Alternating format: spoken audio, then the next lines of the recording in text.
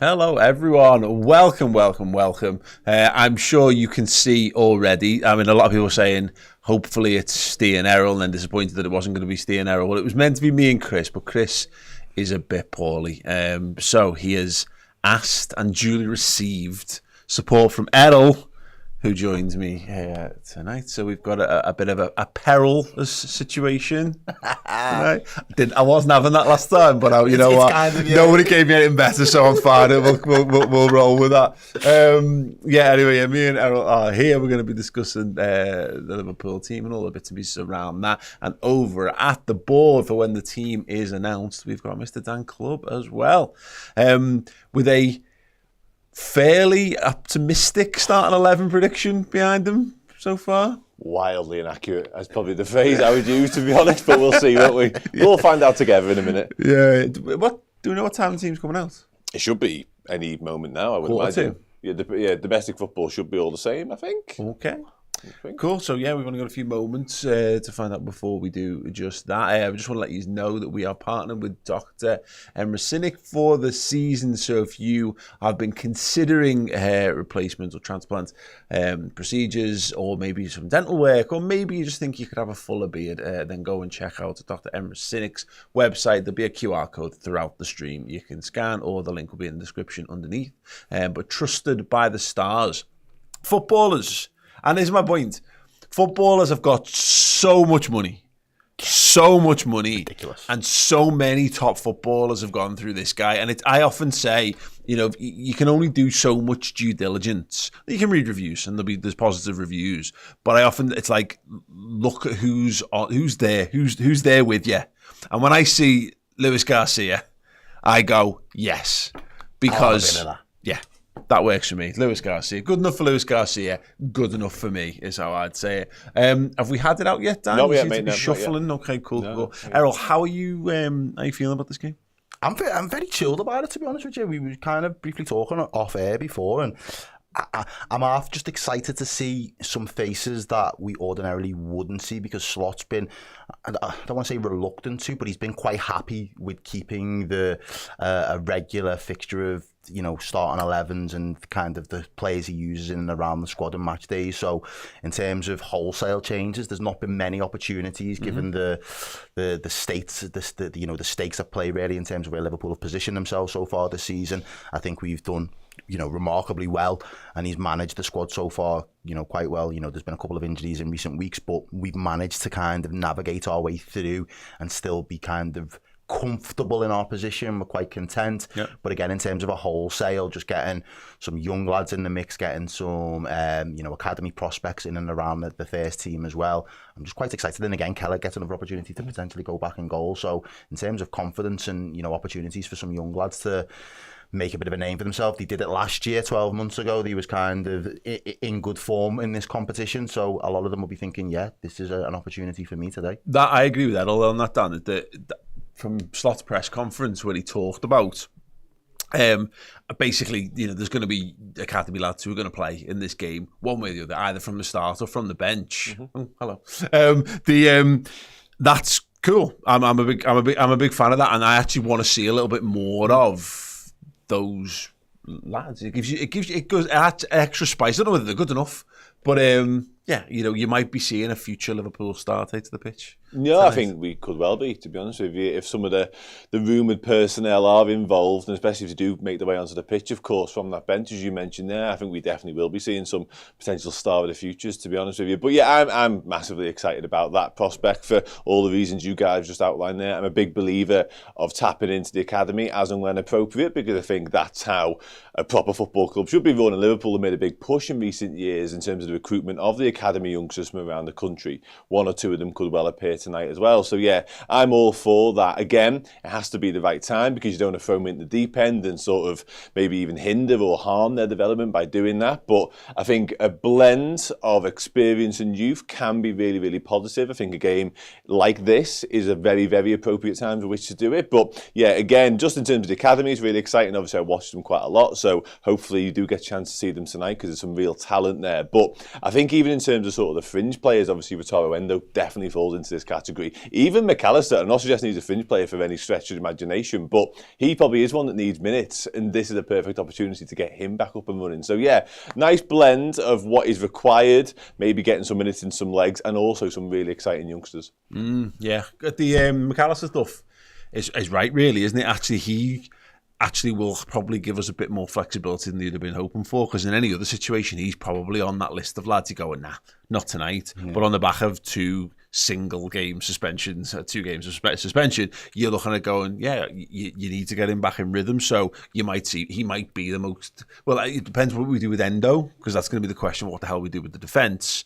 But yeah, a bit more Alexis McAllister's not going to hurt anyone. No, I don't think it's going to hurt anyone, and I think it gives us that, a little bit of actual genuine quality in that midfield department as well. And I was just going to ask Dan the question, really, do you see him kind of being a double pivot and accompanying a little bit deeper, or is it an opportunity to say, actually, you might have that little bit of quality that we need if we moved you into that 10 position? Is that a potential option, do you reckon, Mr. I probably would sort of have him in that double pivot. Okay. Certainly if it is going to be a real sort of out-and-out attacking creative option in like a Trainoni, or even if it was Harvey Elliott in that 10. I think if it was Dom Szoboszlai or Curtis Jones, maybe have a slightly different conversation around Alexis. But if it's going to be someone like Trey, as we're led to believe if the rumours are accurate, I think McAllister doing a bit more of the dirty work alongside of Wataru Endo does make a lot of sense, that bit of added protection. That's not to say Trey won't put a shift in, because he absolutely will, but he's still so inexperienced, and a lot of what he does well is very front-footed. He gets in lovely little tight spaces, picks up lovely little pockets of space to receive the ball. So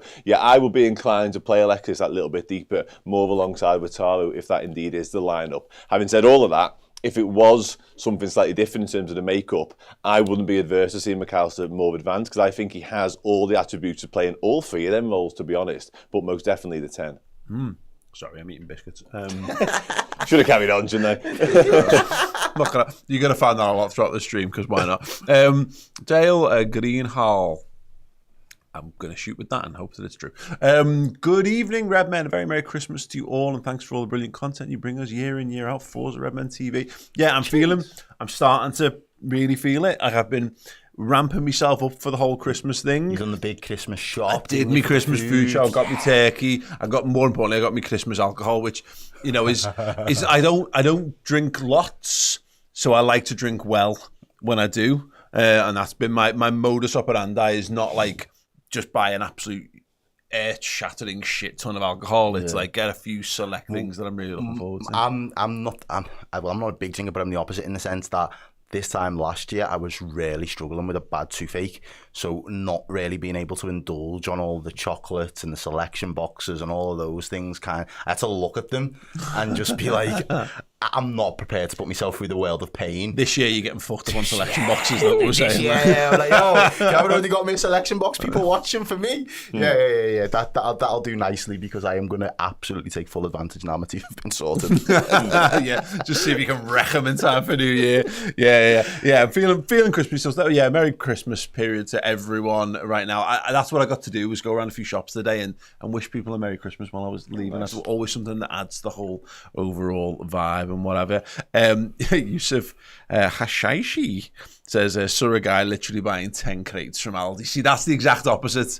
Well, it's on the same sort of spectrum that I'm on, because it's buying alcohol, but it's the other end of the scale of that. Definitely. What you go to, Tipple, if you're going to have? So I like, and I'm sure this will get an immediate response from the chat, but I like Blue Moon. Because I do like a wheat beer, and it's like you get a little slice of orange in there as well, and it's quite heavy, so you can't like binge Blue Moon, because you'll just end up collapsed. So yeah, a few of them. Got a nice dessert wine for after dinner. I got a nice bottle of champagne. I got just some nice bottle of wine. Just a few nice, just a few selection. Yeah, absolutely. What about you, Errol? Me, 12 selection boxes. Liquid chocolate. In the afternoon, I reckon it'll probably be some sort of spice rum. I like a good spice rum. So yeah, that'll do me to sit on in the evening after some hearty food. I've got like a proper Jamaican spread that I'm looking forward to on Christmas. What does that look like? Well, this year I'm going to melt your face off. Oh yeah, but usually when my nan does it, it is rice and peas, there's chicken, my nan still does the roasties, the pigs and blankets, all that kind of stuff. So it's a little bit of a hybrid in terms of like the two worlds collide on a plate, but it you go back for seconds and thirds throughout the evening, like it is good. Big fan of that. So the big question therefore remaining is Dan Club as a teetotal. Are you vegan? No, not really. You're not far off though. Not far off now. What does that? Don't eat red meat. What does Christmas look like then? Turkey? Is turkey fine? Turkey's fine. Yeah, turkey's fine. Yeah, there's a lot of food. Hell of a lot of food. I eat so much food. We're actually hosting this year. We're hosting for, I think, 13 to 14 people, which all falls upon me to do all of that cooking. Are you doing the cooking? You getting stuck in? Yeah. Oh, mate, I love it. I absolutely love it. I'm boss at that. Listen. I'm not shirking You've it. heard it in the chat there, ladies and gentlemen. Get round to clubs on Christmas. Absolutely. Yeah, more the merrier. Not telling you where I live, but yeah, more the merrier. In terms of like drinking, obviously I don't, as you mentioned there. So yeah, I don't know, ginger beer, Schlur, shit like that. Oh, good Schlur's heavy. Schlur's heavy. I'm into it. Yeah, we've got a few people. This is it's a fucking League Cup game. If you want detailed analysis, you come to the wrong time of place and year. Get merry with us instead. Yeah, come 100%. on, guys. Jenny Sats is very simple. A good Irish single malt, decent bottle of red, and I'm happy. Maybe a cheeky Tia Maria and Coke with breakfast. See, that's what it's like. Oh yeah, sounds like that. Just I'll have a Malibu and Coke with me breakfast. That's basically what we're fine. You know what? Do you? Everyone's got their own Christmas. There's something that was the hardest thing about getting in a long-term relationship was discovering that people do Christmases really, really differently. Yeah. Really differently. Do you have like a tradition like has to be done every year? Is like a Christmas evening vibe, or is there a Christmas day tradition or routine? Developed and this is only really in recent years of watch Elf with the kids on Christmas Eve, and then maybe watch It's a Wonderful Life with with some bubbly when the kids go to bed. Okay. Other than that, my dad's Boxing Day. My dad's we never go to the game. As a result, we always go to my dad's and watch the match, and then he cooks and does all this stuff. So yeah. Absolutely balance. Right, thank you so much everyone who sent the comment in. Lee also, I've not pulled him up, but says I'm dying to know what our starting 11 actually is. Yeah, aren't we all?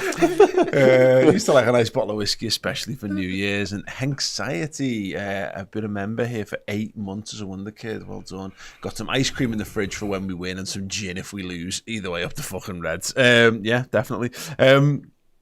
We've still seen no sign. I guess that means it'll be on the hour as far as the team goes. I would imagine so. Honestly, it's so hard to keep up with these different announcement of kickoffs because domestics used to be all blanket 1 hour before. Well, no, I think this is one of the. I think it was Premier League that was always definitely, and that was definitely. But I'm sure the cups used to always mess us up because you never know, and you could go early, but well, here we are again, living in that world. And then whenever we play Real Madrid, they announce like a week before we play them. I'm all over the place here. Yeah, absolutely. Just quickly on the Christmas stuff. Charlie causes talking of Christmas traditions. Me and my brother have a cuddle and a snooze on Christmas Day after the feed. We literally have no physical contact the other 365 days of the year. Love a bit of that. Do love a bit of that.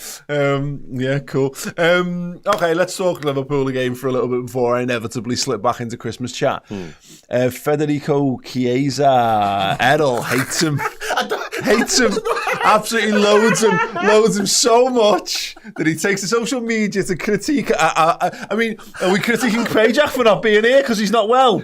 Yeah, what an arsehole. Keep the same energy. Yeah, absolutely. No, put it out there. I definitely don't hate him. I don't know about it. That's not the energy that I like to go with. I'm just of a stance of like, I want to see what you bring to the table, and if all you bring to the table is work for the physios, I could do without that. Do you know what I mean? Like, I could give the physios work. I've got a bad back. Yeah. Do you get me? Like, there are players out there that would be desperate to, be in his shoes and have the opportunity that he's got. And I don't want us to end up going down a path where we've taken a little bit of a punt on him. It was a low risk, high reward, but it's just, we're not seeing any of the goods at the back end. And I'm not ready. For me, it's not necessarily I need him to score 15 to 20 goals and be that kind of impact player for us, but giving us the options to be able to turn to the bench and say, right, we don't want to burn X player into the ground. Absolutely. We want to be able to have that little bit of options. I just want him to be in and around there vying for a place in the squad, match day squads on a more regular basis. And if he gets to that point, it'll shut me up, and I'll retract what I originally said on socials. Yeah, absolutely. Did you not like Daniel Sturridge either? I love Daniel Sturridge. Double standards. Again, the point was more, what have you done for me lately? Daniel Sturridge used to do a lot for us when he was fit, and so I could. He had credit in the bank where Kiesa's got no credit in the bank, and it's like, well, start putting something in the bank so I can give you that. Chiesa is Artemelo 2 until he proves otherwise. Yeah, fair. And hopefully we'll get to see him, Dan. I mean, we'll find out hopefully any second, but he's one. We had the ability to change all three of the front line if we wanted to at the weekend. I think if we're going to have a couple of more defensive issues in regards to fitness and injuries and what have you, then actually being able to rotate an attack might be the way, score your way out of danger. And he's got that ability. We just, literally haven't been able to see it in a red shirt yet. No, exactly that, really, yeah. And I was quite frustrated. I wasn't quite with Errol, sort of going public with it. But I was with him in the sense that when he played the other week for the unders, for the 21s, and scored, I think he got just over an hour in that game. I thought, okay, that's really, really good. The fact he was willing to go and do that bodes really well. You got the hour in the tank. Now what next? Train with the first team a couple of times. We'll see you at the weekend at Fulham. And then that doesn't happen. Or he's on the bench, he doesn't come on. You think, okay, where are we actually at here? But tonight is tailor-made for him. I was absolutely with Errol once again there when he was saying, it's not so much, listen, the output and the numbers and the goals and the potential winning games and whatever, that'd be boss. But I don't need that from Federico Chiesa necessarily. Facts. All I need from Chiesa is giving like some Mo Salah a night off. Maybe give a Jota half an hour off here and there. Diaz, Gakpo, Nunez, whatever. Whatever else comes is just a bonus thereafter. So if he can get on tonight, start tonight, whatever it may be, he's already doing that job for me. So yeah, I'm all into Federico Chiesa being a guy that we can call upon, basically. That's exactly it for me, is that you change your expectations. And I don't think anyone when we signed Chiesa was like, this is a guy who's definitely going to play 50 games this season for us. And ultimately because he plays in Mohamed Salah's position. But I would have liked to have seen him be able to give Mo 10, 15 minutes off a little bit more here and there. So for me, that's the bar. And right now, he's fallen beneath that bar. But it's not a far bar to go to, you know what I mean? That's what it has been the frustrating. I think it's like, there's not that much that you have to do other than be fit enough to be in and around the squad. Yeah. So your inability to do that is what's frustrated me. But ultimately, if we are now starting to see the signs of him getting back up to full fitness, more importantly, match fitness as well, because I think that was one of the things that Slot alluded to in the earlier part of the season, was the fact that maybe he hasn't had a pre-season, and that's probably set him back a little bit in terms of getting him back up to full fitness and being with the same level of the rest of the squad. So I think we've got some team announcements that we can hand over to. Absolutely. Are you ready? Are you flustered or are you ready? A bit of both, if that's possible. Who's playing left back is kind of my main issue, because James Novice on the bench. So it looks like Endo right back then, maybe. Sorry, let me just mess around with this. So shall I read it in numerical order? Please do. Because that's the easiest thing for us to do. Kelleher in goal, that doesn't follow the numerical order. He would be fifth to last. Kelleher, Gomez, Endo, Nunez, McAllister, Gakpo, Elliott, Trent Alexander-Arnold, Jarell Quansah, Tyler Morton, and Trey Neone. Or, as I've discovered this week, Trey Morris Neone. His name's not just Trey, it's Trey Morris. Oh, nice, okay. Like a double barrel first name, yeah? No, just a longer version. Just a longer. Oh, okay, yeah. Trey Morris. Or Trey Maurice, I don't know. Depends how posh he's feeling. Yeah, how much sauce you want to put on it? 100%. Yeah, absolutely. I'm a fan of those kind of names, Yeah. Literally possessing one of the most boring English names in the history of the world. I am very jealous of people who have exotic. Yeah, exactly. Alternative versions of their own name. My mum, they had to go with like the double barrel. Throw the middle name in there if you're really in trouble. Okay. Because you've got to have to something else to go. You got to have another gear to go to. Yeah, when needed. Yeah, 100%. Absolutely. So I mean, go on, Dan. There's some serious changes going on there. But I think we're fine. I knew it was going to happen. I don't know why I'm surprised. Do you want me to read? Have you got the bench there as well? We are missing two of the bench, and I might have somebody in there who isn't there. But aside from that, I think we're happy. So, do you want me to read through and just check you've got it? Go for you. So, Jaros, Chiesa, Jota, Yeah. Tsimikas, McConnell. No, we don't have him. We don't have McConnell. We don't have McConnell. He literally played football for us last season. Oh, anyway, fine. It's not your fault. I blame Tom. Not here anymore. Nallo. Yes. Okay, cool. So we've got, we've got... Marvin Allo. Yeah, of course. Rio Ngamoa. We don't have him, though. No. Jaden Dance. Yes. Yeah, of course we do. Yeah. Norris. James Norris, yes. James Norris, cool. Okay, cool. So we're not a million miles off. Have we still got those whiteboard magnet things that you can write on? Not into my eye line. Isn't that no, right? they are not. They're not right there. What's that? It's fine. It's fine. Don't worry about it. We'll figure it out. Thoughts then, Dan? I'll start with you. Yeah. Wow. Okay. Let's have a look at this team. Wataru Endo, centre half. I take it. Yeah, that's probably right. Yeah, interesting. I'm happy, actually. I must admit, I'm somewhat surprised in certain areas of it, but I guess I shouldn't be really, given Arne Slot basically told us this was going to happen. The midfield, I quite like the look of, if I'm being honest. I really do. Joel Quantum and Wataru Endo, a centre half partnership, which I imagine it will be. I can't see Gomez dropping back into there. I think Gomez will be out at left back. I think that's the most natural way of doing it. Is a little bit of a surprise to me. Certainly when you have got James Norris on the bench, who is a natural left back, you maybe could have done something in playing him and maybe getting Gomez in alongside that centre-half situation. But yeah, I'm happy. I think Alexis McAllister's a good call. I do. I think he was definitely needed to play this game. I do like Tyler Morton. I think he's a really sort of tidy, well-rounded footballer who just comes in, bit plug and play, does a job, doesn't let anybody down necessarily. Really excited to see Trey. I think Trey's a wonderfully gifted footballer. He's appreciated the ball and what's going on around him so much. Big fan of his. The front three, yeah, I like the front three as well. I'm happy. Trent as skipper. Be surprised to see Trent starting. I don't know about you, but I didn't see that coming at all. That's a curveball to me.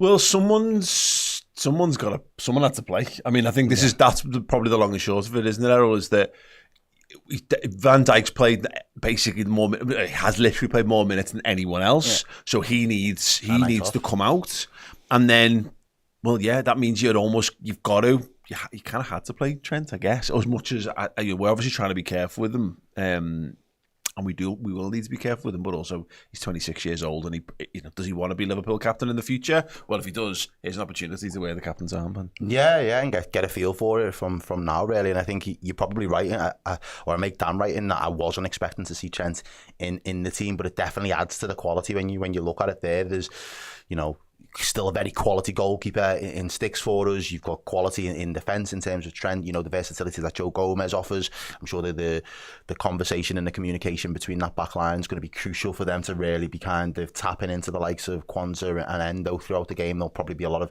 not necessarily hand-hold them, but talking them through in various parts in terms of what the build-up and the expectation is there out from the back. And for me, the thing that I'm more interested in is how do we form our attacks and where does the attack fall into going forward? Because without Salah, I'm not saying that Salah's necessarily the focal point, but Salah's been the end point of a lot of Liverpool's attacks this season in terms of where we expect the ball to end up in that final third and who we expect to be on the end of things. There's an opportunity for a Gakpo and a Nunez to really kind of get in and amongst it a little bit this evening with us, because we know Gakpo is capable of and what he's produced for us so far this season, and likewise maybe Nunez will feel this is an opportunity for me to be like, right, I want the service tonight. There have been other days where I've kind of worked for the benefit of the team, but I'd really love the team to kind of work for the benefit of me. Yeah, you know what, I like that, because I think there's a lot of negative feeling, more so than there should be for any current Liverpool player, and the Darwin Núñez stuff is really interesting, that he has got the ability to lead a Liverpool line if the system is built more to his strengths. I would still contend, I know he's not been in great form. I think his work rate's been absolutely brilliant throughout this whole period, but we don't play him into situations where he gets to shoot.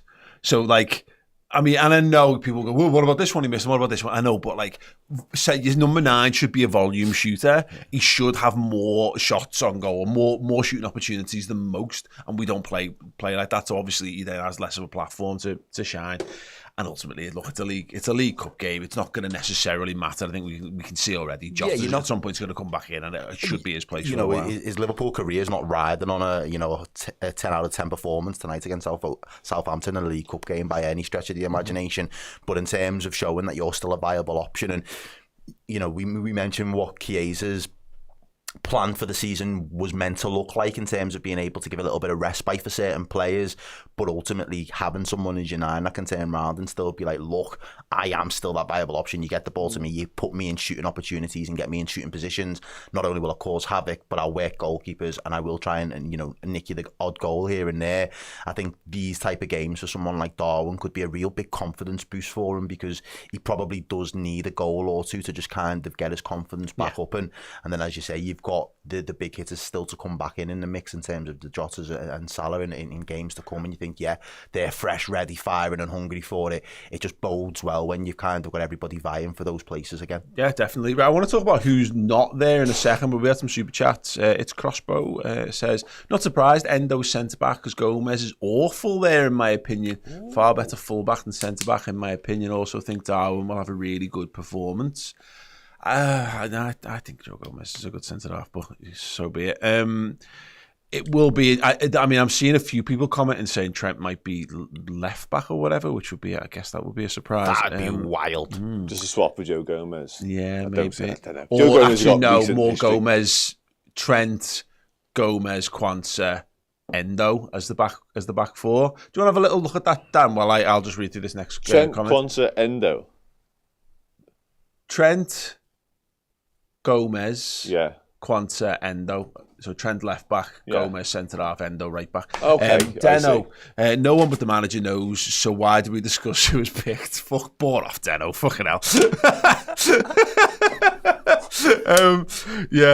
Knocky Knock. Wow. Says no major surprises with the 11, but I would like to have seen Jarrah start. I mean, I suppose if you've been preparing, it's like when someone says there's going to be a shock twist in this movie. You spend the movie preparing yourself for a shock twist, and then very little will have that impact on you. But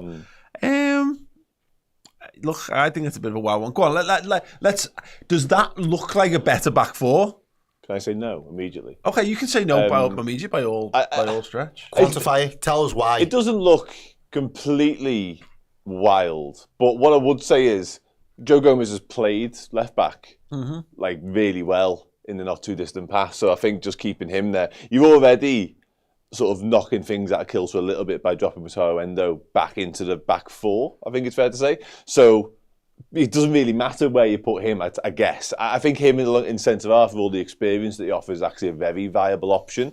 I think suddenly doing something that does feel quite dramatic and dropping Trent from right back, where he can literally run a game of football from, to left back, where we've never really seen it before. I think he did it once for England at some point, I think I'm right in saying. Played like a win back over there for them, but whatever, Gareth Southgate. I don't personally see it, nor love it. I don't think it's the worst thing in the world. I think a centre-half duo of Gomez and Joel Quansah is perfectly adequate, by the way. I've got no issues with that whatsoever. I just think you've started Trent for a reason, whether it be he needs the minutes, whether it be, you want to get him the captain's armband round his bicep, or you want to try and win the game of football. The best way to do that and the best way to utilise that decision is to have him at right back, where he's comfortable, where he literally wins games of football for you. So, I would be swapping that back over myself. But just to sort of spin back around something Errol spoke about a minute ago, this is an opportunity when you certainly look at Trey Naoni tonight, but I'd go one step further than that. I'd say it's an opportunity for the likes of Darwin Nunez, because Liverpool have named a changed side here. Whatever you think of the makeup of it, whatever you think of the decisions he's made and whatever, I'm not ultimately what will be. But for someone like Darwin, who is senior, definitely in and around the first team conversation week in, week out, he should look at this and go, I'll get us through. Yeah. I'll be the guy to get us through. And all of a sudden, that credit in the bank goes up a notch or two with the manager, with us as fans potentially. So he should look at tonight and just go, why am I playing in this game? He should look at this tonight and go, I'll drag us out of this, don't worry. So let's hope. I was just going to ask you the question about Endo and Freedom Journey. I don't know how true it is, but then I've seen you typing away on the laptop, so there might be some truth to it. He's played right back. He's played centre-back apparently for Japan.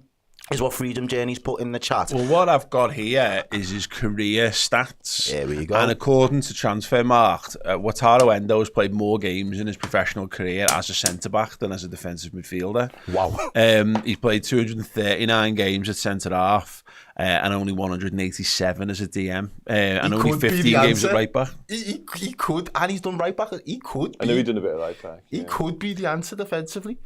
My only reservation in that respect is the way that we play in that first phase through kind of setting the tempo from what Verge does so well and kind of getting us playing and kind of I don't know if he's got that range. So I think I don't know. I don't think he's got the bit diagonal in him. Yeah, well, so I don't know whether he kind of offsets that responsibility and we recycle a little bit more on that right hand side and lean into Trent's tool bag there in that respect. Yeah, quite possibly. Yeah, I don't think that's the worst shot in the world. I actually think Wataru Endo's passing range could come in handy because obviously he's a midfielder by trade, more or less, despite the numbers.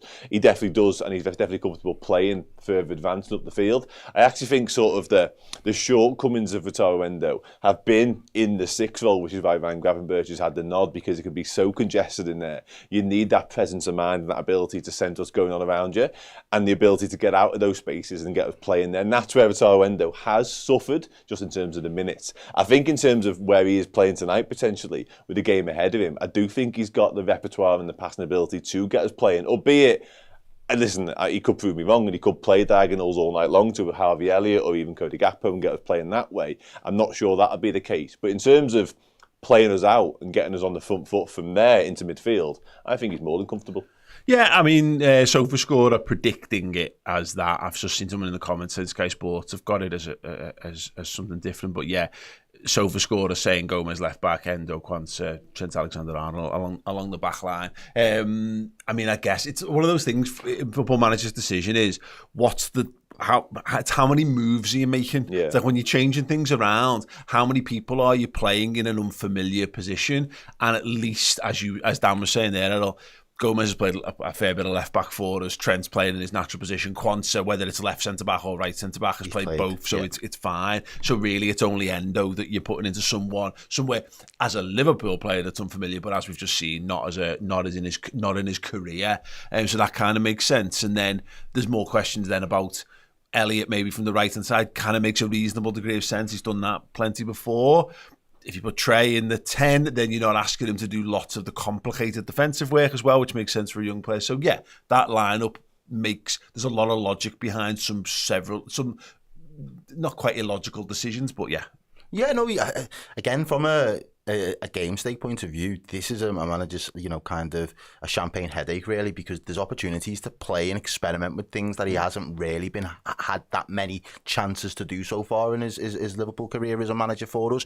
I think there was just a comment in the chat before saying about how strong Southampton have gone, and it'll be interesting to see if we can get their team up in a moment to see exactly like what they're feeling. They're not in the best form at the minute anyway. Yeah.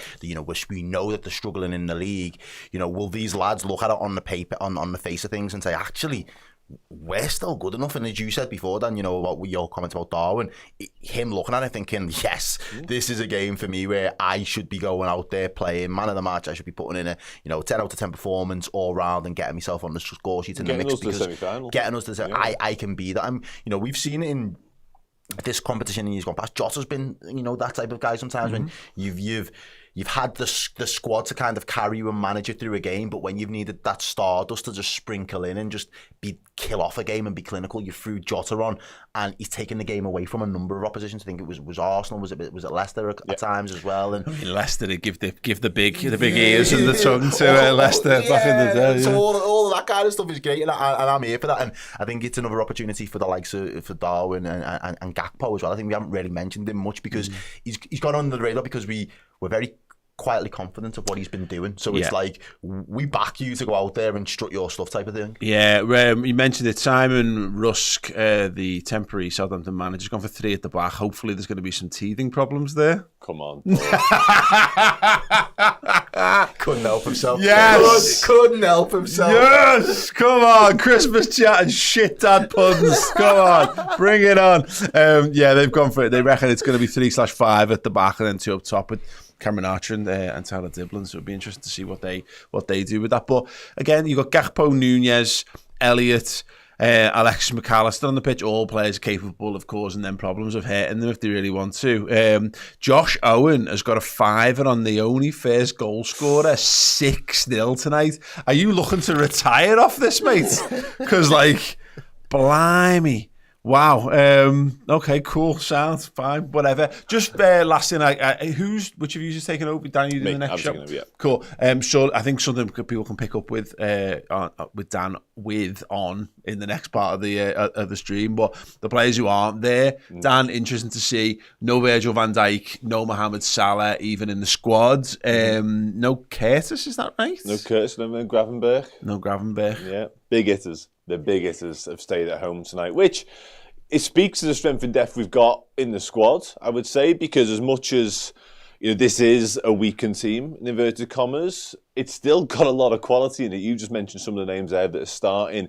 Even if you turn to the bench, you've got Diogo Jota, you've got Federico Chiesa, Kostas Tsimikas, how fit he is remains to be seen. That actually, just as a quick aside, the fact we've got two natural left-backs on the bench feels a little bit mad to me with Joe Gomez starting the game, but that's by the by. But yeah, in terms of the people we left at home, it speaks again, the fact that how good we are and how much depth we have speaks to maybe where Arne Slot's at with the squad and the game management and the people that need the rest and sort of prioritising competitions as well. So yeah, it's a luxurious position to be in that we can name such a strong side, a side away from home against Premier League opposition, albeit bottom of the league Premier League opposition, that I still feel are capable, and we can win this game of football with.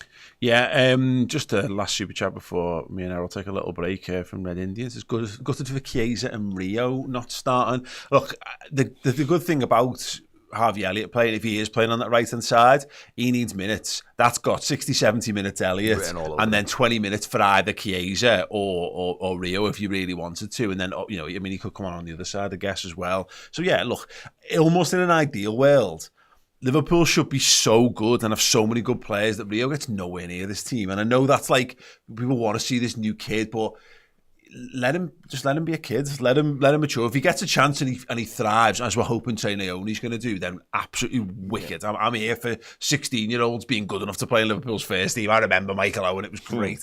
But ultimately, yeah, if you've got like senior lads who are capable of doing it, they should be better and they should be getting a look in. And that's still a pretty decent bench. And Jayden Dan's another one. We could hopefully see him, but hopefully that means the game state is in Liverpool's favour and we can make changes that we really, really want to make. Right, okay, short break from myself and Errol. We're going to have a little bit from the press conference, and then Dan is going to be here taking your thoughts on everything that we've discussed and more so far. And then Errol and I will return for the watch along. No need to go anywhere. One stream to rule them all for the night. Terrible. Don't even like Lord of the Rings. I don't even know why I did that. So don't go anywhere. And we'll be having chats about that. We'll see. It's just too long, mate. Too long. Endgame fine. Lord of the Rings. That's too much. So it's sort of bit.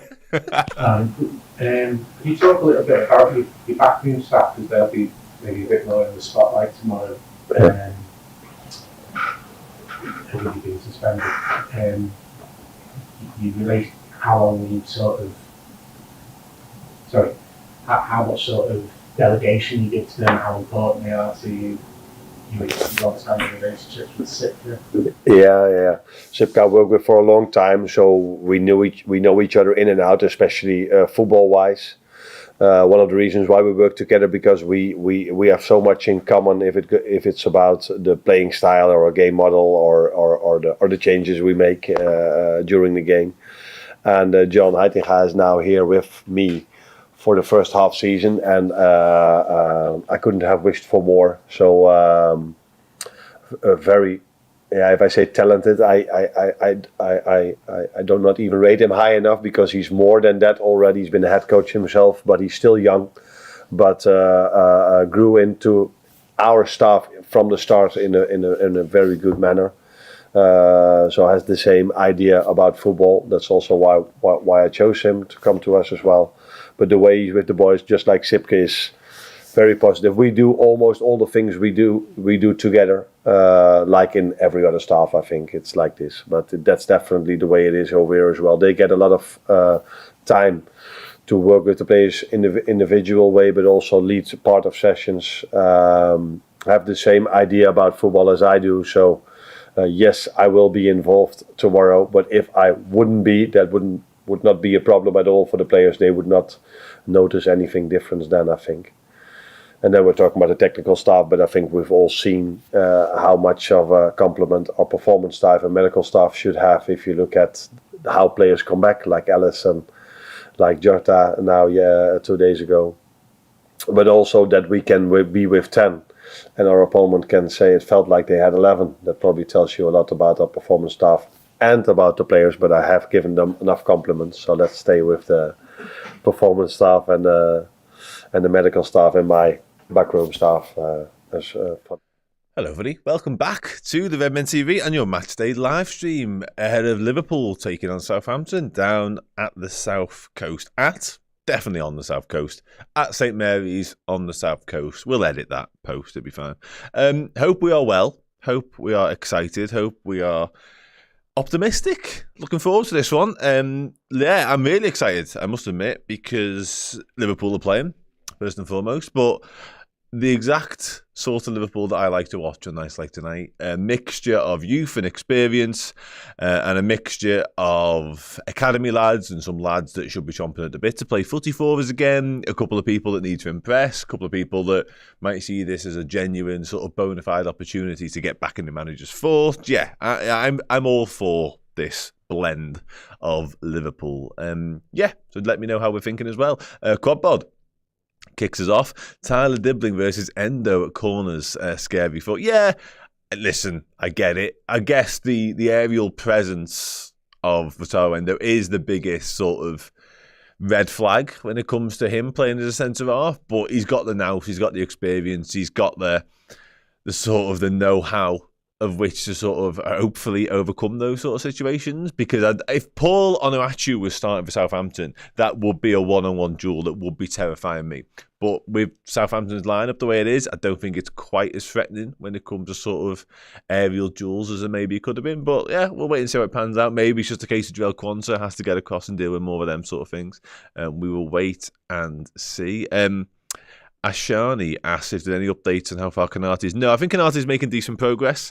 He took his knee brace off and all that supportive stuff recently. But Arna said the other day he's not back in training yet. So I think we're still a good few weeks away from him starting or playing again, to be honest. I'll be honest with you, Matt. I'll level with you all now. And this might sort of stand you in good stead for future sections or segments of these shows as well. I watched about tops 15 films in my life. And none of them are Lord of the Rings. And the reason being is because I've struggled to sort of suspend reality, and I struggle to sort of like throw myself into something that I know would never happen. That's a real problem of mine. And also, most are a bit long. So yeah, not for me necessarily. Somebody a moment ago, here we go, Ian Greer. So yeah, not films. Just to summarise.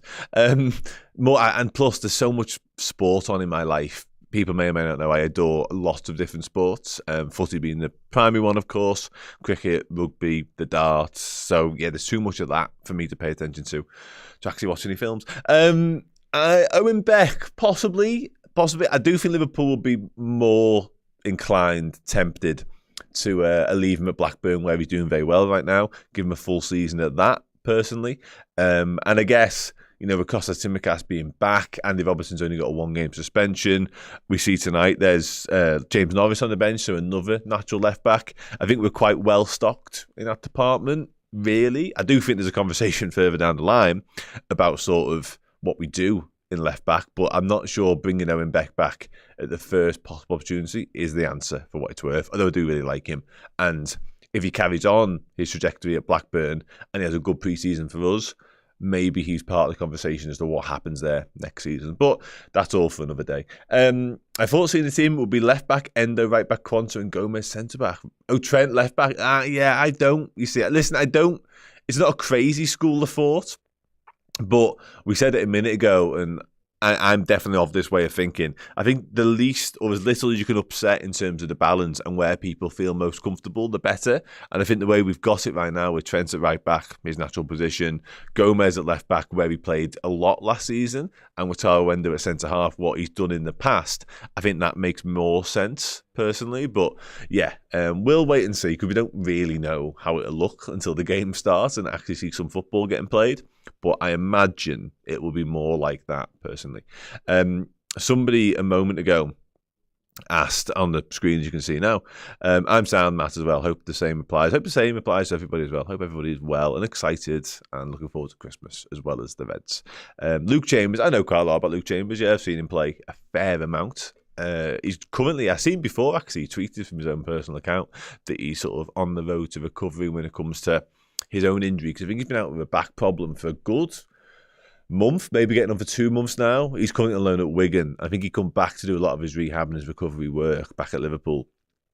But yeah, fingers crossed he can get back playing again, because I know for a fact the Wigan fan base absolutely adore him, and he's an integral part of what they do and how they play. Used as a bit of a left wing back stroke left sided centre half at times as well, and they really do like him a hell of a lot down there. He obviously was there last year on loan as well.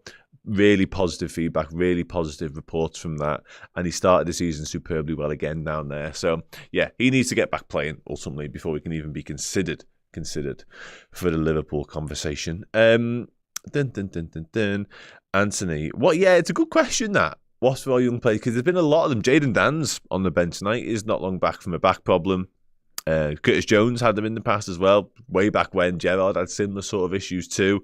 Stefan Bajcetic, a little bit of his problems with sort of that sort of stuff. Yeah, it becomes a bit of a running theme really with the academy lads. I don't know, because I don't know loads about other academies because I don't pay that much attention. Obviously, I don't know if it's across the board.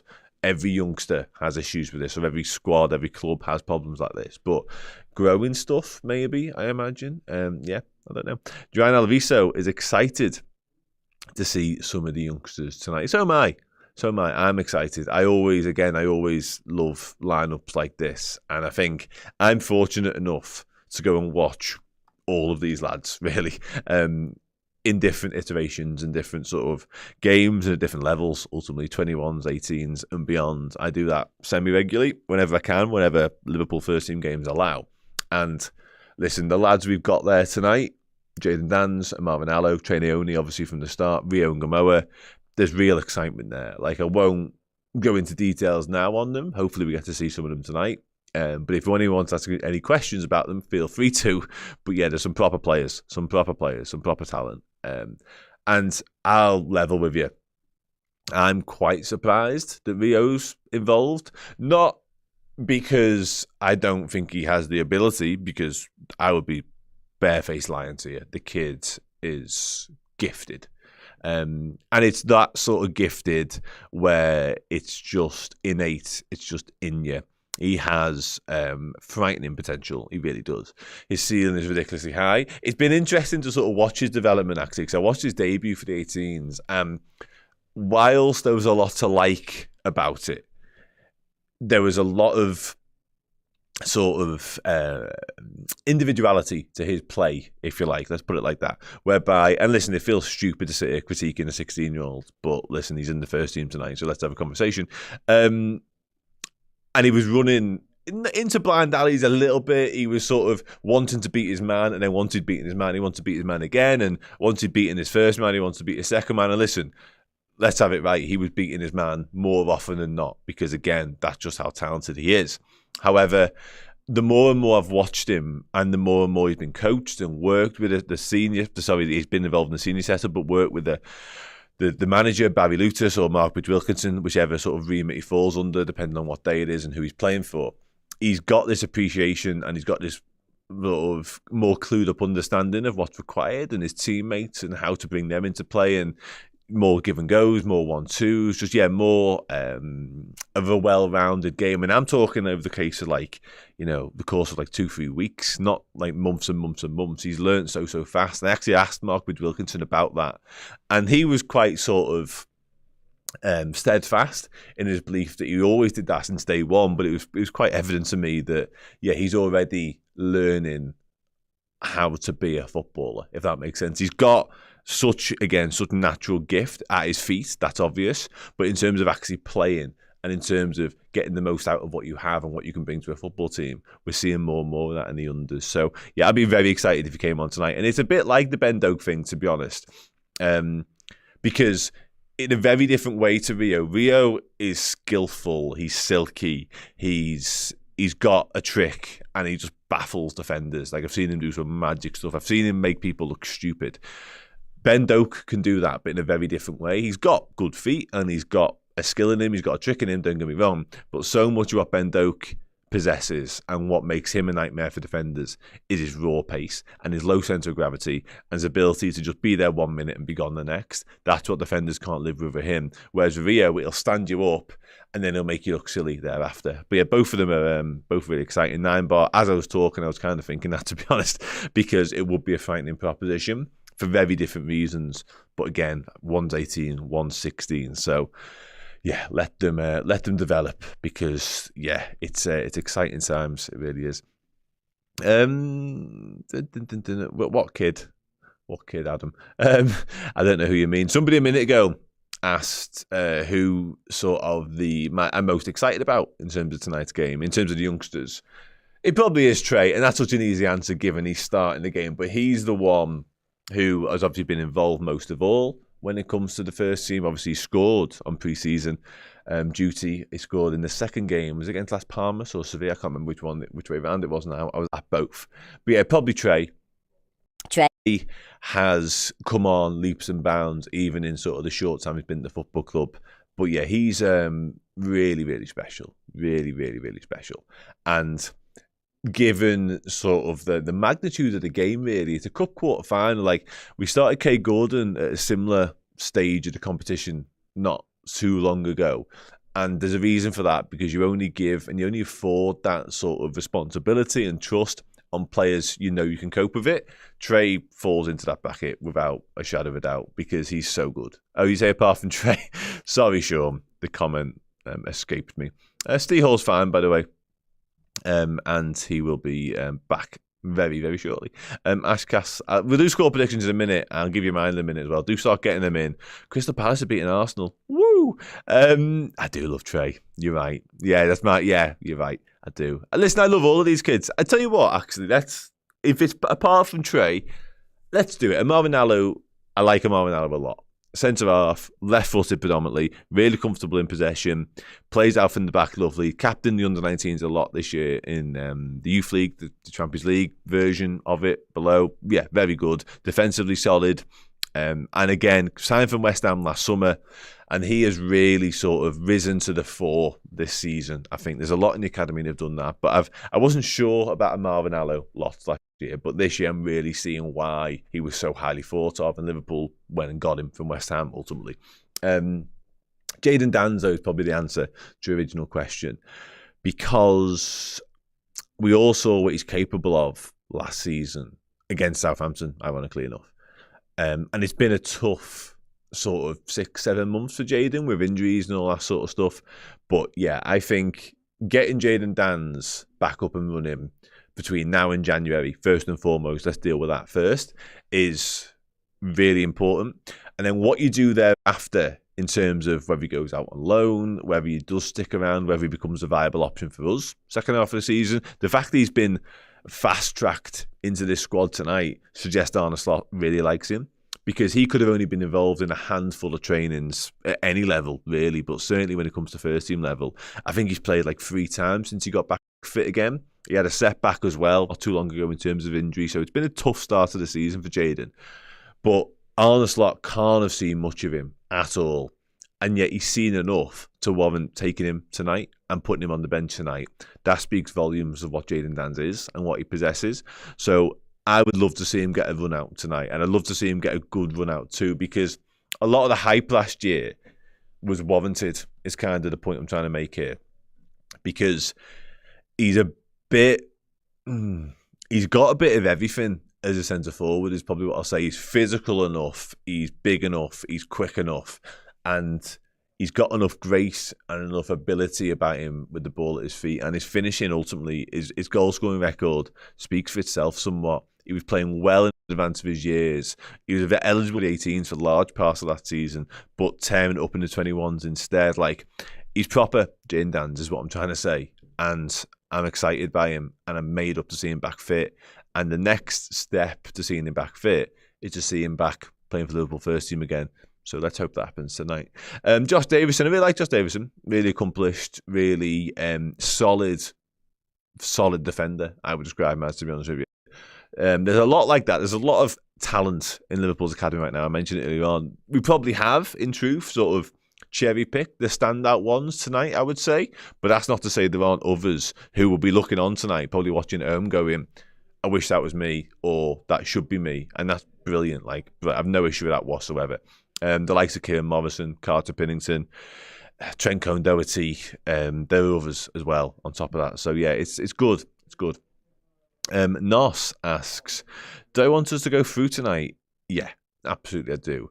For lots of reasons. And the main one actually is the fact that I want to see, I think it provides opportunity, really, these sort of games. And that might stop tonight if we do get through, because suddenly you're in a semi-final, suddenly the importance and the stakes are that much higher that Arsenal might look at it and go, semi-final time, Mo Salah, Virgil van Dijk, all the lads that haven't travelled down to Southampton tonight, suddenly they are playing on the 5th of January, I think it is, and then the 7th of February for that second leg. And that is a slightly different conversation. However, we don't know how the draw is going to fall, ultimately, at time speaking. Crystal Palace are beating Arsenal, so yay. But it's an opportunity, it's a chance for silverware. And listen, from a Liverpool fan perspective, I want to see us win trophies. I want to see us be competitive. I want to see us win stuff. I like it when we win stuff. Wembley, some of the best days out we ever have, etc., etc., etc. But actually, sort of stripping it back ever so slightly, if I can, for Arne Slot, ultimately, now I'm aware of there's bigger fish to fry, like the Premier League, the Champions League, even the FA Cup, which hasn't even started yet for Liverpool. You could argue all are above the Carabao Cup in priority. You couldn't even argue that. It's factual. They just are. But for Slot, if he can sort of navigate his way through from this point now, tonight, 20 minutes before kickoff, to winning it in March, I think the final is, using similar levels of rotation and tapping into the academy in a similar way, and he actually ends up with his first real piece of silverware, his first trophy as Liverpool manager, sat on a desk somewhere in the AXA. That's such a huge win for everybody, because winning trophies breeds more success. It makes you hungry to do it again and again and again. It's that experience of doing it as well, which some of these players have got in abundance, some haven't.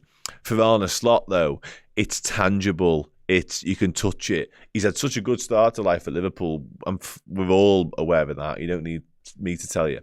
But actually having a trophy to show for that is massively important. And the quickest route to a trophy right now is the Carabao Cup. So I'm all for going for it. And by that, I don't mean I'm gutted that Van Dijk's not there. I'm gutted that Gravenberch isn't there, because I'm not. I'm made up with the way he's gone.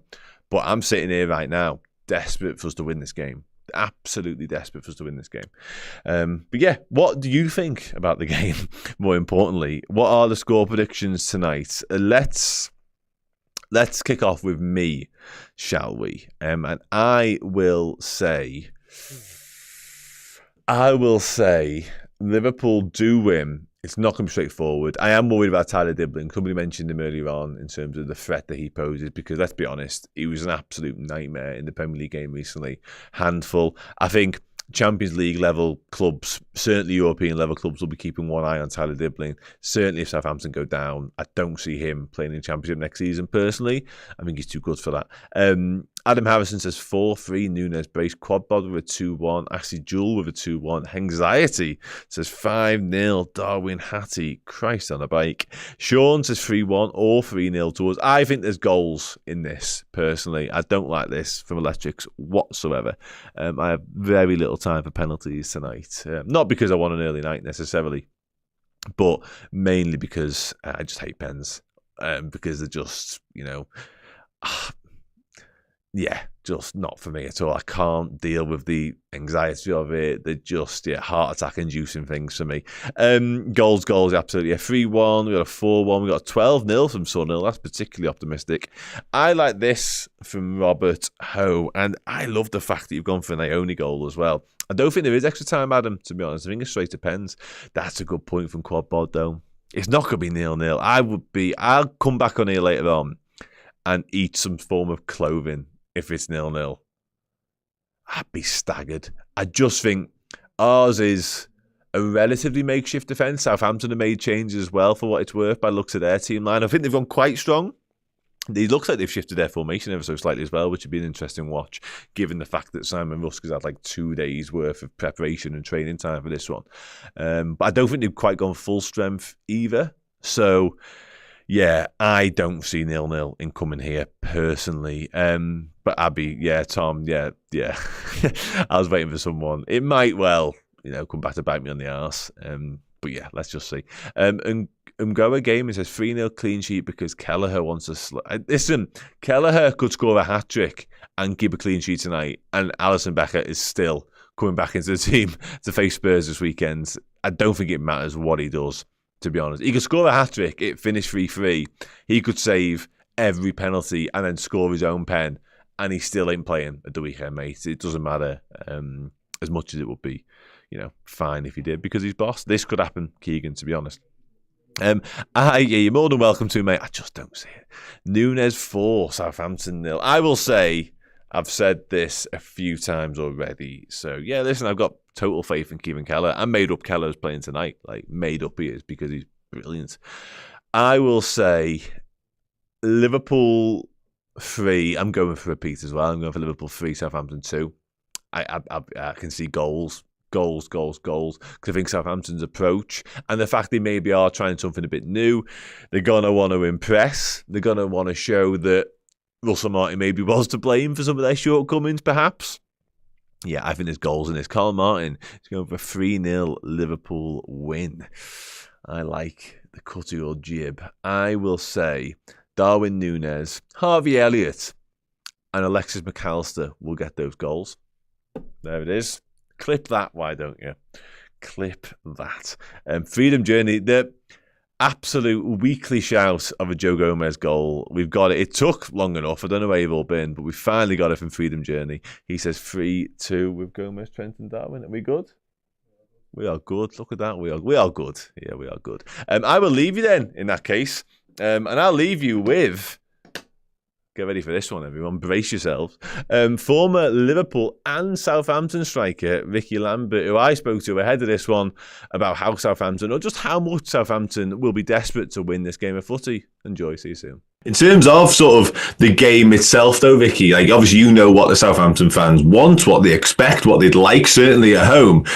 Obviously, survival remains a thing and a conversation in the Premier League, but this is quarter-final time now with a cup. Like, how much will they want to win this game, really? Because I imagine Liverpool will make changes. Arne Slot said as much this morning. Do you imagine Southampton will be full strength and really go for the kill here, or how do you look at it? Massive. This is everything. This is everything.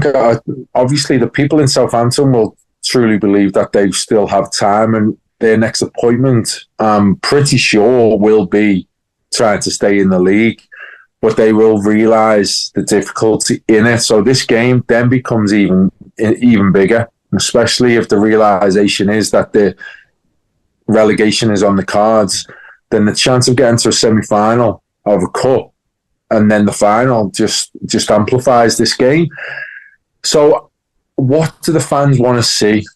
I think they'll want to see the ball go forward. That is pretty clear what the fans is. The fans who turned on Russell, that's what they want to see. They want to see the ball forward. They want to see more people in the box. They want to see more people around the attackers. So that's probably what they're going to want to see tonight in the game. Hey, welcome. Errol gave me a Haribo spark and I've still got it. So I wasn't fully prepared to come back, but here we are. It's the watch along. I'm Paul Majum. Errol Smith is alongside me. So Errol, you go slightly further that way, and I can go slightly further this way, and then yeah. It's not that I don't want to cuddle in with you. Just that we've got to have ways to go. Okay. Because if we start here, if Liverpool win 6-0, yeah, then it's all going. It's getting taken down. Yeah. You know what I mean? Off the internet, because I mean that's how. Anyway, it's fine. I love the fact that Ricky Lambert spoke to Dan Club, provoking some interesting responses in the comments. I've not been keeping up to date with some of Ricky's online dealings or whatever, but anytime I've spoken to him, he's always been dead sound. So, and I know there's the Matt Letizia show, but Matt Letizia is an absolute crank, an absolute unrecoverable crank. That's all I'll say on there. Right, Quad Bod, this is Watch Along, hosted by Peril. It's a thing. It is a thing. It's becoming a thing. It's becoming we're going to make it a thing. Yeah. Other people tried to make it a thing. I wasn't having it, but now we're making. Now that I want it to be a thing, yeah, we're co-signing. Why is the telly off? What's going on with that? That's going to be pretty important to us doing a watch along. Yeah, what we being able to literally see. Dan, did you turn the telly off? No, I have not. Okay, it's fine. It's on now. Yeah, fundamental to the watch along is having something, because I know you're watching along with us, but we are we're watching. That's fine. I do want to apologise to Deno as well for telling. Did I say bore off? I can't remember what I said, but yeah. You basically decide to destroy 90% of our content by saying, why do you have to talk about and react to things that happen in the football? It's kind of what got us here. 15 years. Going on 15 years. Okay. I look about 14. I don't know if I look about 14. He's a man, goddammit. Yeah. He's a manly man. Look at that beard. Put some respect on it, man. You know, been a long time in the making, aging like fine wine. Yeah, I had him dealing with a landlord before as well. Like, I mean, these are grown-up problems for grown-up people. Literally. Shit, I'd bet you'd rather be 14 when other people would deal with all that stuff for you. But anyway. Okay, so yeah, we've seen the team. We were talking about Arne Slot's on screen there now over on Sky and what have you. Hopefully saying nice positive things. But I like our team. This is, the worst team in the Premier League that we're going up against. Yeah. They will have something to fight for. It is a home crowd. They gave us a tough game in the Premier League as well. But I don't know. I don't. Now that we're here, I just want to see Liverpool win, because I can't be arsed to live in the misery of a Liverpool defeat. But if Liverpool were to go out, I also wouldn't be. Well, it depends how they go out, but I wouldn't be totally crestfallen, because Liverpool having a clearer run at the Premier League and the Champions League will never be a bad thing for me. But that team, it will be interesting to see whether the 11 that we put out is good enough to beat Southampton. Because I think we automatically go, well, it's only Southampton, but it is also potentially Wataru Endo playing his first game for Liverpool at centre-half. Yep. It is Tyler Morton and Trene only making his first team debut, I think, for us. Starting their debut anyway. There's some young lads on the bench. Klopp had a habit of picking the weakest team that he thought was still capable of winning the match. So I'm interested to know whether this is Slot's variation on this, or is it just that he's not asked. You know what I mean? Because he could have played Van Dijk in this one, and he could have all those other lads on the bench. I think he is asked. If I'm being honest with you, I think he may have just downplayed it slightly in his presser and when he's been talking to the press about the magnitude of this game in particular. But when you look at that front three, there is a world where that front three has been utilised more if everybody was fit and firing and there was more competitions for places. And in certain games, you just felt, these lads are in good form as well. These can kind of rotate with some of the other guys, maybe in some of the Champions League games. It may be a front three that we see in one of the, and are not dead rubbers as such, but the last two Champions League games that we've kind of got, there's room for experimenting, there's room for chopping and changing. So there might be some of that kind of future planning to see how well that they can perform together as well, in a little bit of a thinking there. But in terms of then the dropping in of certain players across the back line, across the midfield, and definitely the front three, there are individuals there that are first team, fully fledged, quality members of this Liverpool squad. So when you then kind of show your hand and show that they're going to start in a game of what we would consider to be kind of a lesser priority, it almost suggests to me that he still does fancy these lads being capable of getting a result, and I'm here for it, to be honest with you. And look, whether he thinks it or not, he'll certainly be telling them, because as much as I think we always do this with the cup competitions of like, would you spew it off if it meant X, Y, and Z? Anyone who goes to League Cup finals and sees Liverpool win them, no, brilliant. It was boss. Yeah. I loved it last year. Party of life of supporting a football club, getting to see your team win a piece of silverware. Very few clubs actually get to see that happen. Oh yeah, to be there in the flight, like that was a moment. And obviously last season with it being Jurgen's last cup and silverware that he was able to win with the club. It was an incredible kind of atmosphere and vibe to it. But again, the young lads that made that possible for us last season, especially with the likes of someone like Rio being on the bench tonight, that was probably a bit of a conversation piece in terms of the dealings, in terms of luring him away from Chelsea. Yes. And being able to say to him, look, this is what they did last year. A lot of those lads come through the academy, have kind of cut the teeth. They've been training with the first team squad. They've been given opportunities. This could be you in 12 to 18 months. Yeah. Would you like that as a bit of a new challenge for you, or would you like that as the direction that you want your footballing career to go?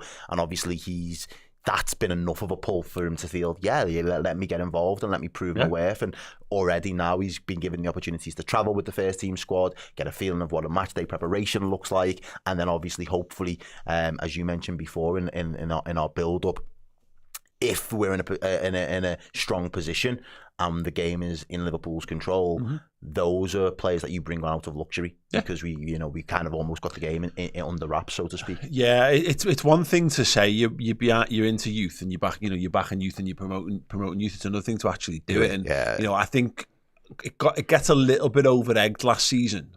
We're like, Klopp won the cup with kids. Not by choice. No, absolutely not. Like if he'd had like a handful of more footballers available, they would have played, and those kids would have played lots less. Let's not get it mixed up. But still, we're living the benefits of that. And he still played them in the early rounds. I mean, think about the League Cup. Curtis Jones and Harvey Elliott's cut the teeth in the League Cup. Playing against MK Dons, then playing that mad penalty win over Arsenal. And I mean, Nico Williams played in that game. He's off playing for top 4 contenders, Nottingham Forest at this point. Queen Kelleher gets his run out in these. He's literally won that cup himself almost twice. At this point. So I'm glad that they're doing it. I would like to see someone like Rio. I just want to see him.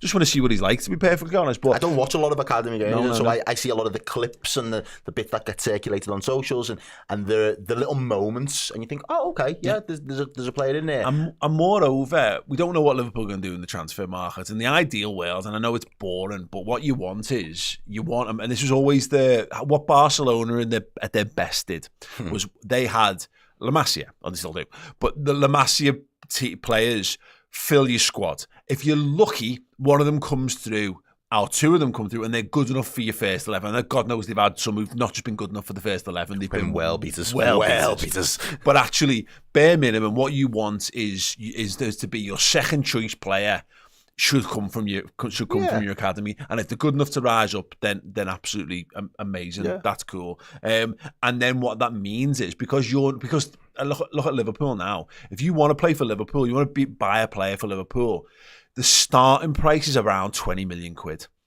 And that's like if you get a really great deal. So to play for it, to buy a squad player is going to cost you 20 million quid. What you want these youth players to come and take those jobs. And those 20 million quids get added up. And then what Barcelona would do is go and buy one superstar instead. So as an example, they had that centre forward position would be in a bit of rotation. So it went from like Eto'o to Ibrahimovic. David Villa had a little go in there. And it ends up being Luis Suarez. And you can go and make big moves to get top quality footballers, and that's what this is for me is so exciting, because I hope people go and buy a number 9, go and be a number 9. Wouldn't it be fucking brilliant if Jadon Danns was just the number 9? Yeah, and there is a world where that does happen, and he gets that opportunity and he takes it with both hands. So I'm completely with you on that in terms of being able to promote. So we've seen right back position in particular for Liverpool Football Club for the last 10 years has been handheld and dealt with by the academy. The academy have fostered that relationship. They've brought through 2 right backs in the last 10 years that have both proven that they are good enough to play Premier League football week in, week out, and to the level that we need them to perform at as well. And what's that saved us in the market? Because if he was looking to buy a Conor Bradley now, if he was looking to buy a Trent Alexander-Arnold now, outside of the contract situation, you would be looking to pay upwards of 50-60 million. Trent, free transfer, mate. Transfer if you want a Trent right now. Exactly. But that's where we've worked wonders at times. And just while we're on Trent, you know, there's an opportunity for an academy prospect to come through, homegrown, scouser, and now he's getting an opportunity to captain his team in a cup competition for Liverpool Football Club. Yeah. They're the moments when you're cutting your teeth. They're the moments at 14, 15, 16 where you're thinking, that's the dream. Yeah. And today he gets to go and live his dream and to the fullest extent. So it is going to be exciting to see, but I do genuinely... Sorry, that is a low-res image of the Southampton manager they just put up there. Did you see that? They've got Google, who the fuck is this guy? Where is he? Simon Rusk. Is that him? Can anyone verify it? That's him. Have we got... And a filter by HD, Google image search. Good enough, good enough. I've made thumbnails like that for years, ladies and gents, and Sky. I've just You're not fooling us, Sky, with your graphics. His ear wasn't cut out properly. Sorry to jump in there, mate. I just want to, on a quick point, actually, you know, in terms of the team that Liverpool have gone for, I said, you know, I'm glad that Slot is treating this competition the way it's supposed to be treated, and it is to rotate, it's not to go all in, go full mad strength, because as mentioned, in terms of the most minutes played for Liverpool this season, I think we can get this up on screen. Most minutes from any position for Liverpool, any player, is Virgil van Dijk. Second, Mohamed Salah. Third, Ryan Gravenberch. Fourth, Alexis McAllister. Fifth, Dominic Szoboszlai. And then you've got Trent there. So actually, 4 of the 5 most minutes played players are not even in the match, are not there. Yeah, they're at home. Night off. They've done a page off. Yeah, 100%. Paul the sickie and a Saturday home. And now you've got Trey on. He just rocking up doing your watch-alongs. Yeah. I love it. You know, and that's, you know, and so it's one of those where, when I say if Liverpool go out, it's not the worst thing that can happen, because the fixture pile up is going to be real. You know, 2 extra games to play when we're already playing 2 extra games because of the Champions League in January is even. We struggle in Januaries because Christmas is so intense. You know, we're going for a league title. There's a lot to play for, so I wouldn't be totally devastated by it. But I like the fact that I don't think it's an excuse. I like to think that Slot thinks his team that he's got is good enough to do it. Off, isn't he? He's not even on its side. The wind and the rain looks like it's coming down sideways at the moment as well. It looks brutal down there. He's probably not too gutted to not directly on the touchline tonight. Oh, serving a suspension. Oh, gutted. Yeah. Right. Josh Owen with the super chat says, if he scores tonight, would Rio be our youngest ever scorer? I don't know. Can anyone in the chat confirm or deny whether that would be the case? I don't know that. Just before we start, can we do a little bit of admin? Can I get some admin out of the chat? Yeah, right. So need you to let us know where you're watching from, first and foremost, in and around the world, because we love that. I love to see it. Want to know your score predictions, and I'm going to get Paul's score prediction in a second as well. So do start filling the comments with your match predictions, where you're watching from, and what time it is as well, and where you are in the world. They're good stuff. And then, of course, the obvious, make sure you're dropping a like and sharing the content as well tonight, I guys. think this will be a 2-1 or a 3-2. Oh, again, another 3-2 with Southampton, yeah. Or he's always got the penalties, don't they? So it's probably going to be 0-0 and pens and just stresses out in a big way. But yeah, I'm going for Liverpool play well. Comfortable 2-0 Liverpool win. Okay. Got Diane Butler coming in from Essex, 3-1. We've got Chin May from Michigan, 3 p.m. South Africa. Who else? We've got people from Cumbria, the Philippines. 3-1 prediction there from Seville. He's in Iceland. Good lads. Well done, everyone. Thank you so much for tuning in from around the world. You're brilliant. Southampton have a free kick with just under 30 seconds into the game, left-hand side of the 18-yard box. They sent a big long one forward, and Quanta got into a little tussle, and they've got a free kick out of it, so one early on for Liverpool to defend here. DBS asks, or says, or quiz for Paul and Errol, name all the sponsors for the League Cup from Milk to Carabao. Go. We'll do this. We'll wait till we've got a little bit of a break in play, and then we'll definitely do that. I reckon. I hope he can get it, because I won't. Do you know? I think in my head, let me see if I can wait. Liverpool just playing it around the back with Tyler Morton. So Milk Cup, I don't know whether he's in the exact order. I'm going to go Milk, Littlewoods Cup, Rumbelows Cup, do you remember the Rumbelows Cup? Nope. Brilliant. Coca-Cola Cup. Remember that. Worthington. I remember that, so now you're starting to get closer to. Carlin, yeah. Carabao. 7. Are we 7 for 7? Is there another C one in there? Let me know, DBS, how did I do? I could Google it, but I'm not going to. Right, Quanta has it in the back line, goes to Trent Alexander-Arnold, looks up, plays one into the channel, Harvey Elliott dropping, not Harvey Elliott, I apologise. Trent gets it back, Endo's inside him. Endo playing Just in dropped midfield, is that, I mean, he's running It's into almost it. like a 3 at the back, isn't it? Very 3 at the back-ish at the moment. Endo's pushed on, he is moving, Trainee advancing only in the midfield as well. Side gives us the Gakpo. Gakpo runs back into the Liverpool midfield. Gomez claims it. I wonder whether he just saw what we did at the weekend and went, I really like that. Let's just do that let's again, just do it except with again. 11 players. Gomez gets it from Morton. Yeah, because Endo is fully in midfield. He's offering and asking for the ball. Trey's Leone there. again. Oh, he tried a him. nice little pass through the lines inside. So McAllister looks like he's playing up in the sort of 10. At the moment, it's Endo, Morton. In fact, Naomi's playing further forward as well. I'm not. This needs to settle down a bit. It's like 3-2-2-3 again. Yeah. At the minute. Yeah. For Liverpool when we're in possession anyway. Yeah. Okay. Which is interesting So because there's Trey and only on the ball Yeah, now. definitely playing more left-hand side as Trey and his Gakpo. Trying not to make things happen, cutting inside as he so plays. does often. There's Endo. winning the ball high up the pitch Yeah, as well. it really is.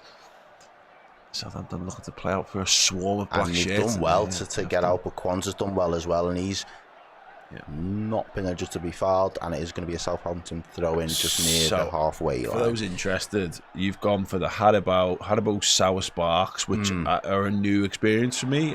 They were very, very good. You've got some whisper. We'll have some whispers as well at some point. I've gone for some. I've got a box of Fox's biscuits, dear God, and I've got a little bit of iron brew, sugar free. For should I require a little bit of just a little bit of more fortitude, basically. It is back with, I think it's McCarthy in goal for Southampton. Sends it long to the left hand side and straight out. Someone reckons you forgot the Capital One Cup. Ah, I knew there was another C1. I knew there was. Yeah. Oh, damn it. That's going to live rent free in his head like the Nottingham Forest game. For so annoying. Oh, I did so well. Oh, absolutely devastating. 90 LSE wasn't the Milk Cup a different competition? It was a different trophy, but they did that a bit weirdly in the 80s where they made like different. Cody Gakpo's got it inside the 18-yard box on the left hand side. Forced to retreat. He's being manhandled there because it's Leone, right-footed, cross bit low. Just a little bit too flat. Yeah, and they've I think the elements just kept that down as well. It didn't get any lift really, did he? Yeah, it does look like a biblical rains going on down there at the moment in Southampton. It's not been great up in the northwest either, for what it's worth. Kieran Orr says, is Dan watching this game like a proud dad whenever Trey has the ball? Honestly, he's just sat in the room smiling away. Yeah. And then Rohan with the super chat. Tyler Morton looks to get the ball back. Says, love from Texas, lads. Been a Liverpool fan for over 20 years now. This is the healthiest I've seen our academy up the Reds, 100%. There's always one or two that come through, but we had such a it was like between Gerrard and Sterling. You had a bunch of lads who come in and do one or two here and there, never quite make it. That's why I think like the Shelby's, those type of players. It was the slander that Curtis Jones was getting. And I was like, man, a Scouse midfielder coming through our academy who's got that build, that pace, that skill.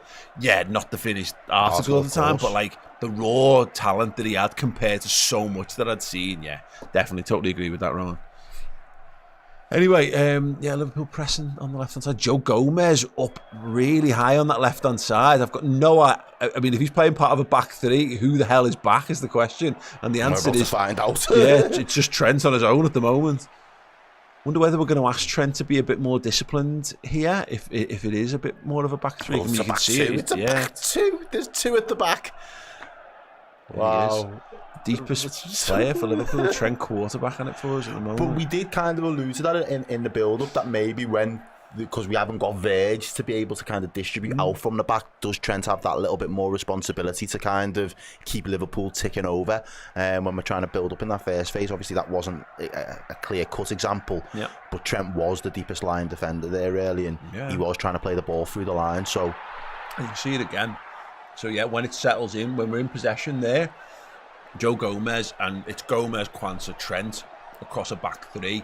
but very, very widely spread as well. And Endo just drops in as definitely as more of a traditional sort of number 6 there, just to pick the ball up. Trent just overhits one. Yeah, but again, he's trying that, isn't he? He's trying to be the one to, and why it makes sense. He played to his strengths there in that respect, and he probably likes that as well. That there's a little bit of responsibility for me to kind of get us on the front foot. Yeah, and look, again, it's been his job for his entire career almost at this point for Liverpool, hasn't it? But yeah, captain's armband on him. It's one of those things where spend the first 10-15 minutes trying some passes because the weather conditions are so wild that your judgment of things you need to sort of like the finger, check where the wind's blowing, measure your shots out a little bit better. So I'm not against. He's offside. I don't even think there's any VAR at this stage either in the competition. I'm still not 100% sure that there is. So the linos have got to be a bit of a throwback and on job this evening. How are we sound-wise? Have we got any songs, any tunes that we can pump out? Oh yeah. What do you fancy? We are Liverpool. Let them know that we are about. I can do that. Perfect. Oof. There we go. Booming. We're in. Now it's proper vibes. There's a cup competition to be won. And Liverpool are in the mix.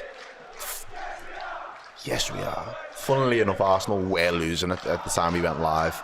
Not sure where they're up to. Score updates from the other quarterfinals. 38 minutes played at the Emirates. Arsenal 0, Crystal Palace 1. At St James's Park, Newcastle 1, Brentford 0 after 22 minutes. So yeah, so far so good in all of them. Although Newcastle get knocked out, that'd be splendid. But good fuck them. more than anything else. I mean, do you know what though? If they made it into the they might not want to be so happy to sell certain players because they might feel like they need them if they're going to go and win something in February potentially. Maybe. Who is this? To us or to other clubs? Yeah. Oh, yeah. If so what we're saying is no Alex Isak to Arsenal. Is that what we're hoping for? Bruno Guimaraes to City. Yes. Yeah. Thinking. Smart. So that'd be great if I want either Newcastle or Spurs to get Arsenal in the semis. That would just be glorious. A couple of times, we've just seen Morton's done it, Trey's done it, Trent has done it a few times where they're just trying to ping the ball into feet of like the front three or one or two of the attacking midfielders, which is very Trey and Alexi McAllister, very high up at the moment. And the Southampton players have just cut them out, but it's a very clear game plan to try and get us up the pitch, see if you can make it stick with the feet. It's not quite worked just yet. It's Joe Gomez. Battles forward down the left-hand side. Once again, part of a back three. You're still playing like a left winger. I'll do was Gakpo choosing to go on the outside this time as well. And Bree snuffs it out and gives away the corner. But I like that little bit of just mixing it up, especially in that position, that high up. There wasn't the option to cut in then. Yeah. You had to go on the outside, and he just committed to it straight away. He didn't kind of dawdle or anything. Yeah, definitely. So far, so good for Liverpool then, really. It's McAllister that's going to take this corner, the in-swinger. He's just trying to find the valve by the looks of it. Liverpool queuing up at the back post there. You got Darwin, Gomez. Darwin's not even looking. That's an interesting... Enzo, Trent in the box for Liverpool, which is a bit mad. It's over everyone. It goes all the way out and over, and for a goal kick. Yeah, very unusual to see Trent actually as one of like the guys whose job it would be to try and score a header. Maybe it's his calling. Maybe we shouldn't be taking set pieces. Maybe he's a dynamo. I mean, we won't know with deliveries like the god awful one. Because they're showing us the lights at the moment and the weather conditions. Wild. It is absolutely wild. Okay, seen games called off for less. Yeah, I mean, look at it sideways. It's like the rain in Forrest Gump. It's right. Brilliant film, that, by the way. Yeah, Southampton under high pressure. Go back to the goalie. I just to kick it to one of their players. Southampton have got nothing to lose in this game, really. No. It can kind of just be, let's just go for hell for leather, and what will be will be. I think that could really play into Liverpool's hands because I think we could just suck up with a little bit of quality. Yeah, and clearly we're looking to overload them. I mean, the amount of players, attacking players that we've got on the pitch here, and I don't hate that. If you're going to be a little bit short defensively, it is wild to just play less defenders. Just play less defenders. Just do a formation with less defenders then, lads. I don't know. That's actually a good question, and I know my answer definitively. But is Die Hard a Christmas film? Yes or no? Yeah. See? It's set at Christmas. It's set at a Christmas party. It's soundtracked by Christmas music. Loads of people are in Santa hats and wishing people a Merry Christmas. What the fuck more do you want? Exactly. Do you need Father Christmas to be in it? No. I get it. Like if that's your bar, it's not got actual Father Christmas in it. But my thing is, Christmas films where men are trying to get home to make a home to their family for Christmas and make it special. Yeah. Oh, hang on. The goalie. Yeah, that is the hallmark of any real good Christmas film. Yeah. Look, again, you know, I get it. Some Christmas films, I mean, it's like, is Love Actually a Christmas film? I think it's a Christmas film. It's it's another one that's set very specifically at Christmas parties. Yeah, exactly. Like kids' Christmas plays and all that kind of stuff. Anyway, Liverpool barreling forward, whip ball from Trent cut out before he could get to Cody Gakpo. Tyler Morton will go and let that run out and take a throw in. Right. Andy says, my Paramount Plus has just stopped working in Florida, so thanks for being here, Redmen. That's what we do. We plug those gaps that other big providers simply just cannot deliver. Yeah, I know. Bad puns, Liverpool songs, and heavy Christmas chat. That's what we're here for. Yeah. I mean, you can listen to the people on Sky Sports talk about the footy. Boo, boring. Gakpo, wide on the left-hand side, again cuts in on his right foot.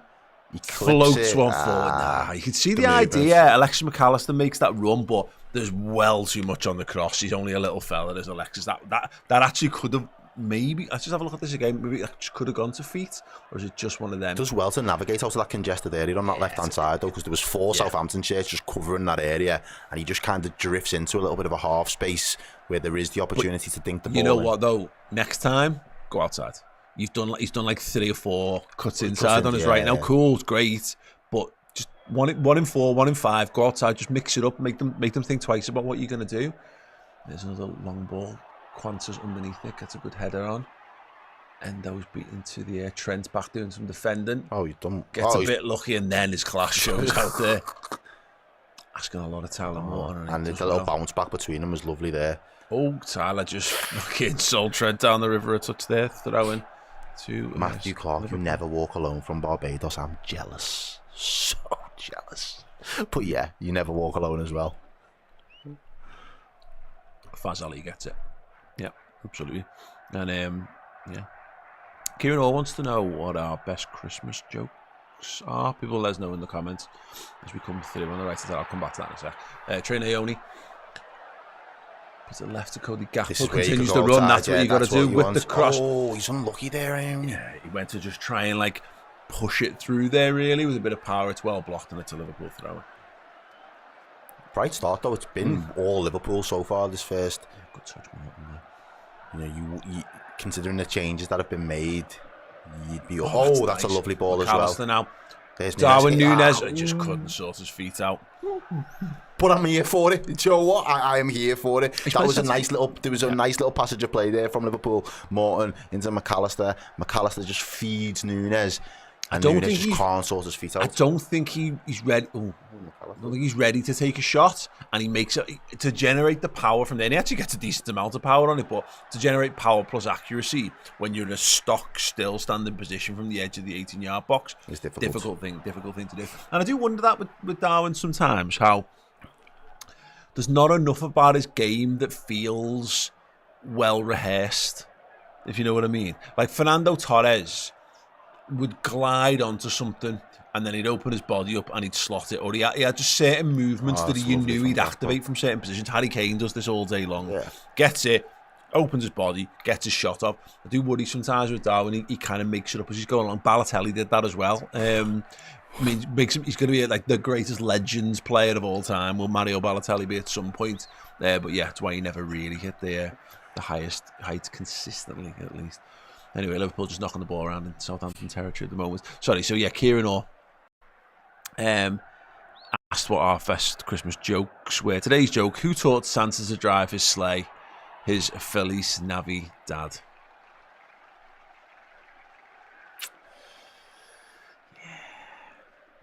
Christmas jokes are awful. Yeah, but like they are so bad they're good. Christmas jokes. You can get a laugh from a really bad Christmas joke. That wasn't one. I'm not having that, mate. Apologies. But thanks for the effort. Try again. Try again, Keaton. You're better than that. Yeah, I think we've seen the comments that you put in the chat. If that's You're today's better one, what was yesterday's? Yeah. Maybe it was better. Let's try that one. Okay, Jono, that's a terrible joke. Yeah, absolutely.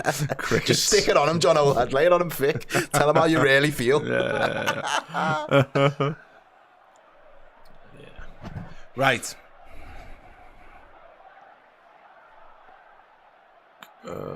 Endo on the ball. A little bit more of a back four, but he's moving again, advancing into that midfield next to Tyler Morton. Little chance to see Harvey Elliott. Not really got him on the ball enough just yet. Goes back to Trent. And Trent goes inside. Liverpool can afford to be patient here and just prod and probe. They're, again, I know they're in, obviously bad form, new manager and all that kind of stuff, or lack of manager, I guess. Oh, look, and he tries to feed Gakpo. Wasn't read by Gakpo and he goes out for the goal kick. But yet, they're the home team. Their fans will get on their back if it's just being a stalemate-ish sort of game and they're not really doing anything. They will want to do more. Daniel McMurray's making a similar observation to you, Paul. A similar observation. He says, apologies if you've already said it, but the positioning looks similar to us going down to 10 on the weekend. If the ref cancels the game due to weather, it goes to pens. What if it's 1-0? I don't know. Idea. Would that be uncharted territory for me? Handball. The ref said no, waved it away. Liverpool break away with the ball. It's a good ball from Trey there as well. Gakpo. He feeds in Gakpo, who plays Darwin Nunez in behind. He's not going to get there first, though. It was a good tackle. The defender read it well. Was that Bendirect? Is that for... Yeah, he does. He reads it well. It's a lovely ball there from Trey. Just plays it into the path of Gakpo, who just tries to play it round the fullback. And it is there. The angle of the run, obviously it's coming onto his left foot. It's really good defender to get there. But yeah, Darwin actually did well to time his run as well. So yeah, good to see. It's with Kwanzaa. He plays out now to Trent. Trent's a little bit higher up in position. Harvey Elliott's touching the touchline. It's a little 1-2 with Trent. Plays it short to McAllister. Neat and tidy from Liverpool. Harvey goes for a big switch. He just gets it wrong. But that's good. Well done, Endo. That's the second time that he's really gone aggressive inside the final third. But now we're 3-2.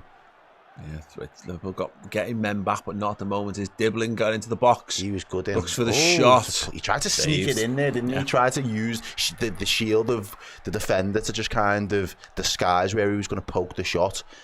It just kind of breaks to Southampton. They're not really caught in two minds. He gets it under control, and then he just plays it out to Dibbling. And he just wants to use that run of Gomez, I think it is, coming in, covering. It's a tough one, that, again, to generate power when you're in that kind of situation. So, yeah, Liverpool marshalled that well when there was a moment where we looked like we were going to be a bit undressed there, but no, it's fine. It's Crossbow, says, Darwin Nunez goal is coming tonight. Thank me later. I'll probably thank him later, if he does. Good. But yes, we will. It's Crossbow, by all means. That's a poor ball fired in. Only running back. Possibly from an offside position, referee says play on. Dibbling under pressure. Does well not to lose it there. And gets the advantage from the referee as well. The Southampton crowd starting to get up a little bit more here. Another direct one over the top, too hard. And Kelleher will claim this one. Ryan Hills, what did the policeman say to Frosty the Snowman when he caught him on the rob? Freeze. I could have probably guessed that one. I was waiting for the punchline there, yeah. Trey Naoni again. He's seen a lot of the ball, yeah. and Naoni's confident enough to take it under the pressure as well. And Endo now. You see this guy bring up the action areas, 41% in the Southampton third, 53% in the middle, and just 6% in Liverpool's third of the field, which tells you, Liverpool dominant. In possession at least for the first 20 minutes, but not really crafted anything truly clear cut as yet. Trinaoni, one of the things Gakpo, Gomez made a mad run there. He's gone back on the inside. One of the things I was really interested in seeing, obviously it's going to be over the next 12 months that we're going to continue to see it, is how that evolution, the way that Klopp had the entire club kind of all singing off the same hymn sheet. It was like for like, whether you was that first team, whether you was the second string team, whether you was the academy. The playing style was resembled each other of what the first team was going to do. Yeah, fingerprints from the academy all the way downwards. Yeah, exactly that. It will be interesting to see if that evolution continues with Slot, really, or if there is a way that the academy play when they've got the opportunities and the first team play slightly different, or if it is that bridge between the two where we're trying to bleed you into it's already so difficult to make players, to allow players to move up. They're actually, you're making it more difficult if they're playing a completely. Imagine playing for a different football club. Yeah, if they're not playing in the same style week in, week out, not training in the same way, then there's no point. So you're right. They'll have had to have implemented some changes, which might take a little bit of a time to sort of come through. But yeah, I mean, at the moment, because we've not shifted, we have definitely changed our style of play, but it's not so significantly different that. It's fine that there's players who will have been training the Jurgen Klopp style, the same way the first 11, have been trained. So there'll still be plenty of lads who can fit in. Already. And the fact that so many of the lads went out on loan as well, that were kind of in and around that kind of academy, pushing on, trying to get into. They're going out now, getting different experiences, but then we'll come back and hopefully that development will be 12 months on and a little bit more structured for them to go fall back into the fold. Yeah, definitely. Interesting what happens with Bajcetic actually. Now that Pep Linders has gone from Salzburg, Tyler Morton digs out a full ball. My mum broke that news to me the other day, and she, in her naivety, was like, "Pep's gone. He's left City," and I was like, "Has he?" I was like, "I don't think they're going to sack him just now. He has." Oh, Christ, Trent Alexander-Arnold, absolutely exceptional, and he nearly sets Darwin Nunez away. He has done it for Darwin Nunez. Keeper's fallen. It's Southampton 0, Liverpool 1. It's Crossbow called it! Crossbow! Thank you! We love to see it. And it's Liverpool 1. Get it. Love a bit of that. Trent, God, baby. Trent under all kinds of pressure at the back. Smile. Yeah. The skipper under pressure, marked by two men with his back to play, somehow managed to not just turn it round, Errol, but play an almost perfect ball over the top. We get a little bit of luck with the deflection, but the goalkeeper shits the bed. That goes to your point about the weather, though. Trying those passes just to see how it lines up. Look at this. Let's watch it back, Paul. Go and talk us through. Keller, it's a bit of an underhit pass, so he's got work to do, and he just spins, leaves two men for dead. There's the left foot. He looks onside, and I don't think it'll matter because of a lack of VAR, I believe. But it just drops. The keeper slips and drops. That makes his mind up for Darwin there, really. It's like, pull the trigger now. While he's trying to recover and get back to his feet, pull the trigger. See, the goalie should be all over him there. He should get nowhere near this, but it's a good touch. Very good touch from Darwin as well, to just make sure that he takes all the weight off the ball. It's in control into his next stride. And there it is, that touch there. And this is what we were saying we wanted to see from him, really, before the game started. When we create a clear-cut chance for you, because when we don't have Salah, who is it going to go through? Who is the build-up play and the last ball going to end up at? And it was your feet, and he was jolly on the spot there. It was brilliant. Absolutely. Well done, Darwin Nunez. And celebrated a super chat from Luke Jones, who says, "How did Scrooge win the football game? The ghost of Christmas passed." Oh, I like that one. That one's got some swagger to it. I like that. Yeah, YWA from Sydney, Australia. Yes. I can get behind that one. Yeah, sure. Yeah, well done, everyone. Have we got? I don't even know have we got the Nunez chance on here? I don't think so. Pathetic. Absolutely pathetic. So got the Thiago song on those, so it's fine. Have that instead. Right. Liverpool come alive. Yeah, I mean, look, we thoroughly deserved. That was not the goal that typified the balance, the way the play was going, which is a lot of possession for us in their half. It was Route 1 football from the Reds, but hey, listen, got to have multiple ways of winning games, and that is broken the deadlock. There's Gakpo. He's going to go outside, Errol. Oh, and he got fouled there. He did. I thought that was a bit of a cheesy tackle from Brie.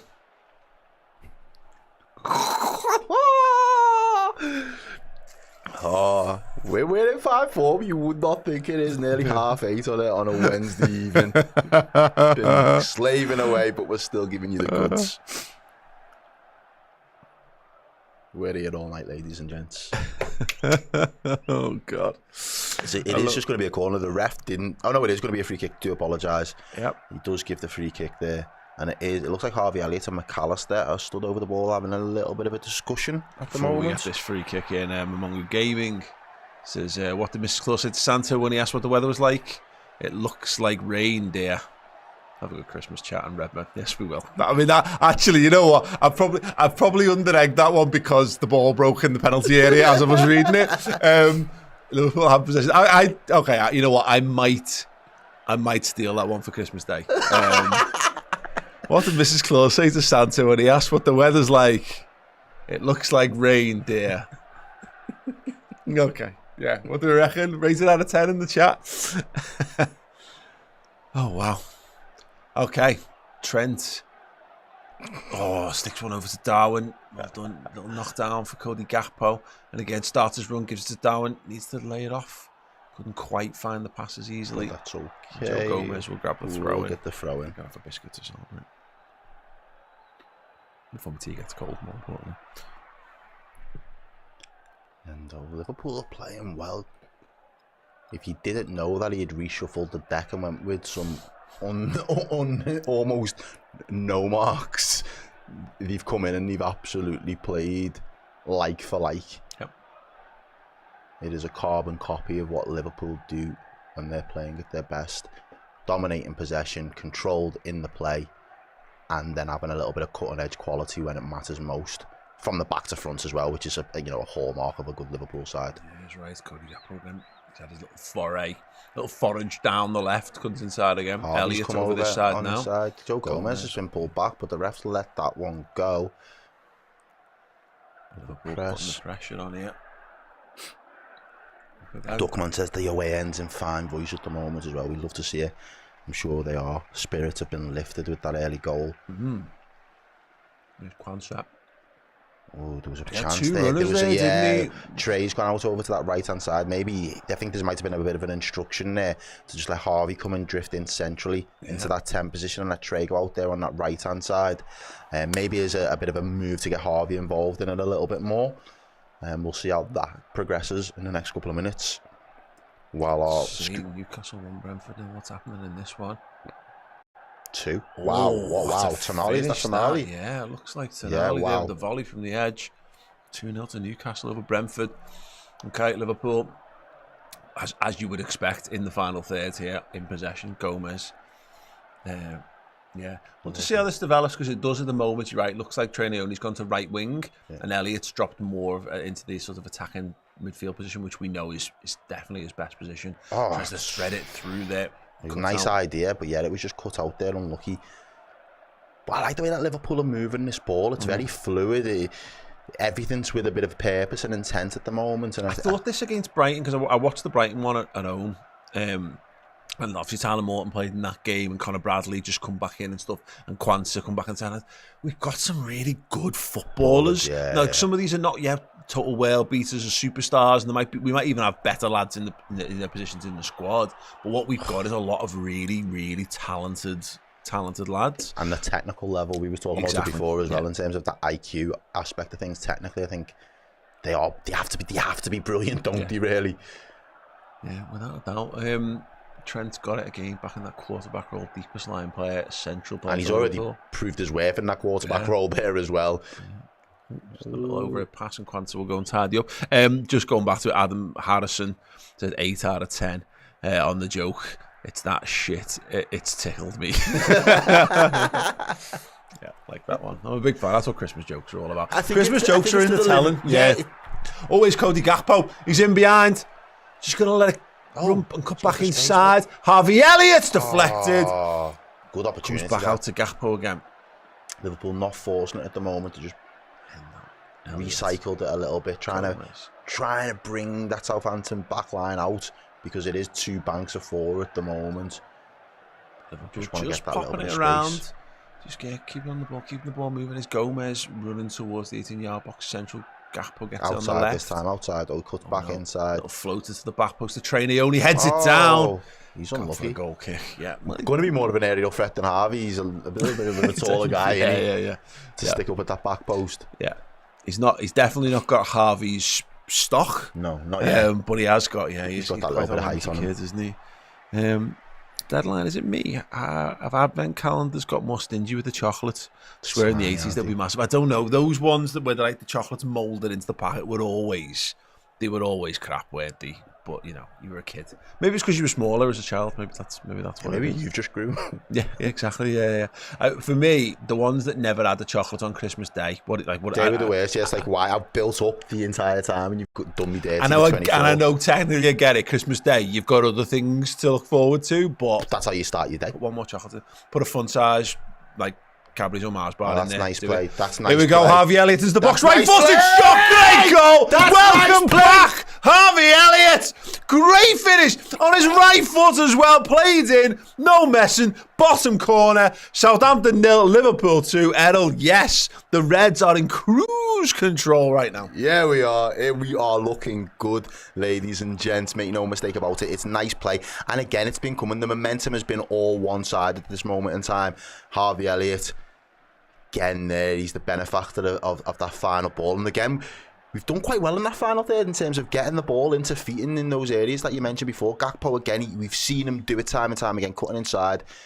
Morton back to Gakpo, give and go. Yeah. And the space is there for a moment. Yeah. And the second they try to snuff it out, he just pulls the trigger. Yeah, and we talked about before about like having rehearsed moves. I think it might take a little deflection on the way through, but again, it's Alex McCarthy in goal.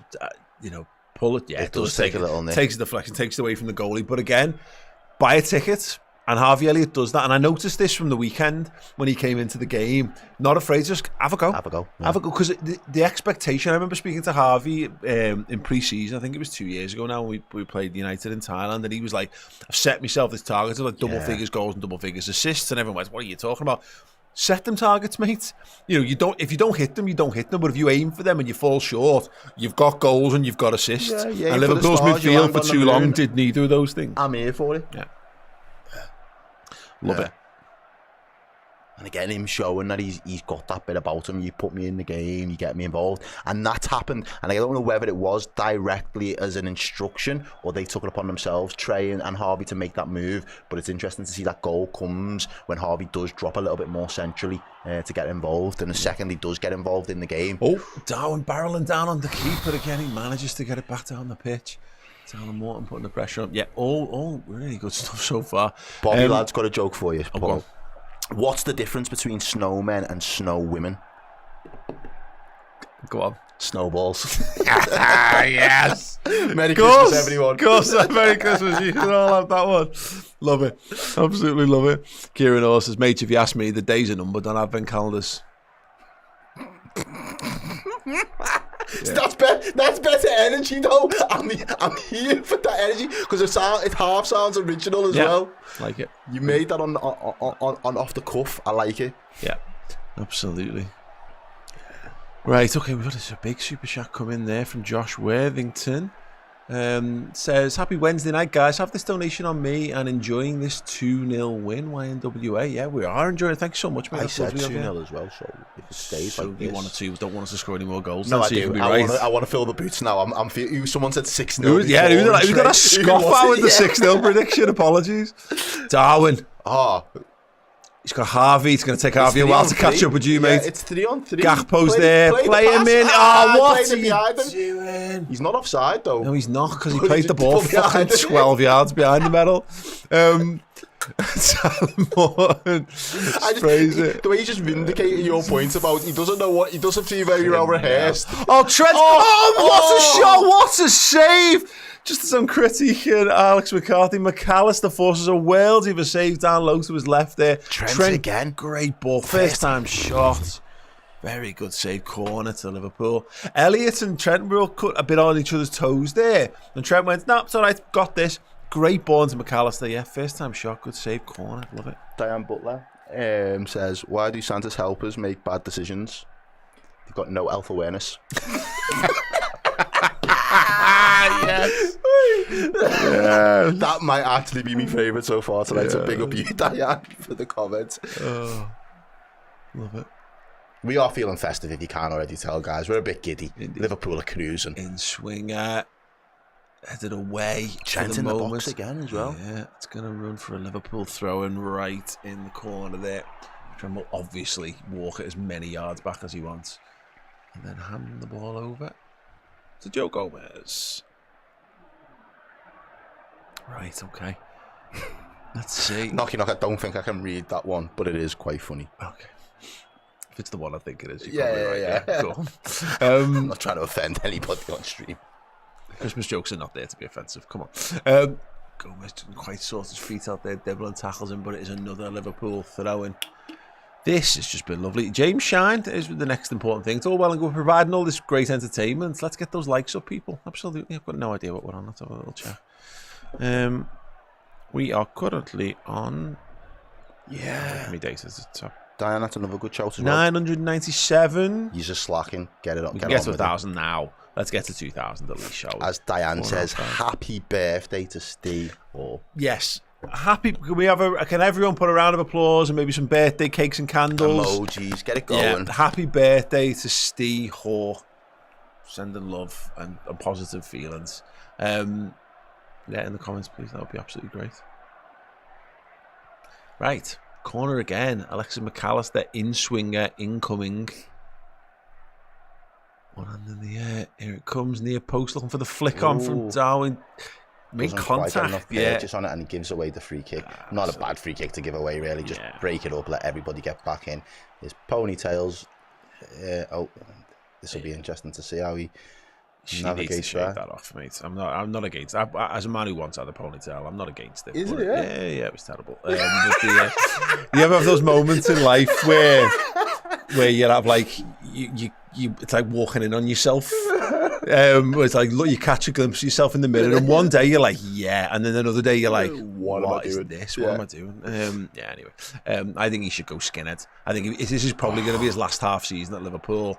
Go skinhead and just go mad. Go mad for 6 months.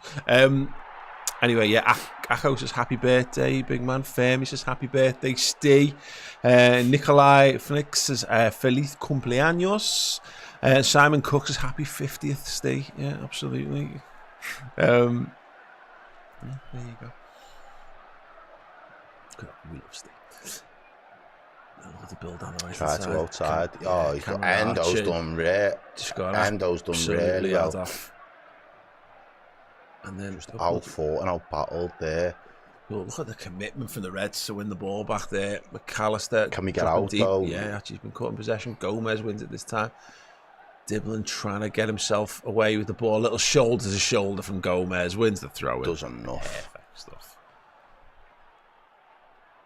Right.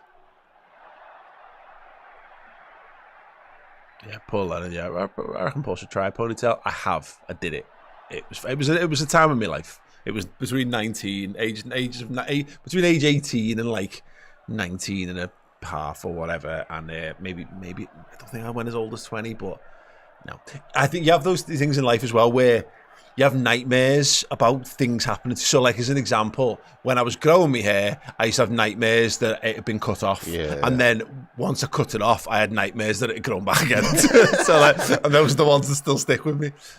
Gomez under pressure, goes back to Kelleher. Kelleher being pressed just a bit lightly there from Diblin, and he goes long. Darwin, little stud knock-off there. Harvey Elliott manages to get past his man. Well done. He's not got a lot of pace ahead of him. Alexis McAllister gives it to Gakpo instead.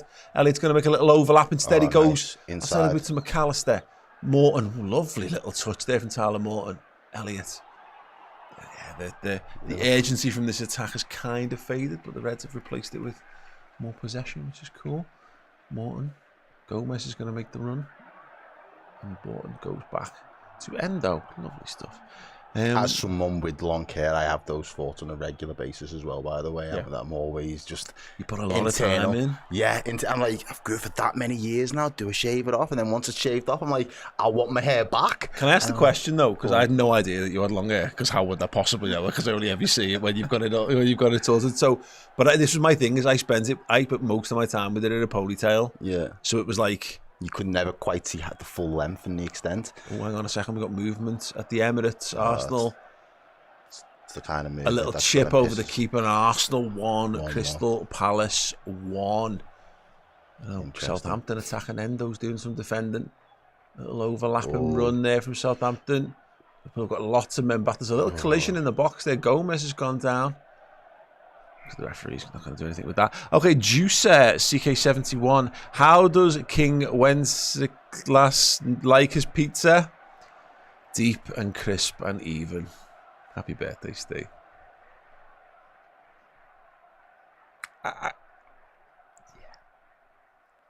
I'm really confused by that. Well, it the snow is deep and crisp and even. Oh, okay. Yeah. Shit joke. Sorry, Juicer. Oh my god. Yeah. You don't Yeah. make it into the next round of the jokes competition. Yeah, that's how unfortunate. Just make it to the next round of the bracket. Perry Chagins his mates. We're playing in black today. I know, but the nickname of the football team is the Reds, or the Mighty Reds, if you will. If I call us the Mighty Blacks, like that doesn't. It's not a thing, is it? Like, you know.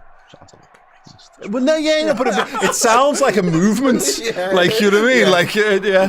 Which I mean, PLM, maybe someone should have Panthers. that. Yeah. You know, We'll it's give that to somebody else that could do with it. sounds more like one than that us. someone could people could really get behind. But anyway, Cody Gakpo leads the charge for the All Blacks. And the All Blacks is taken, by the way. Exactly, trademark. it's gone. You can't start robbing that. The Reds. Up the Reds. Mike Andrews. So, I mean, Errol said what we was all thinking. Yeah. yeah, exactly. Exactly. Let's follow this round. We'll have to skate around this, but like, is this the Black Men TV? Like, you know what I mean? Like, because we're playing in black. You know, because we're playing in black. Yeah, we are now the Black Men TV. Absolutely. You know what I mean? Yeah. It's cool. No, it's just the nickname of the team. I get what you're doing. Could you You never played imagine the world where Liverpool did play like we had to call the Black Men TV? There would be, massively, like, you know, Liverpool's probably quite a multicultural city, but I reckon, you know, there would have been some people who would not have vibed with that. Yeah, absolutely. Don't think you'd have 10 to nearly 15 years of legacy if that would have been. Well, yeah, you just never know, do you? But always one of those things that has to get changed, like, because it could be culturally insensitive or something down the line, you know? Yeah, possibly, yeah. Or if it's just to do with the colour of the shirts they wear, ultimately, you know. Joe Gomez doing some defending, and defending very well indeed. The Reggae Reds, yeah. The shot just gets so wild. Just nuts. you guys do you. It's fine. Just remember, we don't judge. remember, there's a line, and you know you can go up. You can go up to the line with good humour, but the line, be careful with the line. It's fine. Okay. Oh, what's Endo? Wow. Booming tackle in the corner of the pitch. It's a corner kick to Southampton. Look at the feet. There's just no nonsense. I love Endo. You know, I wish he was better, and I think he's fine. I think he's an absolute. You know, I had a lot of fun with Wataru Endo last season. Really good player for us. But yeah, I just wish he was like a bit faster and a bit better on the ball, because the way that he defends is a joy to watch. Okay, Southampton corner as we approach half time. The whole crowd and the goalkeeper, they're going to put it right under Kelleher. Oh, he's done well. Just enough there, and the Free kick. He looks like he's been. He did do well there, didn't he? Actually, you know, that it wasn't a great connection, but And given the he's battle, all over him there, and he just keeps his eye on the ball, Yeah. just to get over the defender. Defender's back, or the attacker's backing into him, I should say. it's almost like a great little pass out as well. Just glances it off the fist, like it. Diane Butler says, I really like Endo. Daniel Buttery as well says Endo has been boss. Yeah, and again, he's doing the things that you.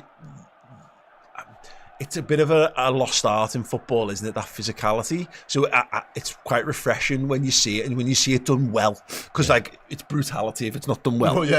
It's just assault. Well, yeah. Well, like It's just a as full-on an assault. and the great examples that recently, Conor Bradley's slide tackle on Kylian Mbappe. Like wow, Brilliant. That's Canate footy. does People never. say the game's gone, and then you see a tackle like that, and you're like, no, that's It's quality. not gone. It's just that you've just got to be more selective with what you do, and therefore there's a greater appreciation for when you get it right. It's not just I'm just going to endlessly boot someone over and over and over again, and they're like, grr, lads, lager, you know, Let's have it. Football man, grr, you know, bollocks to it. Like, you mean, there's an art form to this stuff.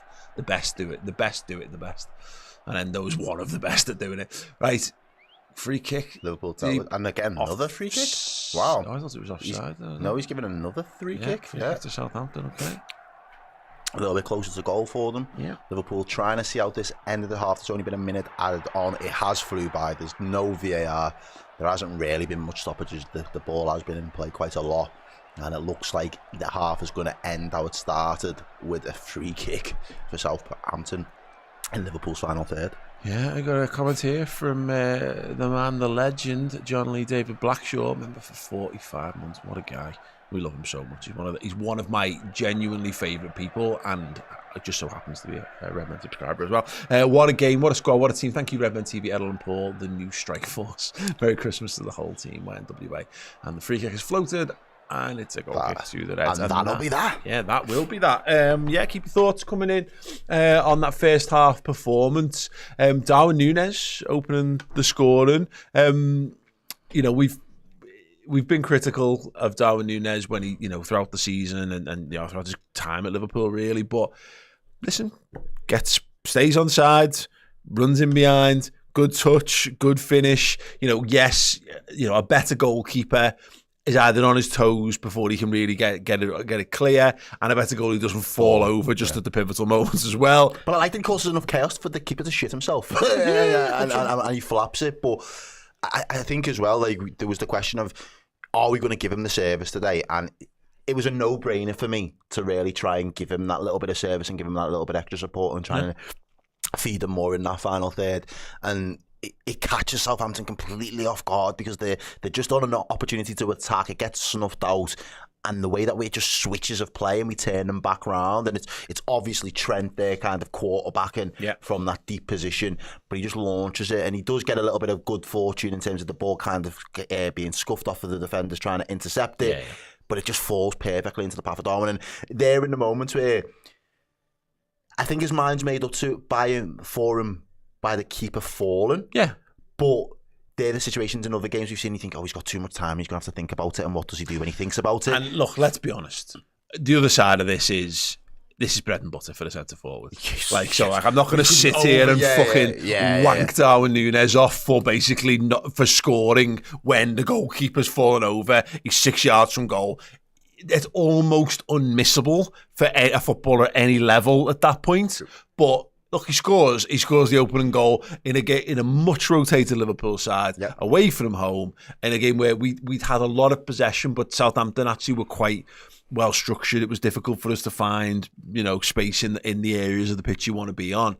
Trent genius, great move to get away from two guys playing out from the back.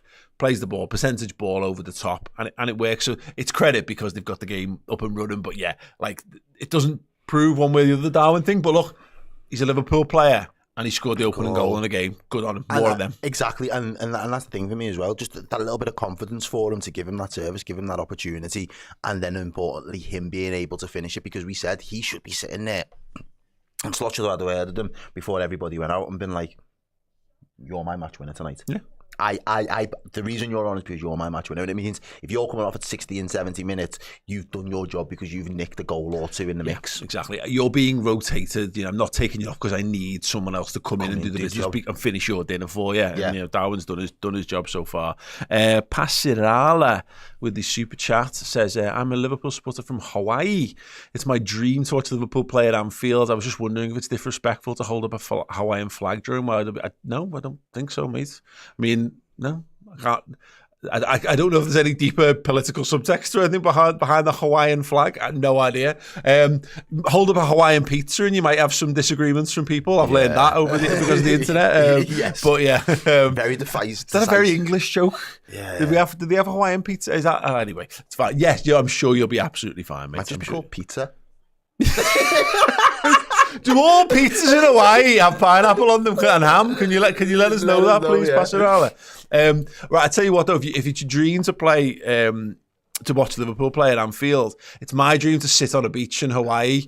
Shall we do a little swapsy, little exchange? Yeah. Let's make that work. Okay, so how Charlie would feel about that. You just upping and offing and going to Hawaii. I would be taking it with me, mate. Let's be perfectly honest. excuse to take my wife away to Hawaii and put her in bikinis on the beach. Yes, my kids will be devastated, mate. My children will. Who is this person? I've not met in my house before. As long as he's Sam, we'll get you checked. It'll be fine. Anyway, Sat. Brilliant stuff. Absolutely brilliant. Let's have a little look at some of the stats and what have you. So go to the SofaScore, got the momentum chart. It tells you what you'll have seen with your own eyes there. All Liverpool. A couple of tiny little sort of blips almost from Southampton. I would imagine the one in the middle of the half is probably Tyler Dibling's shot. Yeah. That will be that. And then, they got down our end with the 2 free kicks actually just before the half, which is why the momentum was fractionally their way at the end. But other than that, it has been as dominant a Liverpool performance as you're likely to see. But not just that. And I've seen this with League Cup teams over the years, Errol, less so in the last decade. Before that, you'd rotate, you'd bring in a combination of fringe players and youth players, and you go, these are all good enough to be in the team, but actually as a combined thing, it was lesser than the sum of its parts. This team, you said it before, you wouldn't know this wasn't Liverpool's main team, the way that they're playing, the way that it's functioning. If they had no names or numbers on the back of the shirts, and you were just told that the regulars are out there based on the way that it's functioning, the way that it's performing, you think, I can believe that. And at the moment, Liverpool are just playing with confidence. It doesn't matter the competition. It doesn't matter, who we're up against, whether it be Real Madrid, whether it be a City in the Premier League, whether it be a Southampton here this evening.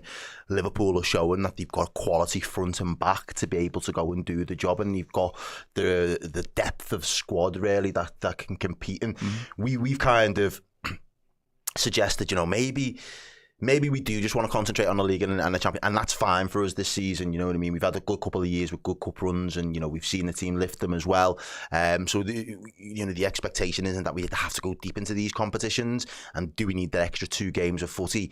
But this team, they don't think like that. No. Look, I was saying this week because my general opinion is the domestic cups. If you really want to win the league and the Champions League, and you should be trying to win both of them every season if you're good enough to be in them, they get in the way. And I bear in mind, I loved the League Cup wins. I really honestly have. It was the first cup competition final I ever went on my own as like a teenager. I was like 17, 18. At 18 I was, and I took myself, got a coach and went to Cardiff to watch us beat Birmingham in the 2001 final. I love that. Yeah. Love that. I do. And I love the FA Cup finals. We've been with my dad through a couple of cup finals. Brilliant stuff. But just minutes wise, it's Premier League stupidly competitive, and so is the Champions League. Especially with how much congestion goes on with footy matches nowadays as well. But footballers don't feel like me. Footballers just want to play, and the thing is, this is fine now because we've been able to put this team out, and realistically speaking, I'm just looking at the team over on the board at the moment. Gomez, Trent, it's probably just Gomez and Trent, who maybe McAllister at a push will start against Tottenham at the weekend. Maybe Quanta because of injuries as well. But what I'm saying is that there's not if you can make that many changes and still win, cool, man. But it's again, I think there's something in that. If you can still win, which means you get the result. But for me, if you can still perform like it is your first team, that's even bigger. It's a less kind of quantifiable metric to an extent. Yeah. But in terms of just watching and being able to see that the squad have got that ability, and let's not get it twisted. We know Southampton are in not in their best footballing shape at the moment. They've just lost the manager. The team is sitting bottom of the Premier League. They're not high on confidence, but they're the home team. They'll want a response. They'll want a little bit of a bounce back under an interim. They'll want to show whoever's next going to come through the door that I should still be in and around a team, and they're playing for they're fighting for their own shirts in their own little way. So there's that kind of banana skin feel to it that this team could just out of nowhere just turn up, and so far they haven't. But that's because Liverpool have suffocated them. We've seen it and lived it. If you've watched Liverpool for long enough, you've seen us fall on our faces in domestic cup competitions by not taking them seriously. But now this is what you do now in the League Cup. You do rotate, and again, it's about the quality of our squad on display here. Slot said it. We're lucky. There's lads here who need to play minutes of football for us. So cool. So in doing this, Elliot, Elliott's getting minutes and he scored. Awesome, yeah. Like he's a fit. And he probably knew he was only going to get the hour, nearly 70 minutes. So I've got to perform in that time frame. He's in contention. Gakpo's having a good game. He's another one. You know, you want these to be fit, firing, and ready again. McAllister's missed 2 games through suspension. This means that he's going to be in contention. This is great stuff so far. I just want to answer a question here from Mike Nolan Climbing in reference to my point about Darwin's finish earlier. He says, "What kind of goals does he need to score for you to wank him off then?" And the simple answer is Newcastle away last year. Fucking honestly, mate. Whatever he wanted, that was his. I was on holiday. I was half pissed in a pub in Spain, and he was ready to go and for honestly, Darwin, I was his. I was his to do whichever he so required. But like, yeah, the ones like this in the league are fine. These are the ones that he should be scoring. Yeah. And I'm glad he has. I think that's the important thing. But you give him that first chance that he had where there was the space that opened up to him, but shot wasn't really on. It was a bit speculative, and he's just kind of hit and hope there, and he's kind of not got it right, hasn't sorted his feet out. And you're thinking, all right, let's get you about 5, 6, 10 yards closer to goal again, and let's try and get you 3-1 goal. And that is, for us, or for someone like Darwin, that should just be his bread and butter. What set you off now? Sorry, Rhys Williams.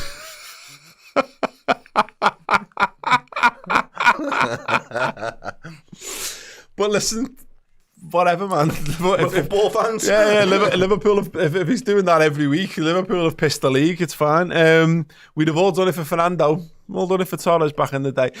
Just briefly on the stats as well. Then, so possession-wise, 73% of the ball for the Reds, which again tells you what you knew already.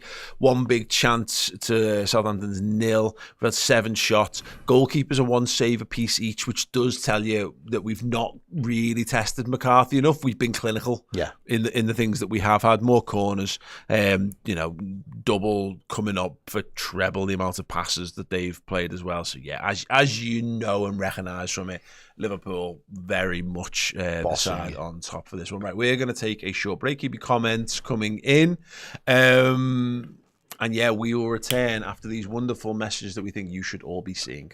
Hey, week 3 of our incredible festive giveaways over from redmenplus.com. This week we're going to be giving away Soccer Stars, Jeff Twentyman's book, Jeff Golding Stanley Park book, and a top prize, this by Peter Kenny Jones, the Tommy Lawrence book, signed by none other than the author himself, by George Scott and by George Sefton as well. Get involved by heading to redmenplus.com, signing up as a Legend tier subscriber, or upgrading your current subscription to get your name in the hat for those daily draws. Don't forget though, stick around, Christmas still to come. Signed Kenny Dalglish shirt.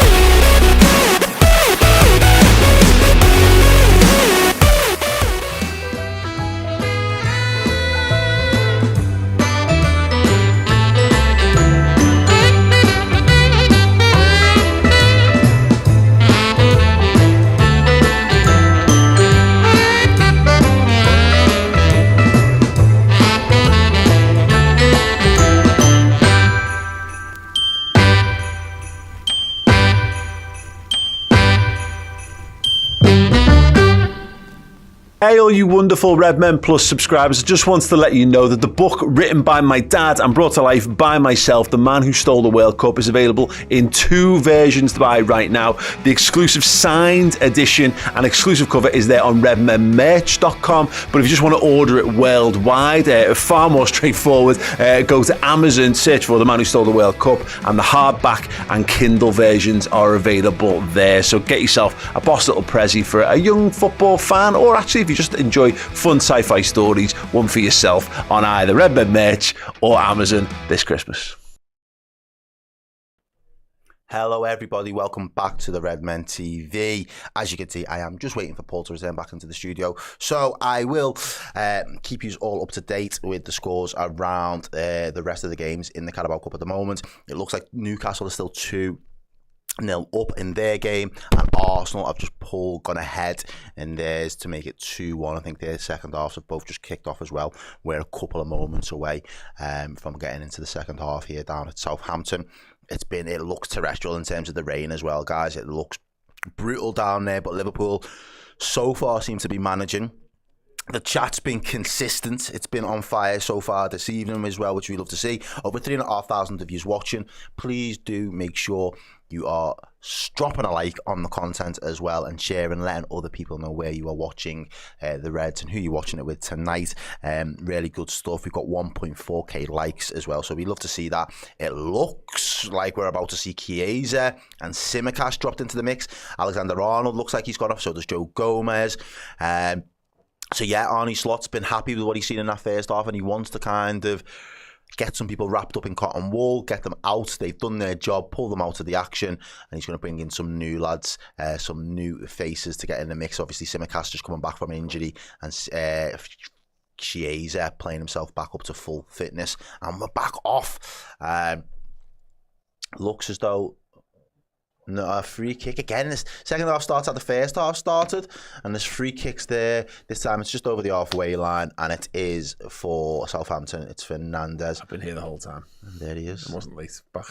It's fine. We had you covered. Cool. So Costas and Chiesa on, right? Yeah. So what is it? Was it Trey Naoni who's got off? Or? No, it is Gomez and Trent. Oh, okay. So Cool. we'll see how that reshuffles the pack defensively in a moment. Costas trying to do some defending straight off the bat. I mean, again, it's one of those where Costas needs minutes because again, if he's coming back from injury, then we're going to have to get him up to speed in some regards. So fair enough. The reason I asked if it was Naoni was because of him being shifted to the right hand side. I wondered whether that was like in anticipation of Chiesa coming in and taking over from him. But yeah, we will have to see. As Costas plays it back to Keller, and then first time left footed. It's going to be interesting to see who are the fullbacks now. Yeah. So is it Tyler? No, it's Costas is obviously the left back, so he's gone out to left back. I'm not sure who's currently occupying the right hand side. So let's see. I wonder whether Endo will play more of a centre half, because you can see McAllister's playing quite deep in midfield. So at the moment it looks like a back four, but it's Morton playing right back. Okay. Interesting. So Endo and Kwanzaa now centre half, Tsimikas left back, Morton right back, and then McAllister, Naoni, and Elliott as a midfield 3 ahead, and then ahead of them Gakpo, Nunez, and Chiesa. So a more of a recognisably Liverpool system, it looks like so far.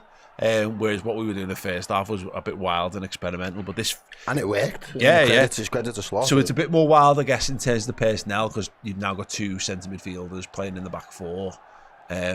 Captain, I can only assume, would McAllister be the captain? You know what? It's a very good question. It could be the goalie, I guess. But yeah, captain. Anyone got eyes on who's got the armband? Sam Deacon and James Lim there saying Endo's the skipper. I mean, he's Japan's captain, isn't he? So I guess he's certainly got the profile. Nice little shift to the ball there from Morton. Chiesa sends one down the line for him to chase. Not a great pass. Just got to keep them pending if we can. We've done all right though. We got something out of it almost. Nope, it's going to be a throw in. Chiesa just bailed it out of play, then put his arm up. I mean, I'm here for that. Football is just lying. He only wins the ball back in midfield. Well done. Little dance on it to maintain possession. Nice play. Matt Bannister says he's looking forward to seeing Gakas, Nunez and Chiesa linking up together. Let's hope so. Let's see how they do. Inside. McAllister, Naoni now. Yeah, back over on that left-hand side of midfield for Liverpool. McAllister's just drifted higher up the pitch. He said he was back to Endo. We were saying like the players that played the most minutes before, and Trent was, I think, might have been 5th in the list that you'd read out. Yeah. Getting the opportunity to captain and say, all right, I'm going to do my job, I'm going to do it in half an hour. Do you know what I mean? Yeah. Well, see, we've definitely got to manage things in that back line, because we've had to ask lads that, I mean, in Kwanzaa should be playing this game, but then he wouldn't then be playing the weekend. You know, he should be getting rotated in for this as it is. He's in Liverpool's, you know, he's in Liverpool's thinking, because he's kind of got to be. Same goes for Trent. Bradley would be starting this game because he started the Brighton one. Oh, good ball there. Gakpo got him behind. Good defending, just manages to get out. It looks like, oh dear. I mean, he's either having a great time there or a really bad time. Yeah, bad time. Go and pull that. Yeah. That's a bad time, that. That'll at least tweak the pube. I would suggest it's probably an injury. Should we have a song? Yeah. Jake Sutcliffe says, isn't Chiesa rapid? I'm not sure if he's a pace merchant. Yeah, he's supposed to. Well, he was in Italy, but what does that mean? Yeah. He was. He's quick. I don't know whether he's going to be like lightning in the Premier League. I don't know whether don't know if it translates. Well, you remember, I remember Mark Gonzalez was meant to be this absolute speed merchant, but then when you get to the Prem, it's different. Right. Hitting the biscuits hard here. Rachel says, Todd says, it's not a Christmas joke, but you two are slaying it. Thank you. I can get behind that. Mike Nolan says that it's good to see Tsimikas back, and I didn't think I'd be saying that 12 months ago. Yeah, well, I'm glad that we can have positive thoughts about all the Liverpool players, really, because I just don't see this.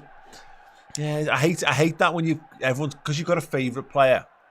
It stands to reason that you should have a least favourite player. Yeah. That's, I guess, that's kind of how it works. But yeah, no, it is right. Derek says FIFA reckons Chiesa is the fastest in the squad. Oh, Arsenal 3-1. Oh wow, running away with it now at the Emirates.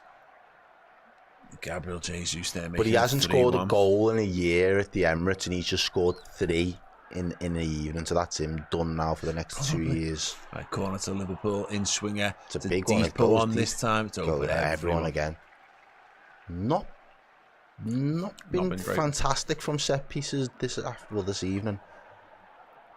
I don't know whether that's down to the weather. I'm going to put it, we're 2-0 up, but I'm putting it down to the weather conditions, and I'm just going to let it go. Harrison, who's trying to keep me honest tonight, says, Paul, when you come to England, do you lose pace?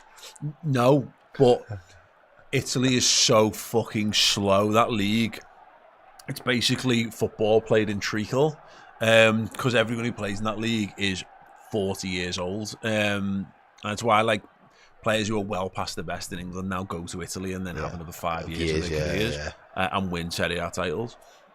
So yeah, it's very rare that people who are seen as being lightning in Serie A then go on to be the fastest players in the Premier League when they come. More often than not, they struggle with the pace of the league.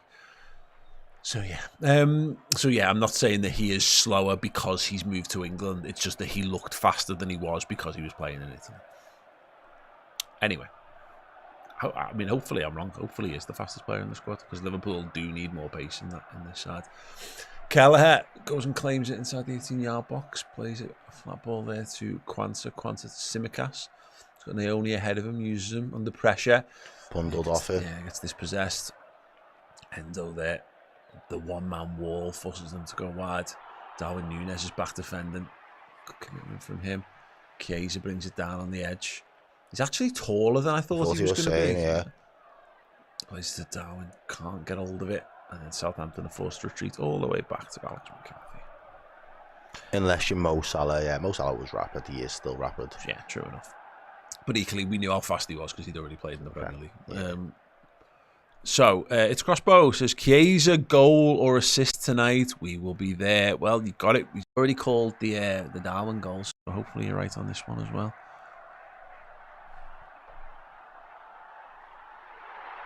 Mikhail Borisov says, Paul, do you prefer watching French or Italian football? Seems like you hate Serie A, but the French league is shite. Yeah, the French league. Look, I'll be honest, there was a time in my life where I used to watch Serie A, or rather, every kid who liked football in the 90s watched Gazzetta Football every weekend. And you'd watch bits and pieces of it when it was on telly. I don't really watch any Serie A, but I judge it by the quality of footballer that are in those leagues, and I do find it mad because there was a time in the 90s when Serie A was the pinnacle of football, all the best players, and that's how it works. It's where do the best players in the world move, and the best players in the world don't move to Serie A anymore. They still move to Spain, but of course now they move exclusively to one or two. One or two. But big name players do. I mean, the fact that when Erling Haaland moves, he goes to Man City, whereas even like 10 years ago, that would have been straight to Real Madrid. You know, that's that. And he might have even 30 years ago gone to Italy. Anyway, great ball. Darwin just tried to flick it around the corner. He was offside though. Yeah, unlucky. But the French league, I mean, again, did it have its sort of zenith probably around the time that Houllier was there? Maybe when Lyon and Monaco were doing well as well. Anyway, Caleb Shoop. What does Simba say to celebrate the holidays? Hanukkah Matata. It's funny because I couldn't even say it. Good Lord. Oh, hang on. Crystal Palace with the attack. Oh, that is a goal. On the back, isn't it? And it's Eddie and Katia, that with the reminding people what time it is. Back on his old stomping ground. Yeah. Time he scored a fucking goal for Crystal Palace is what it is. All sent along Southampton. Been a very underwhelming signing for them so far. And yet the funny thing is I think Arsenal would be doing better this season if they kept him. Kept all of them, yeah. Just a bit too straight. Liverpool trying to keep Southampton on the back foot here. Darwin Nunez putting the press on. Back to McCarthy. Just about playing out from the back. It's really difficult when you've just lost. You haven't got a new manager and you've just lost one. The way that the manager's been getting you to play hasn't been, giving you the results that you've needed. You're just sitting bottom of the Premier League. What does the interim say? Keep playing as you have, lads. Keep doing what you've been doing. Don't do anything embarrassing. Yeah, do you know what I mean? Yeah, because it's one of them. If your situation is the players have all given up the ghost, then actually you can come in. Right, come and fight. Just say some inspirational words. But I don't know that about Southampton. And they need someone to come in and coach them differently. Coach them again, yeah, absolutely. Headed away from Kwanzaa, well done. Tsimikas brings it down. So simply just playing the way in which that you have. Okey's just made the run. Darwin Nunez, head down, has not seen him at all. Cody's offside. He was hesitant to make the run. He's going to go and commit to it anyway. And he's offside. Fucking stupid. Yeah, that was really, really, really silly. Should have went the other way. Let's just see what's happening. You just put your flag up, you idiot. It's down, saying. Aribo. A bit of afters there in midfield. Harvey Elliott, getting spoken to by Simon Hooper. Oh, yellow cards. cards. For Downs and for Harvey Elliott. Harvey looks like he's made up. What was that? What happened there? Oh, there they are there. They're right in front of the ref. That's very stupid of both of them. I mean, he's got hold of Elliott, and Elliott's just giving it back. Yeah. He just doesn't let him go. Yeah. Why? He's got him around the neck. Hey, back it in. Yeah, back it in, Hughes. Simon Hooper. Great.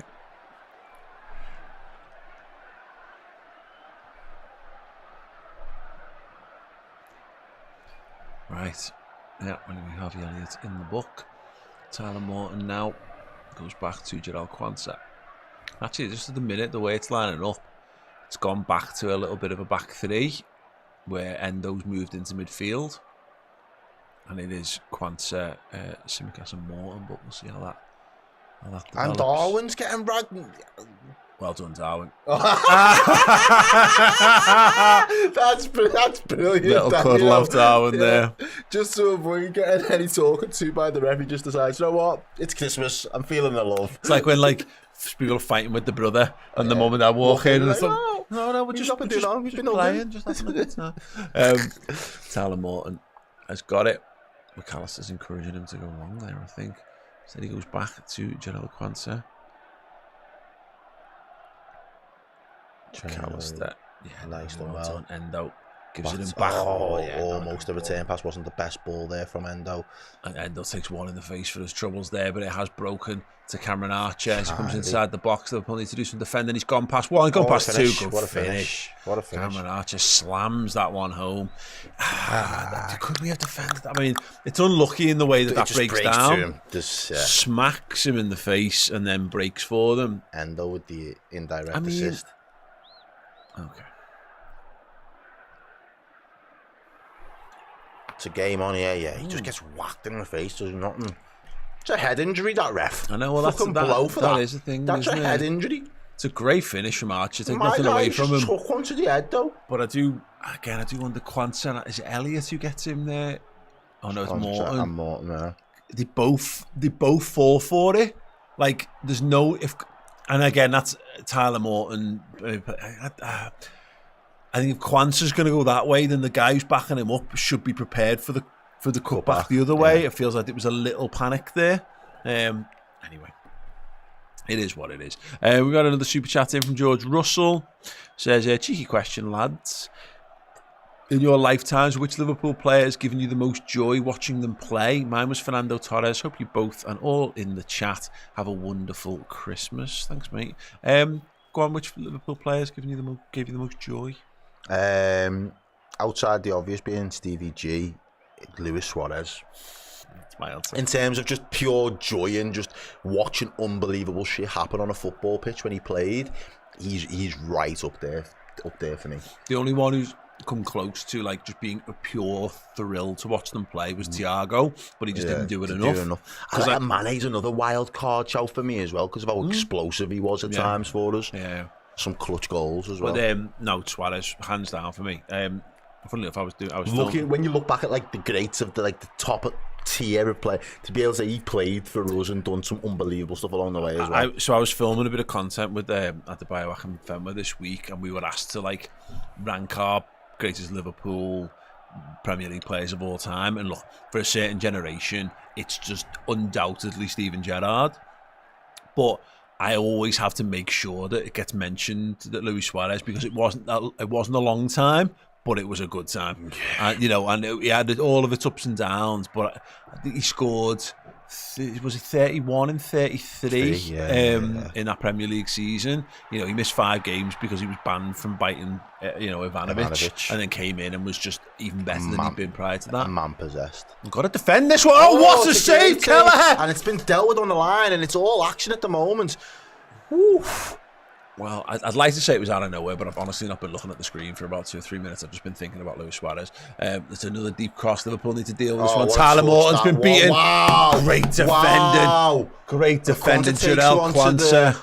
Jingle bells. I'm running on the jokes. Yeah. Wow. That's a hell of a save, that from Kelleher. And then this defending from Quansah at the back post. It needed to be done because Morton just doesn't switch on. Again, he's not defensive minded enough. Again, talking about a guy who's, I think, is an 8, can do a job at the 6, but is now playing right back for us. And this is a bit of a gamble. 60 minutes gone. It's a corner to Southampton. Kelleher doesn't get the touch and goes out for a goal kick. So riding our luck a little bit here. Wow, yeah, Suarez and Sturridge was just great little partnership. Yeah, Daniel Sturridge definitely. But yeah, great save. That's brilliant. The Suarez thing is that I just used to laugh. He made it look so easy. Burst out laughing because of the stuff he was able to do. Oh, Jota's on the pitch now. Who's gone off then? Darwin, and we've seen it there. There's your hour. That's what we needed you to do. You've done it. James McConnell's coming on as well. Okay. So Alexis McAllister off. Get your head down. Get ready for Spurs at the weekend there. McConnell on for him. And Carlos B says, Sturridge's celebrations alone always gave me joy. Clipboard Keith says, growing up in the city, Gerrard's prime does it for me as well. Yeah. I mean, the European Cup final, Steven Gerrard, the header. Hello, here we go. David LFC 96 with a massive 20. Hey, super ref. chat there. Thank you so Hey. much. Happy Christmas to the both of you and everyone else at Redmen. I hope you have a happy and safe New Year. Thank you so much. Love that. Newcastle 3-0 up now, 3 cruising. up against Brentford. Wataru Endo's getting a beating here, isn't he? That's why you've got the gum shield, mate. You'll be fine. Right. Rob Davies, why do we keep making these look good? I mean, the reality now is that we talked about it. Liverpool heavily rotated and were able to dominate, but this is now us heavily rotating, heavily rotated against the Southampton that are. I can't imagine this is too far off what they're one of their better teams again. Cameron Archer plays for them in the Premier League.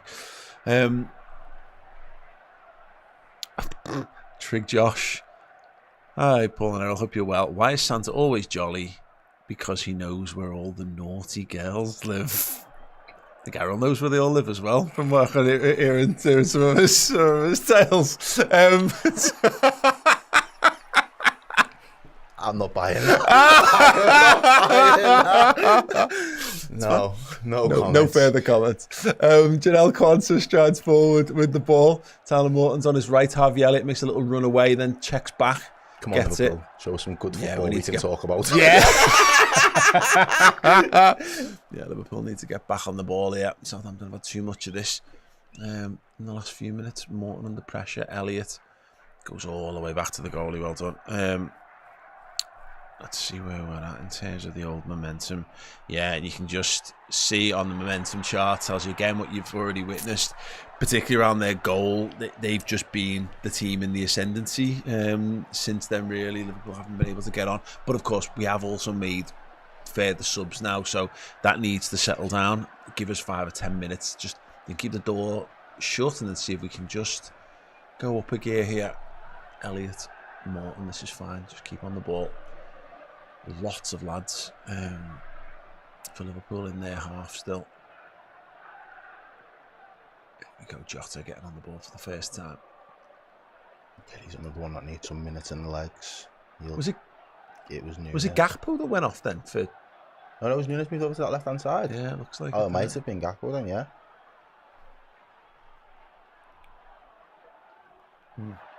Andy Hirsch says Bobby Firmino for me. There's a great answer to the happiness and joy question. Yeah, he was. What a wonderfully fun footballer to watch. Liverpool just being a little sloppy playing out from the back there. Endo does again magnificently to keep them from getting in there. The press there from Jota, and he just plays it out. Come on, ref. Free kick to Southampton just inside their half.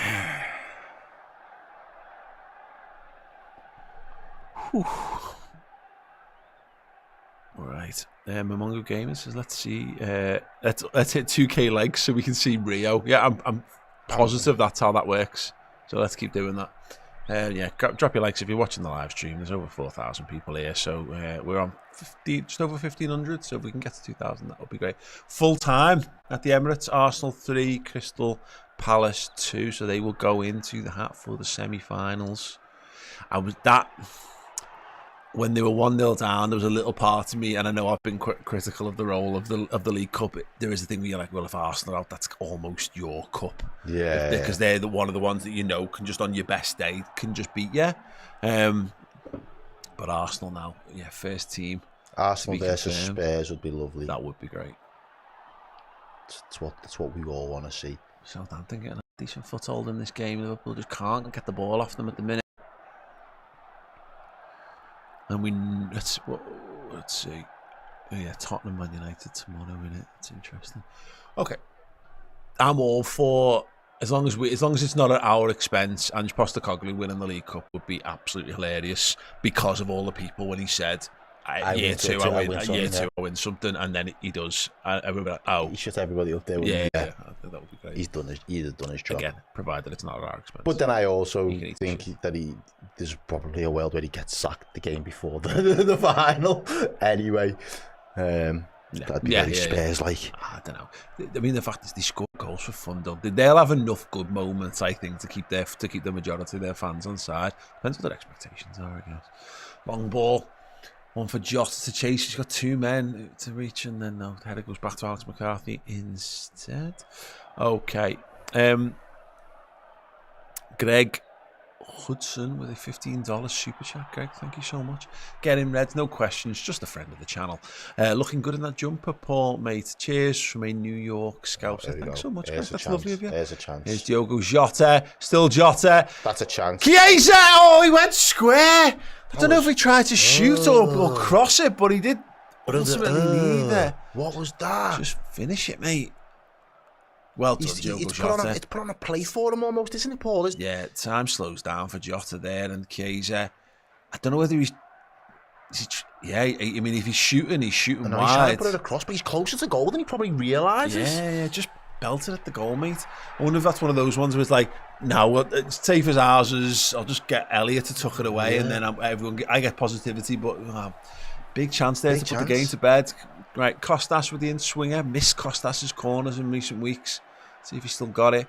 Goes to the near post. Doesn't beat the first man. Oh, not a bad little ball. Touch from McConnell there. And Liverpool need again to keep the door shut. Oh, well judged there. Tyler Morton come across with the chest. And now his Chiesa out wide. Can he do a little What bit have you better got? this Come time? on, mate. Let's see what you got. Dancers whips a deep ball over everyone. Can Elliot keep that one in? He can do, you know. Yep. It's all the way over the far side. He's got work to do now. Plays it to Costas. Left-footed cross. Jota's getting wrestled there. His shirt's being pulled. He asks the referee the question. Thinking, what am I And doing? it looks like it's gone the other. Oh no, it's play on. He's still kicking off. I mean, he's quite clearly having a shirt pull. Oh, and he's just done Chiesa through the legs there. And Southampton have beat Liverpool's press. They're out. They're trying to switch it over to their right-hand side. And then you go back across over to the left-hand side. Tyler Morton, judges it really well in the end. Oh, what a touch that is. What a touch that is. Oh, man! Megs! Just had them back off. Yeah, there you go. I'm here for that. I love that from Federico Chiesa. What a Great touch. Kept it in. Poked it through his legs. Meg, this man. Love it. I mean, now go and score would be good, but yeah. Well done, mate. Okay, Darwin out wide on the left now. Side. I don't mind this either. He looks a little bit dejected over there, doesn't he, though, Darwin? It's a bit like, yeah, mate, you're not. That centre-forward role is not yours. No, it's not. It's not. Diogo's. And again, whoever scores the most goals for Liverpool will be my favourite. It's as simple as that. Endo to Costas. Costas back to Endo. He's got Quanta Square, uses him. 20 minutes left in this game. Liverpool have just managed to find the feet in the last couple of minutes of this game. Yeah, since the changes, we've started to get a little bit more rhythm back in the play. Passing it a little bit better now. I think Southampton are going to try and live for another moment. So Liverpool kind of really got to ensure that we limit them as much as possible in the last 20. We're into that final stretch.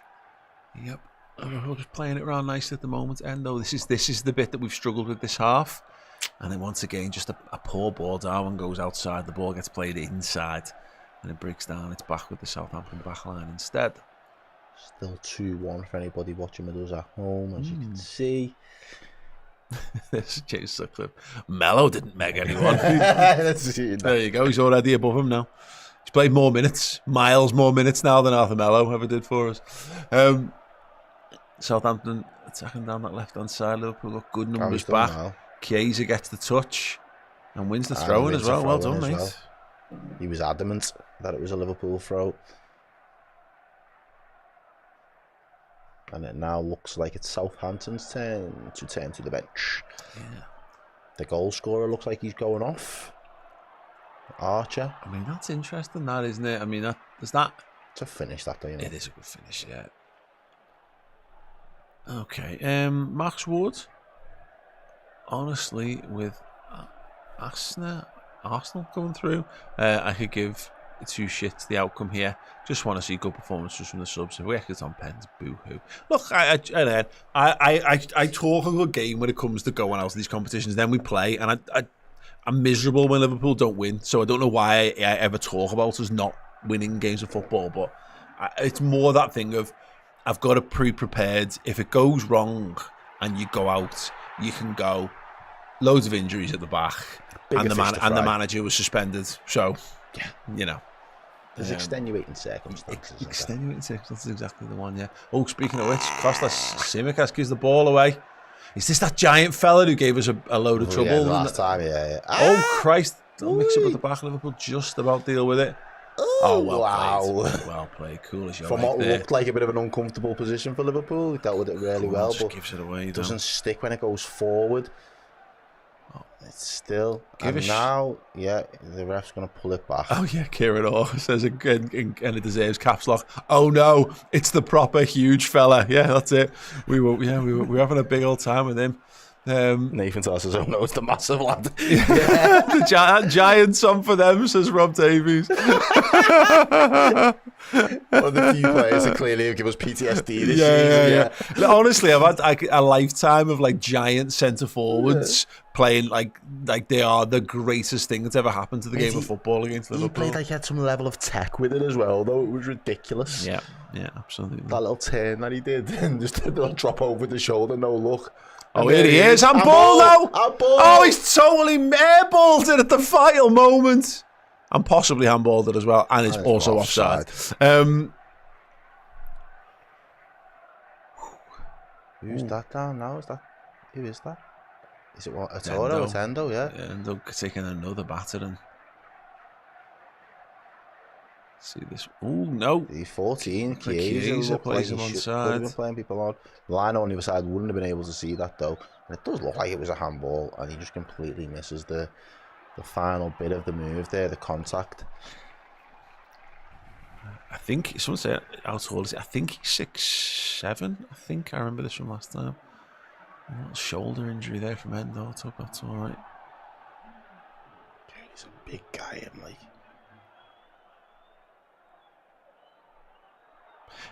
Point out, Greg Hudson's just joined as a member at Redmen Plus Videos tier, so it's something new we've introduced this season. We're going about redmenplus.com, it's our website, which hosts everything we do. So it's got the podcast, it's got the video, it's got all the premium content, it's got the huge back catalogue, but what we realised is that we wanted a way for people to be able to access the subscription videos a little bit more easily.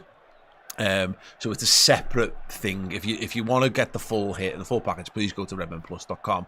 But if you're just staunchly wedded to YouTube, you can get the extra content on there. Now, I would always encourage people to go to the website because we own that and we own the technology behind it, and therefore the money comes to us. YouTube take a slice, so it's more expensive on YouTube, but it is a bit easier to watch the video content, admittedly. So I hope Greg has a fun old time with that. So yeah, there will be the post-match show. You'll be doing player ratings with me, won't you? So me and Errol post-match will be doing player ratings on Redmen Plus, again on the website or here on YouTube on the Redmen Plus videos tier. It's fucking complicated. It's more complicated than it should be. Hopefully in the new year we're going to be able to to fix that. An app, wouldn't an app be lovely? Wouldn't a Redman app be great? Don't know if it's possible, don't know how much money it's going to cost, but hopefully we can eventually get there. Anyway, Chiesa, yeah, a little overlapping run from Elliott. He's not going to have the pace to take him wide, so he's going to have to battle, and buys a throw, and well done, and does a mad capoeira flick up there, like, to see it. Someone asked as well, super chat there from Bruce, saying thoughts on Morton in midfield. Is he ready for the first team? I think he is. I don't think he's good enough for our first 11, but he's certainly, I think, good enough to be in Liverpool's squad. But the fact that he's so far down the pecking order, because we're talking about Liverpool buying a midfielder, and like, Endo barely gets a kick. Now, I think that's a stylistic thing. Yeah. So I think you can upgrade on Endo, but if you're upgrading on Endo, Morton's getting nowhere near the team. So it's and the fact that he's getting punted to right back here and McConnell's coming on at DM. Yeah, I'm not sure Slot thinks he's the one. Is the thing for me. But I think if you had to play Morton for a run of games, he could be one of those players that like grows with it.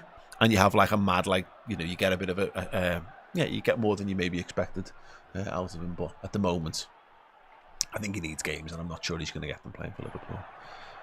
Do you like Morton? I haven't seen a great enough of him, but when I have seen, again, what we mentioned before about being technically good, he's another one of those products where he's come through and he has got that technical ability.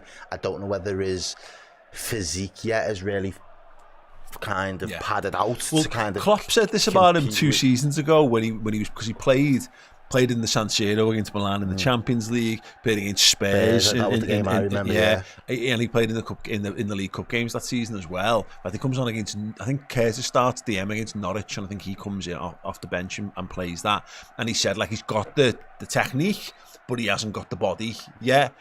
He's starting to get it because he's in his 20s now, but yeah, he's not so technically gifted that he's street ahead, so you can get away with it. Like Naoni, so technically gifted that you can almost get away with a shortfall. Yeah, McConnell was a lovely turn there.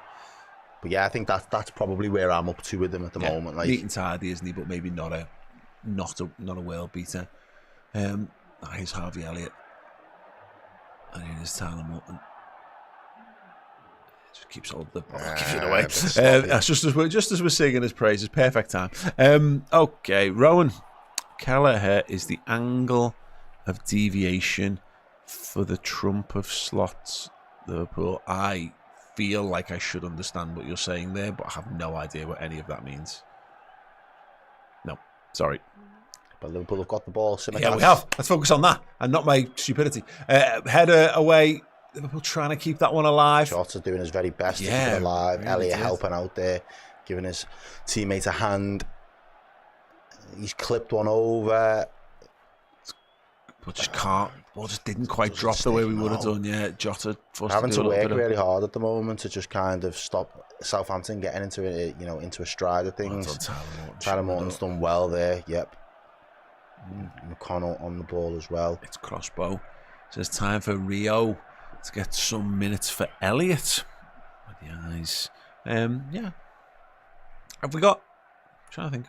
Have we got a sub left? Oh, one. Is it 5 in this as well? Yeah. Oh, yeah. We should have the one. How's he gone down? He just crashed into him. Oh, he's got knocked in the face. So left on the bench out of interest. So Jaros, Amara, Nalo, James Norris, Rio Ngmoa, and Jaden Dan. Now I can't see Norris coming on because obviously we brought Simicast on. Dan's less likely because obviously Jota's already come on, unless you wanted to put him in like a 10 or something, which I guess you could do, and put him up alongside Jota. So yeah, and Amara Nalo, maybe you could take Endo off if he's playing centre half and maybe put Nalo on just to give him a few minutes. So it's between Nalo and Rio for me. It would be exciting to see the inlet. Oh, Darwin tried to go for the spectacular. Yeah, it didn't quite work, unfortunately, but yeah, good effort. It is Naoni. He's another one actually that in terms of his performance from Trey. He's just kept it across the front three apart from going forward. He's played in the 10 left side and the right side. He's kept it really neat and tidy again, hasn't he? Like, he's not. Oh, there's a nice little ball in behind. Tyler Morton made the run. Yeah, Chiesa just switched off to it there, really. I think that was meant to initially be it. Yeah, well done, Quansah. Well done. Oh, we've Morton done well. And Chiesa. Now Elliott's got the ball, and then back to Quansah. Solid. A little update on how the momentum is going in this game. And as we talked about it, Southampton had that spell in the middle of the half, but actually Liverpool have really settled down now, and you can see actually the pressure, the momentum is starting to grow really in Liverpool's favour. It would be nice. I'd like another goal. I would, just to round it off. Yeah, I was feeling all jolly.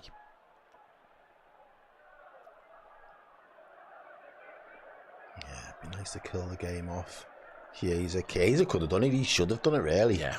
I mean, I think someone pointed out in the comments it's probably his first touch in the game, and that so in that regard, we can probably cut him a little bit of slack. But one of those cross shot situations. Yeah, some great players make those mistakes. Tyler Morton tries to take the yellow there, gets breezed past.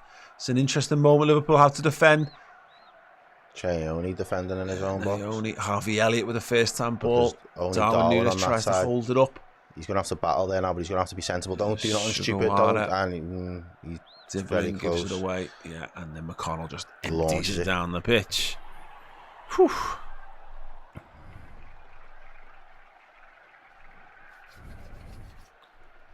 Okay.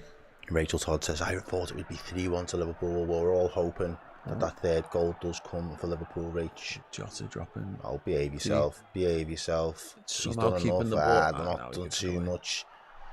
Ooh, nice little flip-flop there.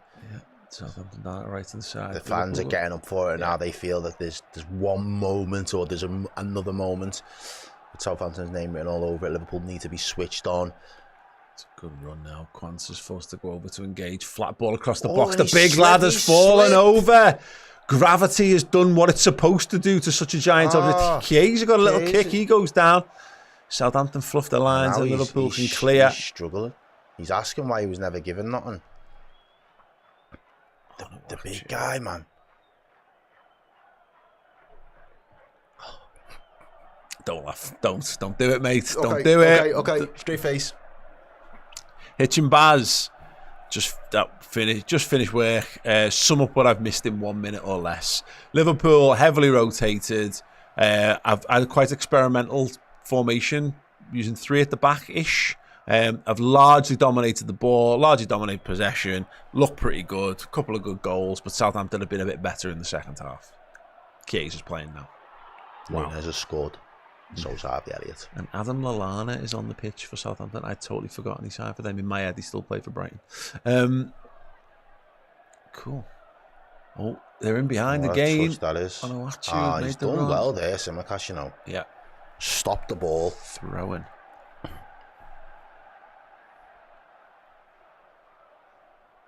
It looks like they're going to launch the ball into the box. They've got a very, very obvious target there. He's gone for. He looks Rory Delapish here. He's drying the ball, drying his hands. Everyone's going to look to bomb this one into the box. He couldn't look less like Rory Delap if he tried that. Just that, he's got a process. It's a big looped one. And watch it gets under it. Offside. Dribbling is offside, and that is a Liverpool free kick. Good one.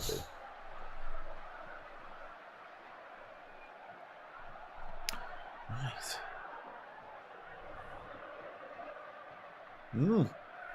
And it's Jaden Dan's who's going to be the one coming on for Trey Naomi.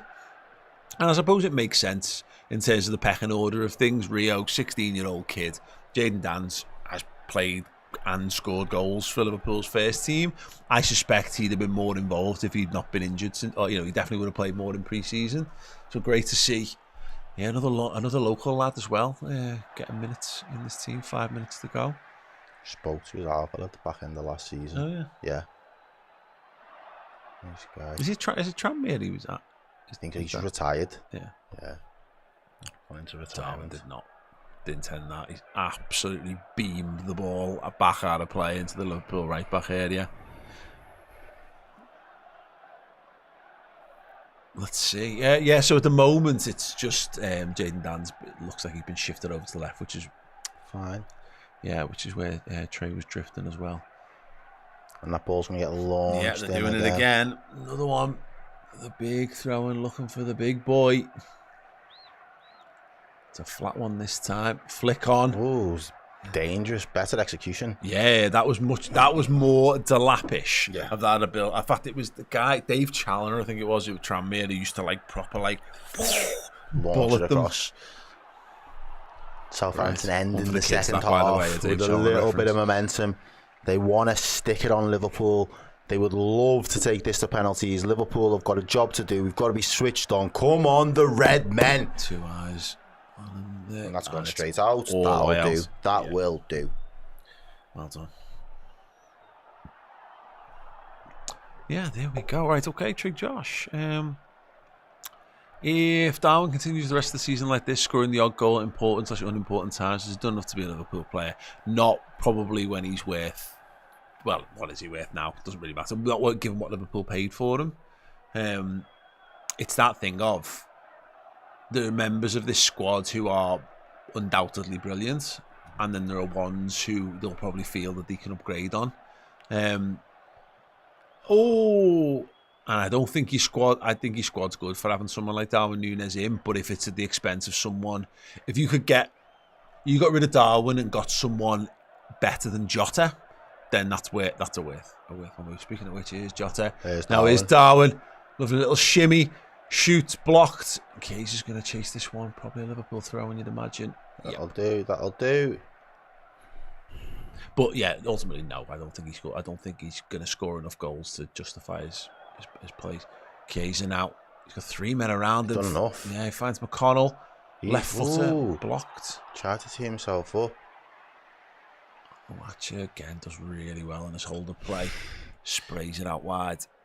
And now here comes Southampton down the right. Liverpool again good numbers back. Carabao. I don't know actually. Jaden Dan's battling with his man, but he's been gone past.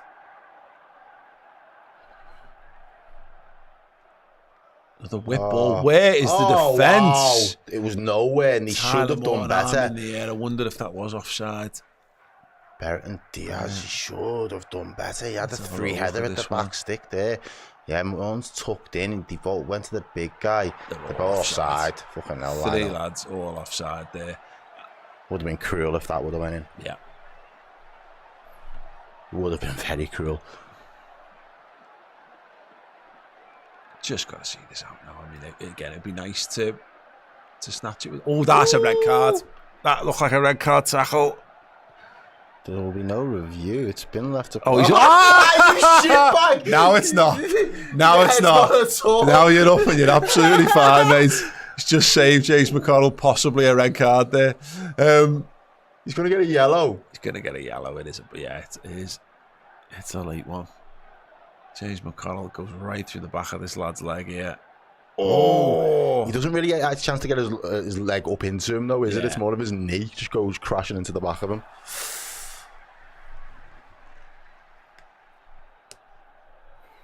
Darwin for Rashford? Are you mad? You think you'd send Darwin the other way for him? No. I'm all right, thanks. Oh, that's nice. Little move there. Jota's nice. going away with it. Chiesa. He's got space on the right-hand side. He's inside the box. Stands his man up, comes in left-footed. Yes. Oh, there's arcing towards the bottom. Again, second time deflected. Corner, unlucky Chiesa. That first strike was going in. Yeah, that was going in. He had no chance, and he knows it. He knows it. It was brilliant from Jota. Yeah. 1v1, just slows it down, then just tear a pace. It's in. And it's just got, number 6 there. Just who is it there? Bellis.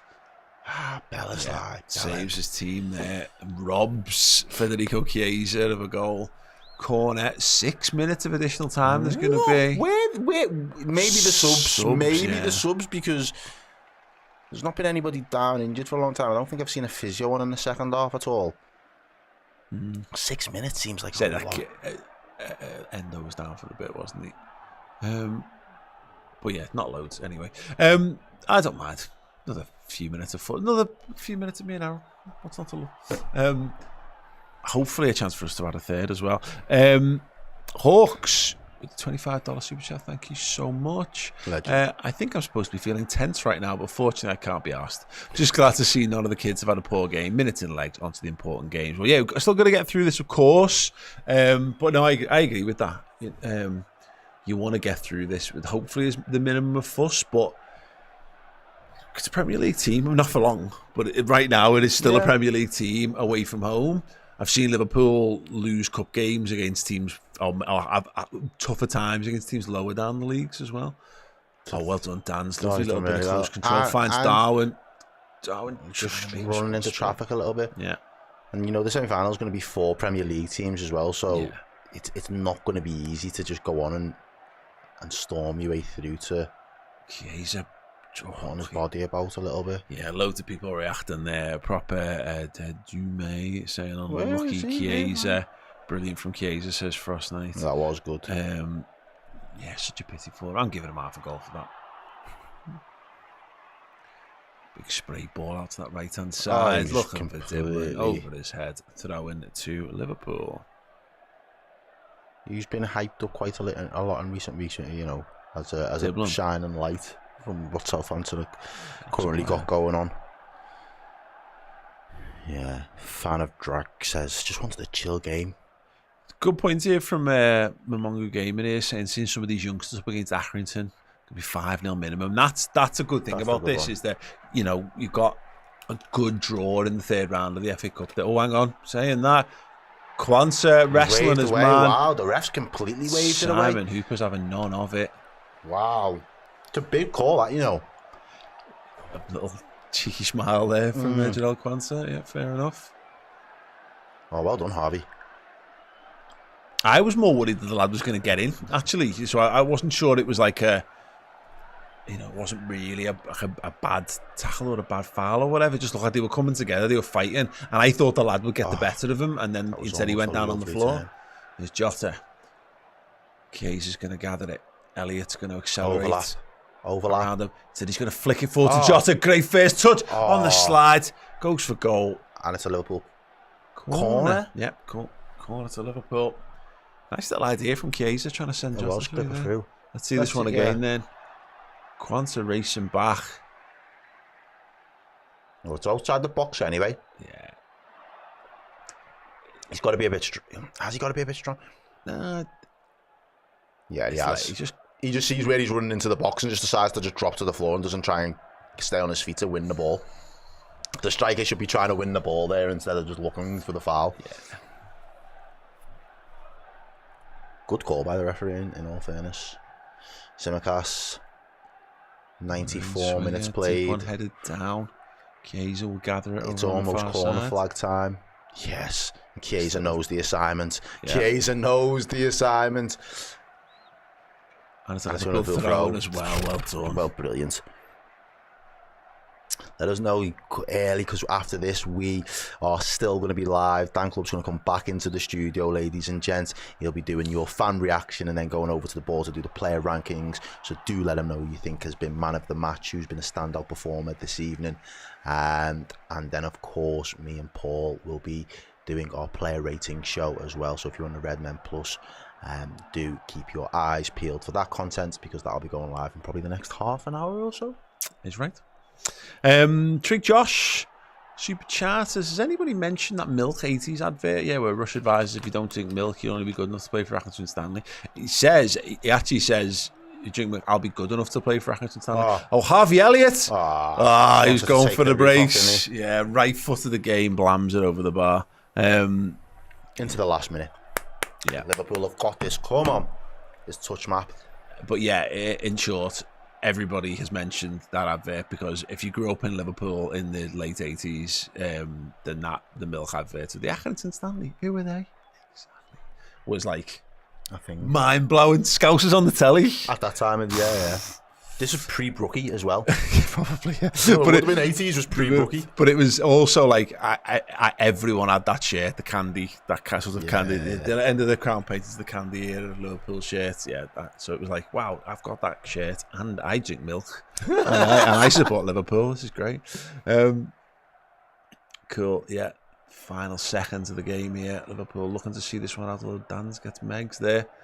Ball gets sent over. One last chance for Southampton. No. Gonna look to get this into the box. No. Gonna look for the big boy. It's flat. And that's that. Kwanzaa volleys are clear. Jota gets a touch. He's gonna look to send one for Darwin over the top. Darwin goes shoulder to shoulder. Chiesa's unmarked, mate. Can you hit him? It's Elliott. He can't. Go on. That is producer Joe fuming. And he shoots and then he shoots on balls. He did something, Joe. There was something going on. Joe absolutely losing his shit there in the 97th minute of a game in the League Cup that Liverpool are winning 2-1. Well in, Joe, I love your passion. Hitchin Baz says, given our history of giving younger players a chance in competitions like this, who would you say looks like the next homegrown hero, like Trent or Gerrard? Full time whistle goes. We'll answer that in a moment. Thanks, Hitchin Baz. There you go. Darwin will end up a little bit annoyed with himself. We'll probably all come out feeling less about Darwin Nunez because of those moments. But in reality, Errol, massively rotated Liverpool team, and they're through to the semi-finals. Again, Liverpool got a semi on. Again. 2 years on the bounce. I did say that to Steve in the chat earlier today. I was like, I hope Liverpool get you a semi on, and the missus finishes you off. And so far, part one has gone well. Mm-hmm. You'll have to let us know how the rest of his evening goes. But yeah, Liverpool have done the job, more importantly. And I think, as we said before, the team looked as if it was set up today to say, do you know what, there's quality in and amongst the ranks. We can still do a job on this Southampton team. Yep. And considering it was a big kind of wholesale changes for the majority of the team coming into the second half. He's making changes straight away. You could just see that he had belief that we was in control of the tie. And it is getting a little bit of a spanner in the works. It does fortunately fall to Southampton for them to break away and score the one goal. But once Liverpool regained control over the tie, I think it was a bit of a foregone conclusion. We was going to get over the line. Their goal, I mean, when you consider that, like, Tyler Morton is a central midfielder drafted in to play right back in the second half of that football match. Cameron Archer, good player, takes his goal really, really well. So I know I haven't got a great depth of feeling towards this football match as well. Honestly, I could take it or leave it. But as it is, we're through. Means we've got a semi-final. We know that Arsenal and Newcastle are through. Then we've got Spurs or Man United to play tomorrow. None of them would be great. You know, they're going to be tough games no matter what. So it kind of adds to the ante of the cup now. The cup have beaten one of those two teams. Well, they're real games of footy. Yeah. Games of footy to come. You'd imagine the rotation would be less, and you would have to field a stronger team.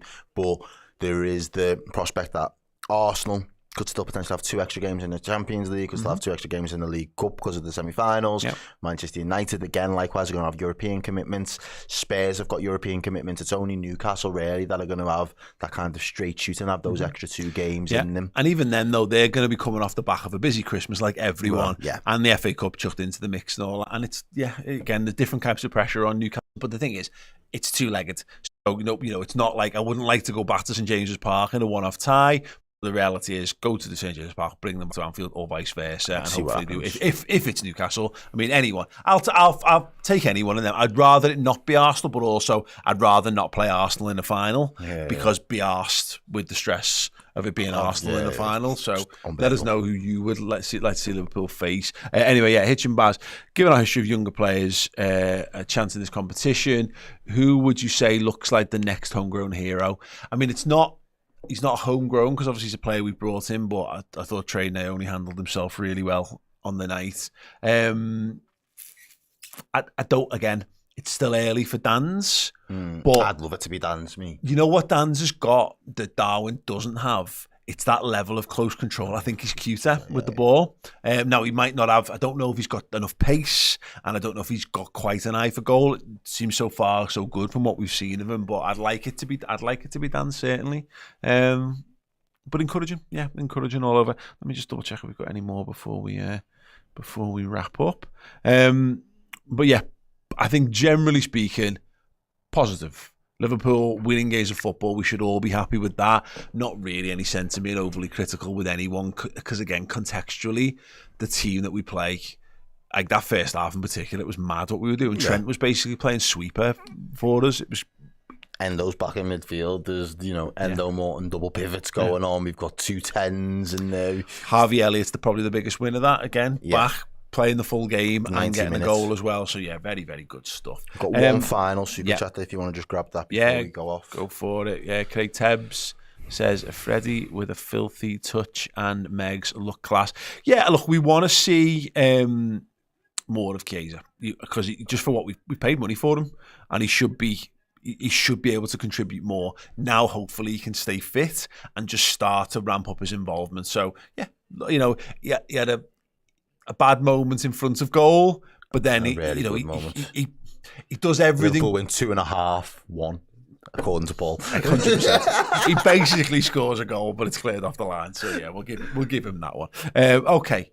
Awesome. Thank you for joining us. Stay tuned on the stream. Don't go anywhere. Dan is going to be here getting your reactions to the match. Then he's going to be doing the player rankings. If you want more from me and this man right here, Errol, come and join us on Redmen Plus. We'll be doing the player ratings podcast, looking at the ratings handed out by the major statistical sites like SofaScore, Who Scored, etc., and then deciding whether we think they're right or not. It's much better than us just giving our clean ratings because we get to abuse people like we would get abused if we just gave ours. Great fun.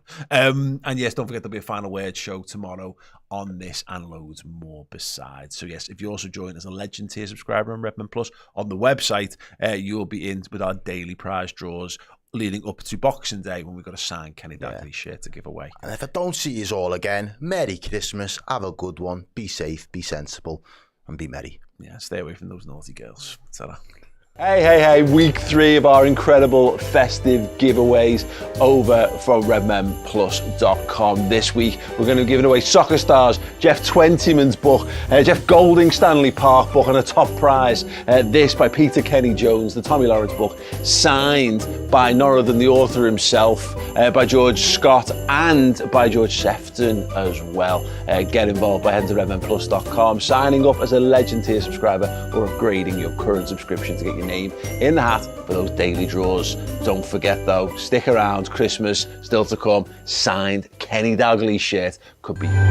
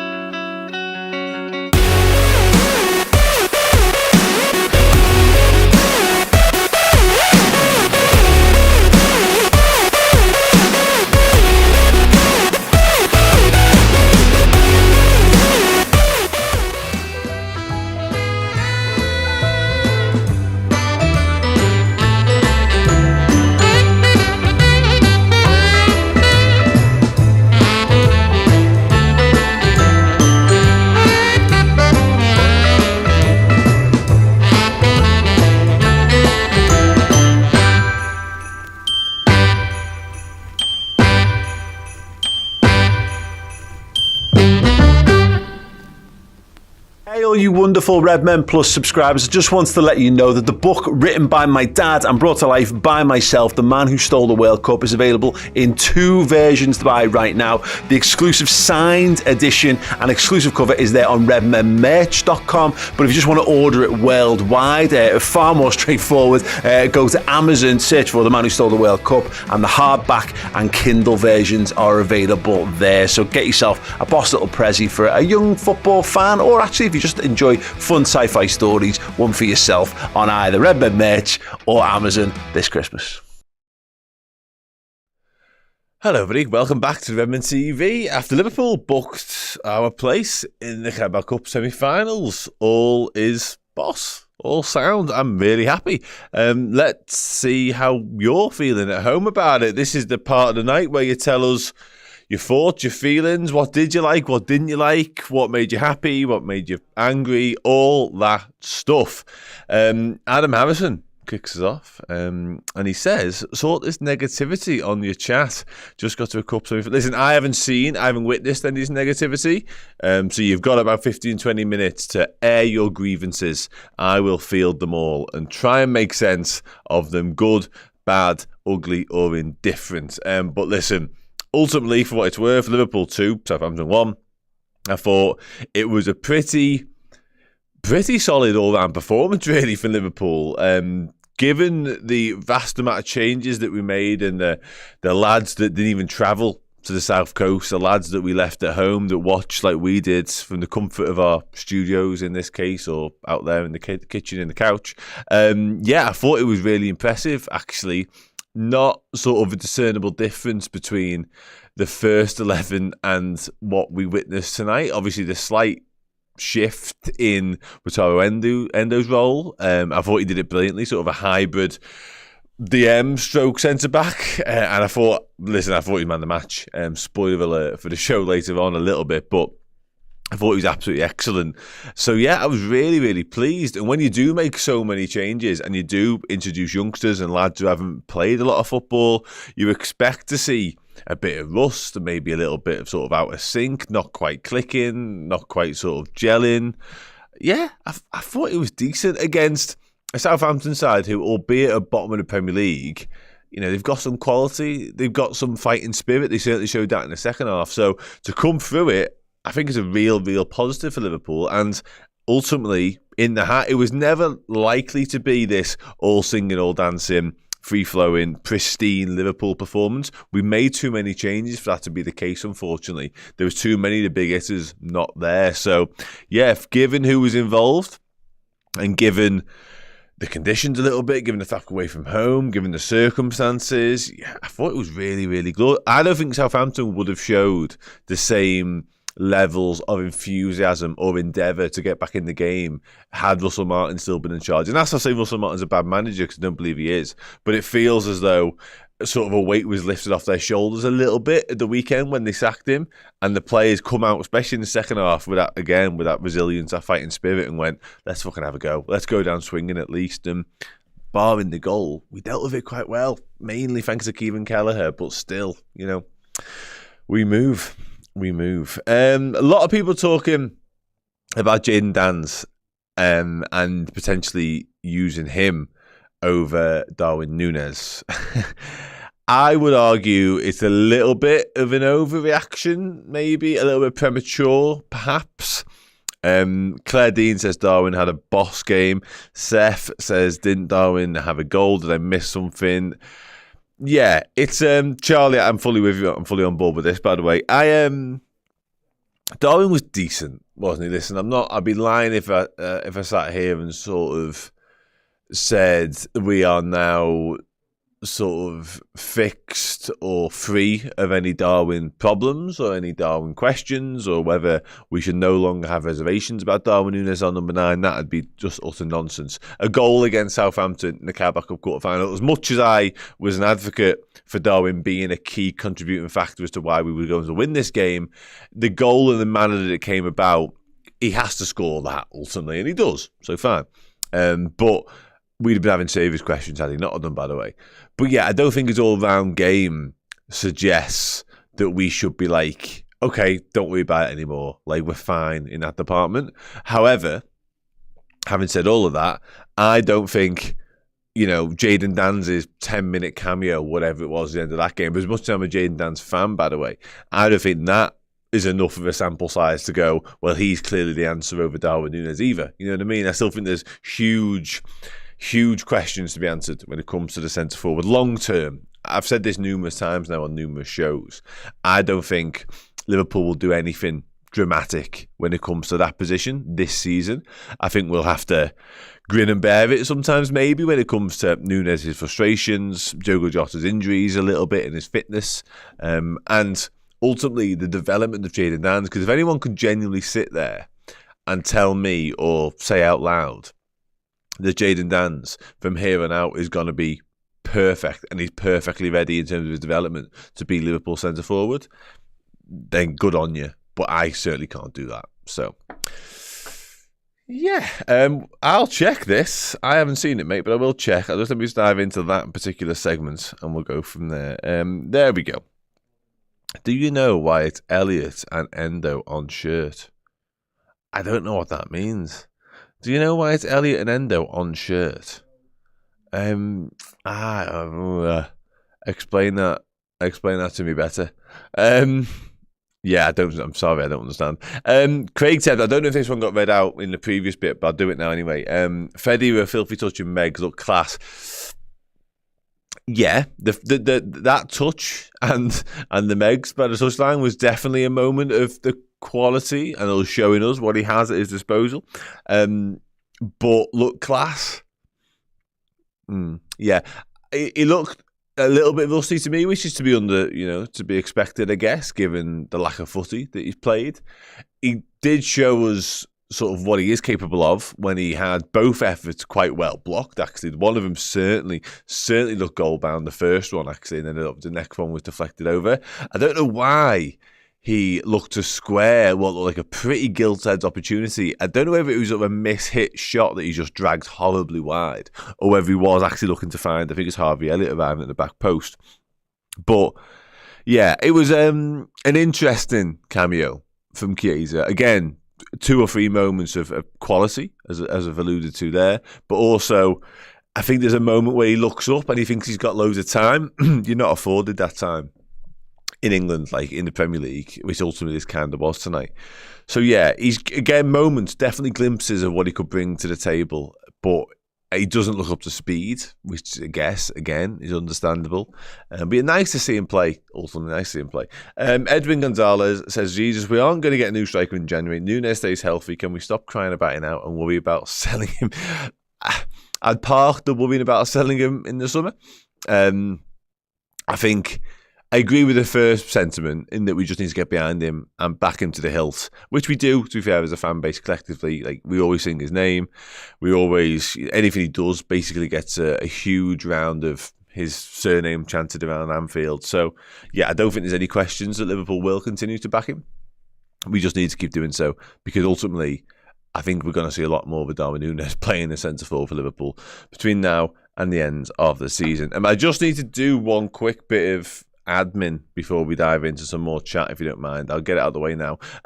Anyone who is au fait with what we do here at Redmen TV, know we do this, and there's also the website and subscribers. Our Legend subscribers are in a monthly draw for an Advent prize. Every single day this month we're giving away something. Today it is a copy of Stanley Park, the story by Jeff Golding, and I'm gonna spin the wheel right now, and whatever's name this lands on is our winner today. So congratulations to congratulations to Paul Stockel. I will be boxing that book for you in the not too distant future, my friend. Well done. Sound. Now back into the chat. What are we saying? What are we talking about it? Oh, I see what you're getting at now earlier on. I have no idea why that's the case. Like, that is semantics. I honestly have no clue. It's an interesting, so it's an interesting sort of footnote, I guess. And somebody will have the answer to that, but I'm afraid I'm not that guy. I'm not. Maybe it's a preference. Maybe that's what Endo wants. I don't know. I guess in terms of like originality, it keeps him a bit original. And just on Endo, but I thought it was brilliant tonight. Absolutely brilliant. We'll do more of the player ratings and stuff like that, and sort of the performers along the way in the next show, because that's literally what it's designed for. But yeah, while I'm on the subject, I thought he was exceptional. Took the captain's armband as well in the second half when Trent went off. Yeah, really, really pleased for him. Really, really pleased. Because I haven't been, what's the phrase? I've not been sort of disheartened or disappointed by the lack of footy that he's played, because we've been winning games of football. And Ryan Gravenberch have been doing such a good job in there. There's been no sort of outcry for Wataru Endo to play games, but I do really like him, and he showed tonight what ability he's got, but also he showed sort of his professionalism this season in particular. Every time he's spoken, because he's been asked about it a few times, certainly when he's been away on international duty, and he just says all the right things in terms of like, no, I'm going to stay, I'm going to fight for my place. Whenever I'm called upon, I'll give my best. I've been really, really, really pleased with how he's handled this whole situation. Didn't expect anything else, because he's been around the game for so long now that he was never likely to sort of kick up a fuss and kick his, throw his toys out the pram and all that sort of stuff. But yeah, I was really pleased for him to get his performance tonight and play the way he did. And Claire, spot on. He was probably... Harvey Elliott got man of the match on the telly, and obviously Nunez scores the goal. Elliott gets his goal too, but Tyler Morton is probably my second favourite performer from that, and they fall under a similar bracket, really, Endo and Morton, albeit at different sort of spectrums and ends to their career in many senses. But in terms of the patience and potentially the frustration they've had this season by just waiting in the wings, Endo, because again, he's 30 and a bit, he's played a lot of football, senior football throughout his career. He's Japan captain of Stuttgart before he came. He will want to be a leading role, a leading character in a football team somewhere, certain of it. He isn't that now at Liverpool. Has it mattered? No. He's just gone about his business. Brilliant when called upon. Tyler Morton, in a different way, is 2 loans deep now, and 2 very successful loans. I think Hull and Blackburn the past 2 seasons, of playing 40 odd times, both times around.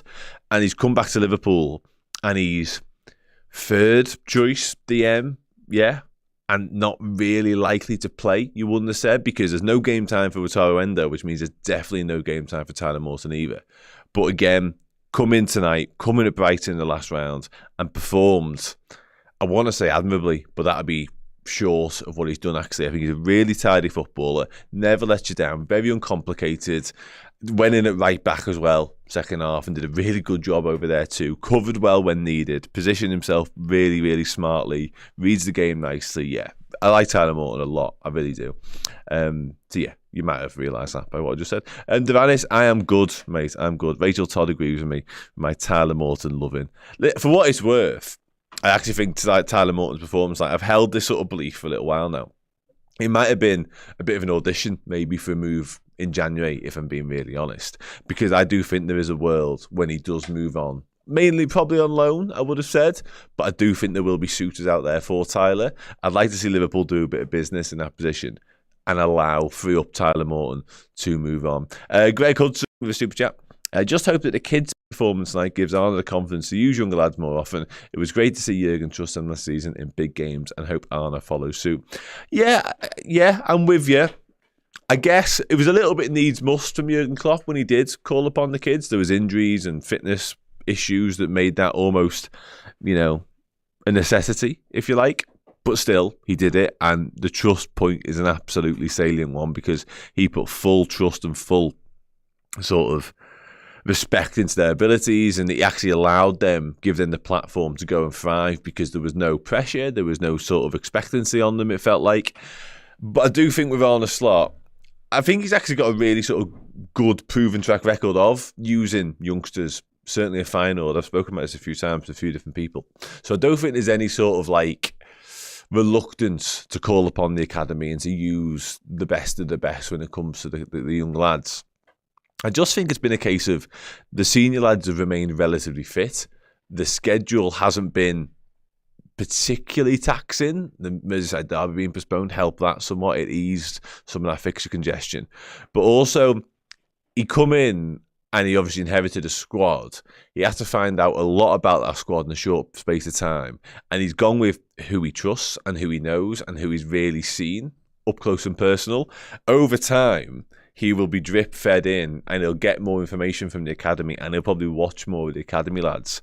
And over time, he'll probably look at Trey Naoni, Jaden Dan's now he's back fit, others, and go, okay, I know you can come in and do a job for me. So I can foresee a world wherein over the next 6 months or whatever, and especially next season when he's got a full picture of what his entire squad looks like, where we will see more of the kids. That's my hope anyway, because again, we've witnessed this tonight. Trey Naoni was brilliant. Nearly got 90 minutes, brilliant. There's a lot of talent there, and there's a lot to be excited about there. Pam asks, is the draw directly after the Spurs game tomorrow? I believe it might well be.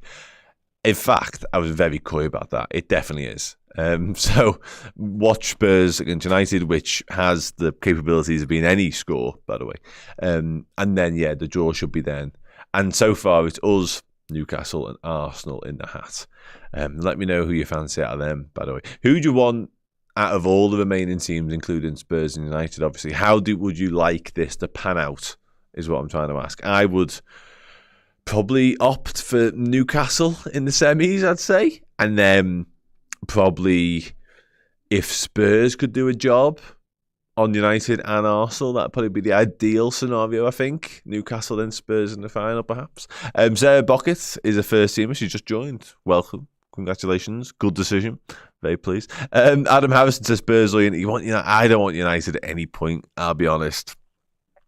A lot of people, Spurs are a dangerous side, don't get me wrong, but the anxiety and the issues, it was the same in the FA Cup game last year when we played them, and we got beat by them obviously late on.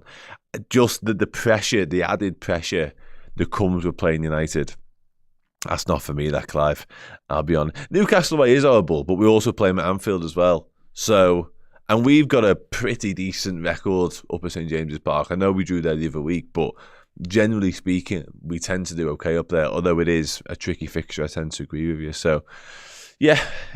Merck Hare says, Endo was massive tonight. I'm glad for him. Samurai captain. Nick T, no, I think avoiding Arsenal at all costs is probably the answer, regardless of whichever way you shake up the others. But yeah, James Lim says United in the semis and then Arsenal in the final. Are you mentally ill? Are you sick in the head? Oh, God. Rachel Todd, I'm going to the Spurs game on Sunday. Enjoy that. The semi-final is 2 legs. 5th of January, 7th of February, I think. Don't hold me to that, Claire, but I'm pretty certain that is the case. Matt Banner says we need to sign Isak for Newcastle and no issues. No, that's absolutely right. Weaken the opposition. That's not going to happen. As good as Isak is, Liverpool will be signing him. Lots of reasons. The money, probably, but also the fact that the injuries are a problem for me with Isak. If you could guarantee me he stays fit forever, then yeah, I don't really care about the money at that point. But Adam, exactly this, really, mate. As good as he is, once again, you people, there's something wrong with some of you people. You know, the Vanish wants United in the final. God. James Lim says it would be good to stop Arsenal from winning something else by beating it. Yeah, I'm with you. But you really need the stress of that game. Plus, let's be honest, Arsenal are the best of the rest when it comes to this competition right now. As much as they're not pulling up trees, really, in terms of their form, and they were wobbling a bit tonight, obviously they only just about scrape over the line, really. Gabriel Jesus as well, by the way. Who saw that coming? But yeah, you don't want Arsenal. You don't want anything to do with Arsenal, I'm sorry. And tomorrow night, mate, is the draw. Tomorrow night. Newcastle, Liverpool. Yeah, that is, yeah, I get that. Listen, whichever way that falls, I guess if Spurs beat United, we play Spurs maybe in the semi, and then, yeah, Newcastle beat Arsenal. That'd be fine. I could live in that. I could live in that scenario. You'll be glad to hear. Right, we're going to dive onto the Twitter chat right now to see what people over there are saying. And then we'll finish off here. Then I'm going to do the player rankings. And then we can all go home and enjoy the rest of our evenings. Let me just get the post. There it is. I found it. Say enjoy the rest of our evenings. It's definitely bedtime. Craig Everington says 45 for Chiesa. He looked on it, didn't he? The differences in opinions on Chiesa's 45-minute cameo today are never been more disparate. Like, they are wild. Different ends of the spectrum entirely. Fascinating. He then goes on to say, no injuries and some minutes for the squad. All round, you've got to be happy. Yeah, I like that. I like that no injuries point. But I also like the some minutes. And I do think that was, we touched on it earlier on, before the game kicked off. There was a genuine opportunity tonight to sort of have the perfect night, by which I mean you do get some important minutes into some people, Chiesa being one, probably McAllister's probably the other one. You can rest some others, and you get through, and you blood a bit more of the youngsters. And as it panned out, it was pretty much a perfect storm of all of those things. So yeah, happy. Dean Foley says, Quanta is very lucky there was no VAR there. That said, I'm happy for Elliott and Mawson tonight. Both brilliant. I do quite like Chiesa too. On to Spurs. Can't afford to drop points there. No, absolutely cannot. Phil Kennedy, if I'm honest, I'd still rather be out of the competition. No pleasing some people. It's okay as long as they continue playing this team or similar for the remains of it. We just need to concentrate on the league and the CL. I think it will be something like this team. I think, off the top of my head, I imagine it was like 7 or 8 changes from the weekend tonight. Maybe even pushing towards 9. Somebody might know the facts of that in the chat. If you do, let me know. But yeah, I don't think it'll quite be as dramatic as that moving forwards. But maybe sort of like 5, 6 for the semis potentially, which I think's fine. And it might depend on the draw, to be honest, because we get Arsenal tomorrow night in a Carabao Cup semi-final doubleheader. You can only probably play like 4, 5 tops sort of changes for that game because, yeah, ultimately, I think Arne Slot wants to win the cup. I'll be dead honest. I think he wants to win the cup, and I'm with him. Kevin says, was Robertson a one-game ban? Yes, it was. Pam Donald does not want Newcastle in the semi. Yeah, it's a fair point. I just read the final. Yeah, you probably bang on the money there. Is both semis played the same day? I can only assume you mean like both games as opposed to we play whoever and then we play them again like 2 hours later. I don't know. I think so. I've only seen 2 dates. Excuse me. Which is the 5th of January and the 7th of Feb. So I can only imagine they're all on the same night, yeah, which, you know, is good, I guess. Joanna Larissa wants to go for it all. Yeah, I'm with you. I don't pass up opportunities to win stuff at all. Like, I'm big, even in my own sort of sporting background. I would not just throw away a chance to win silverware. It's not my style. Not my style. Yeah, some trip. Yeah, I don't know. Pash Dave says, really not fussed about this cup. Give me the league. Yeah, we all want those things. Listen, I want to win the Premier League and Champions League more than I want to win the Carabao Cup. I shouldn't need to say those words out loud. That's self-explanatory, obviously. But I think I said it earlier on, but anyone who wasn't here, like, you can fast track your way to silverware with the Carabao Cup, and it can be sort of the springboard and the sort of the benchmark, if you like, for what this squad is all about. And if you can do it in a really smart way and be clever with your team selections and do stuff like you've done tonight, which is, again, get some minutes into some legs, rest 6 or 7 of your big hitters, and by rest I mean leave them in Liverpool, then, you know, more power to you for doing it. It's the ideal way of winning the Carabao Cup, and what we're doing so far, and we've got all the way to semi-finals by doing it, by the way, and given the potential Final Four, we're the best team out the lot. Let's be honest, we just are. We've got the best squad out the lot, we've got the best quality out the lot, we've got the best manager out the lot, so why not try and win it? You know what I mean? Like, that. It might just be me, I don't know. It might just be me.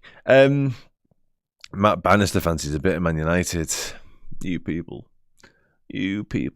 you are wild, you people. Charlie Leo says, I think for the players want to develop preferred choices, Spurs. And yeah, exactly. Either way that falls, I think Spurs and Newcastle are ideal. Because although United are probably worse than both of them teams, to be honest, that adds a whole new level of trepidation and a whole new level of sort of complication to that fixture because of what it means to the players and to the fans. So I'd rather avoid that if possible. Arsenal are very good despite their failings in recent weeks, so you don't want that, and that just adds a whole new level of sort of the strength of squad you've got to go with, I would suggest. You could probably rest 1 or 2 more players if it was Spurs and Newcastle. If it's Arsenal, that said, the desire of Spurs and Newcastle to win a trophy is probably heightened compared to Arsenal, because they'll have their minds and potentially their hearts set on Premier League or Champions League glory, as stupid as that may seem, or as far-fetched as that may seem. Sound.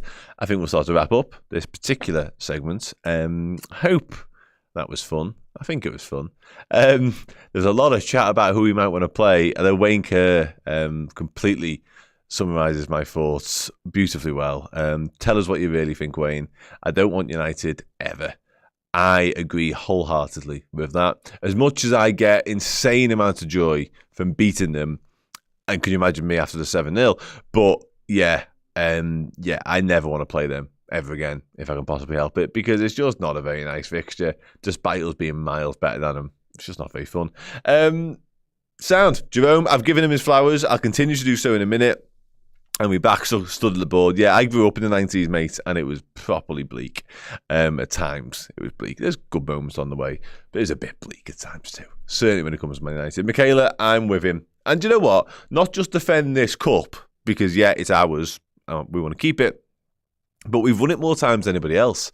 Like, we've got it 10 now. Let's do it again. You know what I mean? Like, why not? This football club is built upon winning silverware. We sing from the hilltops the fact that we are the most successful team in English football. That is done by winning trophies. Doesn't matter what shape, size, stature. Yeah, the Premier League holds more weight than Carabao Cup. Obviously, Champions League, etc., etc., etc. But win cups, just win them any way you can. If there's an opportunity to win a cup, go and do it. Anyway, I spent most of my morning speaking to some Liverpool legends, by the way, and they won a lot of silverware, and they would not turn their nose up at an opportunity to win anything. A coin toss, let alone an actual bona fide major honour. Anyway, that'll do for me. That's this part of the night done. I say it every single time I sit here, but I'm going to hammer it home once again. The next bit of the night needs you more than ever. I need you anyway. I just need you. But the next bit of the night, when we rank the players from Boss Sound to your message, it's absolutely imperative that you join me. Otherwise, I'll look even more ridiculous than I do normally. So come and join me for that. I've got a membership before I leave. Driving back, let's win another trophy. Love from Greg, Ben and Reese. Thank you very much. Oh, it's Luke. Didn't even see who it was. How are we, lad? You okay? I'll see you very soon, I'm sure. Nice one. Yeah, come and join me for the next bit. You as well, Luke. I'll see you there. Hey, week 3 of our incredible festive giveaways over from redmenplus.com. This week, we're going to be giving away Soccer Stars, Jeff Twentyman's book, Jeff Golding's Stanley Park book, and a top prize, this by Peter Kenny Jones, the Tommy Lawrence book, signed by none other than the author himself, by George Scott and by George Sefton as well. Get involved by heading to redmenplus.com, signing up as a Legend tier subscriber or upgrading your current subscription to get your name in the hat for those daily draws. Don't forget though, stick around, Christmas still to come. Signed Kenny Dalglish shirt. Hey all you wonderful Red Men Plus subscribers, I just wanted to let you know that the book written by my dad and brought to life by myself, The Man Who Stole the World Cup, is available in 2 versions to buy right now. The exclusive signed edition and exclusive cover is there on redmenmerch.com, but if you just want to order it worldwide, far more straightforward, go to Amazon, search for The Man Who Stole the World Cup, and the hardback and Kindle versions are available there. So get yourself a boss little prezi for a young football fan, or actually if you just enjoy fun sci-fi stories, one for yourself on either Redmen Merch or Amazon this Christmas. Hello, buddy. Welcome back to the Redmen TV and your player rankings show after Liverpool beat Southampton 2-1 to reach the Carabao Cup semi-finals. Darwin Nunez, Harvey Elliott with the goals, and generally speaking, pretty decent display. Yeah, a pretty decent display. Said it a moment ago over there. I think given the amount of changes that we made, given the amount of big hitters and sort of regular stars of the show for Liverpool that didn't even travel to St Mary's to face Southampton tonight, I thought it was a pretty decent display really from the Reds, and given it was a second string side with a little bit of a makeshift lineup going on with Taro Endo doing like a hybrid midfield centre half display, yeah, good, very good, and yeah, job done, into the hat. Let's see what happens tomorrow night. Let's see who we get, but before all that, it's player rankings time. This is the part of the night when I genuinely need you. I pick up a player's face behind me, I look at you, and you tell me where to put him. Basically, that's how it works. We have a little chat about it as well along the way. But yeah, let's do this, shall we? Kevin Kelleher. Back in the side, back in what he might believe is his rightful position as Liverpool's number 1. But yeah, I thought he was really good, actually. I don't know if he could do much better with a goal. I've seen the question asked just there. I just think it's a really good finish, to be honest with him, Cameron Archer. I think there's question marks around some of the defending and the fact we allowed him to cut back and get a pretty clear shot away. And obviously, again, all credit to Archer for the finish. I think it's not quite right out the top drawer, but maybe the one just below it. But yeah, Kelleher, if there were some sort of reservations, if there were some sort of like, oh, maybe couldn't he have done better for that? I think we stopped talking about it when he made that save a few minutes later from Fernandes, which, speaking of top drawers, was right in there. And it was in there, like, still in his package as well. It was phenomenal. So, yeah, pleased for him. Once again, very pleased for him. James says, boss. High sound, low boss. We've got a sound for Muddy, boss. Lots of high sounds and bosses. Yeah, I tend to agree with this, to be honest. Kelleher, boss from Rachel. High sound, sound. Yeah. Good. I'm happy with that. I'm happy. I think I'm going to border. We got a lot of boss and a lot of sounds. I think I'm going to border sort of that, to be honest. Mainly because of that save. And that's when the game is on a knife edge a little bit. Like, credit to Southampton, I said it before, but they had a go. Like, they really had a go second half. They didn't die wondering. I think it was such a subdued first half performance. It looked like we was going to coast to victory, and it was never really going to be sort of treacherous, or we're going to have to get a second gear, really. But then they went up a level or two, just in terms of their efforts. They just didn't really lay a glove on us first half at all. But just in terms of their actual desire and want to win the game, it caused problems for us. But yeah, I thought we dealt with it pretty well, all told. Again, given the fact we made so many changes. Trent, captain. Trent Alexander-Arnold, there and played, somewhat to my surprise, if I'm being honest. I did not expect Trent to be anywhere near this game tonight, I must admit. Kat says Trent was sound. Quadbot says Keller lived like he'd never been away. Yeah, he has this, he's a top-level goalkeeper, ultimately, isn't he? Let's not beat around the bush. He is a number one in waiting somewhere. I seen he was linked to Leeds earlier on today. And with all due respect, Leeds are a massive football club, by the way. I'm not going to even argue that with anyone because they just are.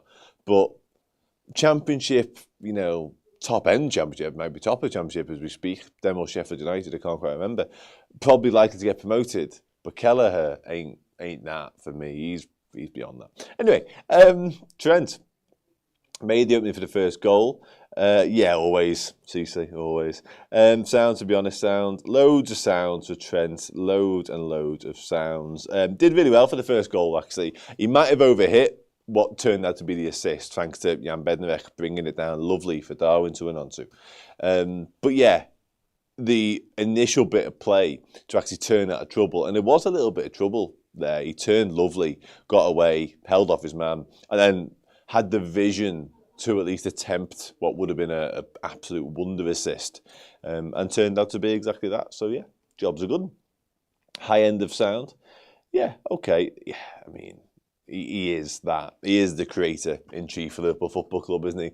Whatever you think of him, and there's loads of discourse, there was loads of discussion around him after the weekend, but he is some footballer. Like, I don't care how people feel about him right now. Ultimately, you're entitled to your opinions, but when it comes to actually football,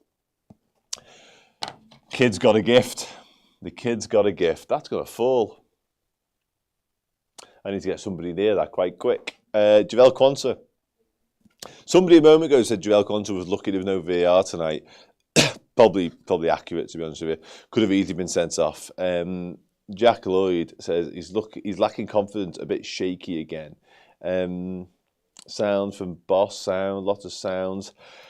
There is definitely something missing with Javel. And I think it is that word confidence, actually, because he was so assured last season. And I know there's a couple of errors, here and there dotted about his campaign. But over the course of the season last year, he must have played, top of my head, 25 towards 30 games, I would imagine. And I don't really remember a time where I felt nervous that Javel was playing in that entirety.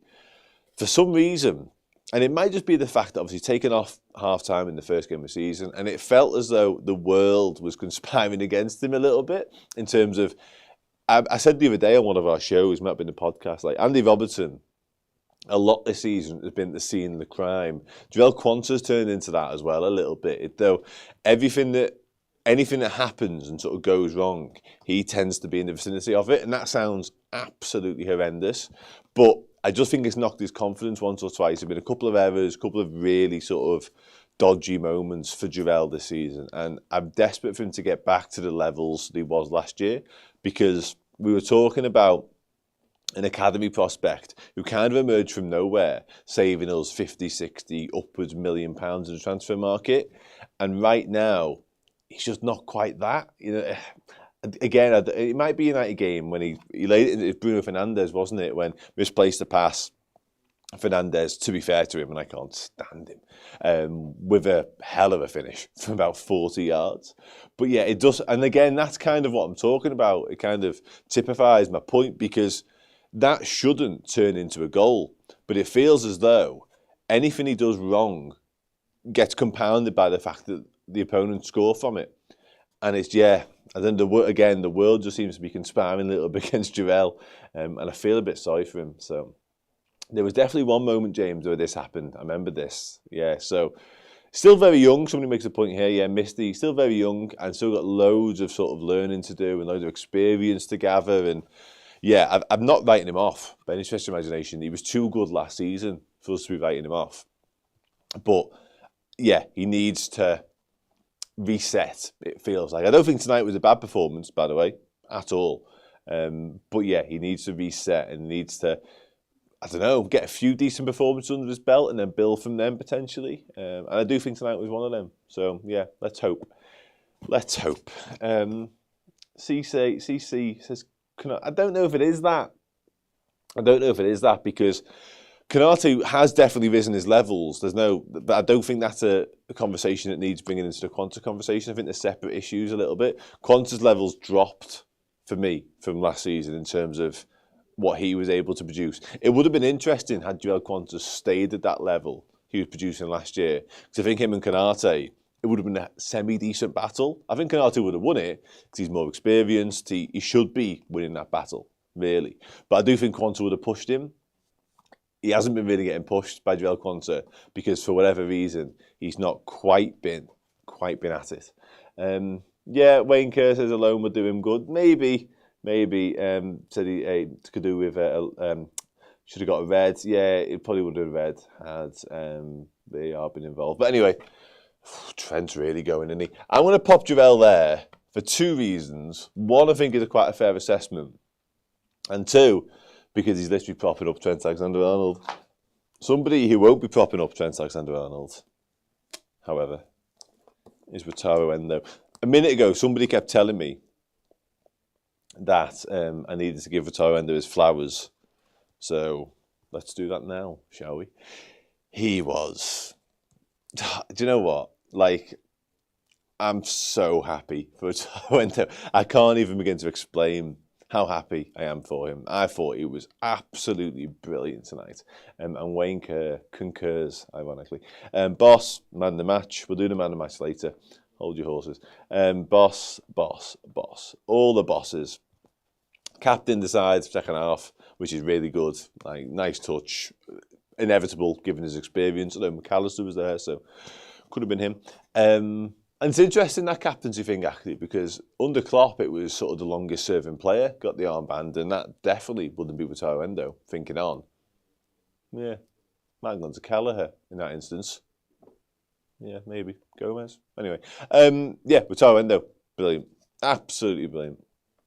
I thought he was, and it was in such a unique position as well. And I know he's played a lot of DM and he's played a lot of centre-back, but I can't imagine he's sort of amalgamated the two very often in the same game. But yeah, warrior-like is kind of the way of putting it, but he's used to the ball, his defensive stuff, yeah, sticks that gum shield and goes and wrecks opponents. A couple of big tackles in there too. Gets a couple of whacks in the mouth, so the gum shield comes in handy. Yeah, stupendous is used a minute ago. Yeah. Boss. Yeah. Listen. Yeah, maybe you're right, Dom. Maybe you are right. I'm going to struggle to argue against that tonight. Give me a few hours, like the morning, and we might have a conversation about it. But for now, I'm going to struggle to say anything negative about Wataru Endo. So I'm going to leave it at that. I'm going to pop him right there. Bear in mind, by the way, that if you're not happy with sort of where it is in terms of height, do let me know that too. Joe Gomez, left back Joe Gomez, running it back like it's 23-24 all over again. What do we think about Joey? Pretty good, ultimately, wasn't it? What we saying? We are saying sound from Matt Bannister. I could just stop with that, to be honest with you. I don't think his performance needs dissecting much more than that, if truth be told. And I'm ever so slightly losing my voice, which is a concern, given what I do for a living. But we move. Ain't nobody like him. No, that's also true. High sound, lots of sound. A boss there as well. We've got high sound from Kevin. Freedom Journey says low boss. Are we straddling again? Are we straddling like that with Joey? I don't hate it. And he had the difficult task of trying to stop Tyler Dibbling, who I do really like, I must admit. Far from the finished product, like far from it. But there's something there, isn't there? There's something there. Speaking of being something there, Tyler Mutton. Tyler. Jack, I wish he would score. Yeah, you'd be wishing for a while, mate. You'd be wishing for a while. Yeah, I think, I've said a minute ago, somebody was crying out for me to give Wataru Endo some flowers. I think this kid deserves at least a couple of roses. I thought he was brilliant, honestly. And similar to Endo, in so much as very much on the periphery, very much waiting in the wings, very much, the forgotten player in a lot of senses when it comes to DM role and when it comes to just being part of the squad, really. I thought, and also, like Endo, asked to play two different roles tonight. thought he was brilliant. His covering once or twice was pinpoint. His positioning and his sense of where to be and where to be at the right time, excellent. Deals with the ball lovely, very uncomplicated. I've used that word a few times when I describe Tyler, but it's kind of my belief in him. Just keeps it ticking over, doesn't do anything fancy, very tidy. Yeah, I like him a lot. I really do. And it's almost a shame that he's not likely, Regan says underrated, he's not likely to get a look in beyond the Carabao Cup. The Accrington Stanley game in the FA Cup will likely be another one for Tyler. I've got a hunch that might be his last game for Liverpool this season, and a loan might follow it, potentially, because you'd keep him around for the Accrington game, wouldn't you? Because why not? But yeah, honestly, I'm really pleased for him. Really, really pleased for him. Yeah, so straddle Boston sound. I'm going higher than that for Tyler. I'm going to be dead honest with you. I thought Morton High Sound saved Quanta a few times. Yeah, I was honestly delighted with him. I was. I don't think he's even a straddler. I think he's a full-blower. I do. So yeah, that's me for Tyler Morton. Alexis McAllister, he looked tired coming off. I know Alexis kind of always does. Bright red cheeks, but he looked knackered. Yeah, what do we think of his performance? So, just good to have him back, wasn't it, really? I don't think he sort of shone necessarily. Nearly scored in the first half. That would have been a lovely goal. First time finishing to the near post. Good save, to be fair, from McCarthy. Would have been nice. You think Endo is overrated? What do you reckon, chat? Get him, chat. High sound. Maka was sound, says Lucas. Yeah, I tend to low soup. Am I missing something? No. High sound. Yeah, I'm happy with sound. Etsam wants much more, really, with Alexis. I don't think this was a boss performance from Alexis. I think this was a performance of a man who hasn't played for a couple of weeks, just got back up and running, did his job pretty well. You know, probably the general in that midfield, really, when you consider he was alongside Tyler Morton and Harvey Elliott. But yeah, brilliant footballer. One of my favourite footballers for Liverpool.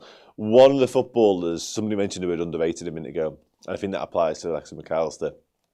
Isn't always the shining light, isn't always the one who grabs the headlines, but just goes about his business and very, very rarely has an off day.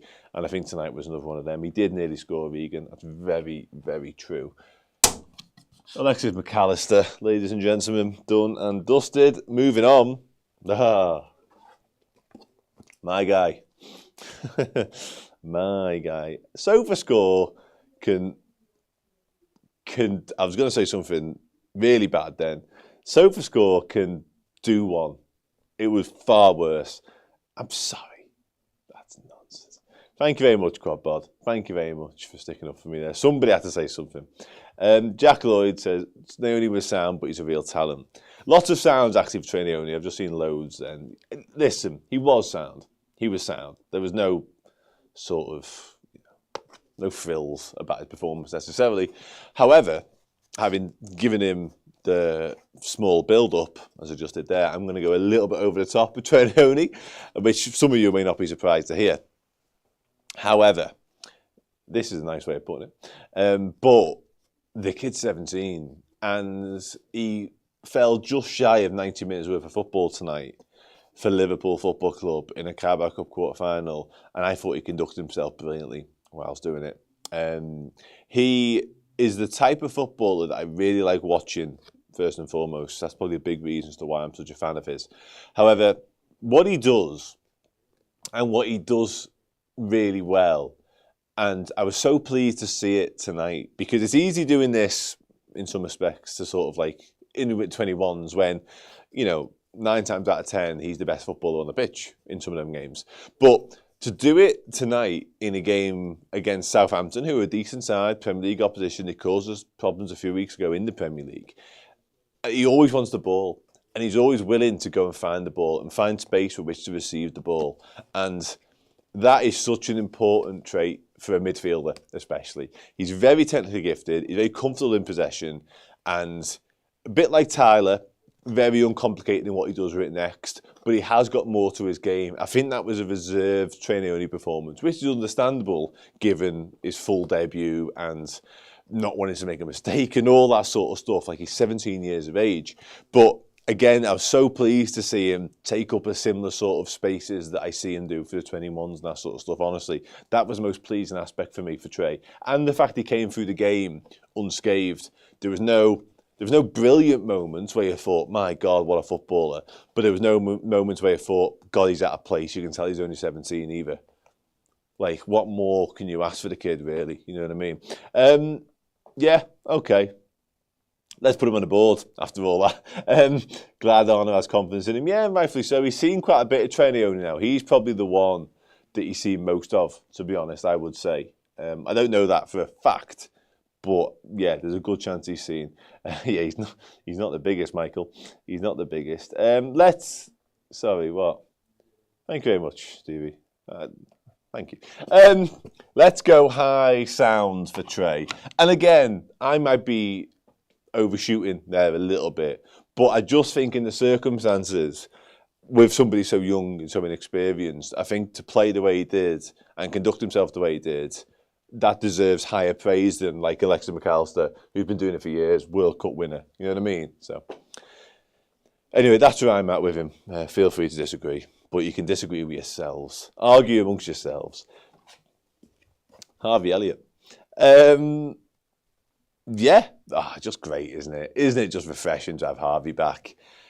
Just such an intelligent footballer. Like, really, even the goal he scores is really intelligent. The positioning and the time the run, and to be fair to Codiapo, the slip ball as well. But yeah, just nice seeing Harvey back and impacting games, because he's got this knack of doing that. Ultimately, it's very rare you see Harvey Elliott go through any performance or any sort of role and not have a say, you know. And again tonight he does it. I know he got man of the match on the telly. It might be, you know, that might not quite be it. I don't think we're going to give him man of the match in a few minutes, but yeah, really good, really, really good. And again, just having him back and having him available to call upon could be really important. I think it could be really, really important. Little boss man of the match from Nick. I'll say that. Liverpool through and through. Yeah, absolutely he is. That is very true. High sounds. We got a boss from Awesome. Boss, but on the wing you were missing. I still maintain I don't think he is an out-and-out winger, to be honest. And this is kind of a point. It felt as though that's been one of the major frustrations with Harvey's injury for me. Not just what it means we haven't got in terms of the squad profile and what we haven't got to call upon. Somebody who can take up really interesting positions, and positions that for a defender are a nightmare, or a midfielder for that matter, because you don't want to go into those pockets with him, but he makes you because you've got to. But he has got the ability to sort of just make things happen, and especially against teams that bank up, like Southampton did a little bit tonight, you can be that sort of jack in the box, that additional threat, that X factor, if you like. And I think the finish tonight actually with his right foot, by the way, and I'm aware it takes a big old deflection, but I've not seen Harvey Elliott strike a ball that cleanly with his right foot ever in my life, I don't think. And even the attempt to get it back across and into that far corner is the right one. So yeah, I'm pleased. Yeah, I do think he would have had a much bigger role to play had it not been for injuries, obviously. Low boss from Jesse, Harvey boss. I don't mind it. I don't mind it either, my mate. I think somewhere like that alongside his mate, Tyler Morton, makes sense for Harvey. Where am I now? I am at... hey. Ha. Looking forward to this one. I'm going to let the chat do the talking for just a minute when it comes to Darwin. Scored. There was a deflection, Luke. Yeah, absolutely there was a deflection. No two ways about that. Kat says high sound. Matt Bannister says boss Darwin, we love you. Misty also thought Darwin was boss. SF says sound. Sound got his goal. Sound from Rachel 2. High sound, low boss. Okay, I like you guys. You're being very positive about Darwin. He needs his own category. Okay. Not good enough, says Michael Lee. Low sound from JC. Worked his socks off from Stuart. And high sound and cut time. High sound, his movement is class. He makes stuff happen. For me, he's not the out-and-out striker we need, but he works so hard and he scores. Yeah, okay. There was a 3v2, I think, for Liverpool, yeah, and we didn't execute it very well at all. We could have potentially been further out of sight had we have done that. Jesse said he took his goal well and put it in the shit. Yeah, he took his goal. If he had missed that, Jesus, I would not like to have seen the reaction had he missed that. Baldwin, no comment. If I speak, I'm in trouble, because you know what, you've been quite positive about Darwin. And listen, Charlie, I'm pleasantly surprised. Wayne Kerr says Saudi's frustrating. Okay, let's put him on the board then. Let's put him on the board. Yeah, Stevie, I wouldn't have been. Twitter would not. Yeah, that is a good point, Jack. By the way, he shut up, and you know what? And he knew as well. He only knows about 50 words in English, Darwin Nunez, right now, and I can guarantee you now, about 6 of them are "You're just a shit" Andy Carroll. 6. That was good, wasn't it? He knows them. He understands them fully, because when he hears them, he has this inbuilt ability to score moments later.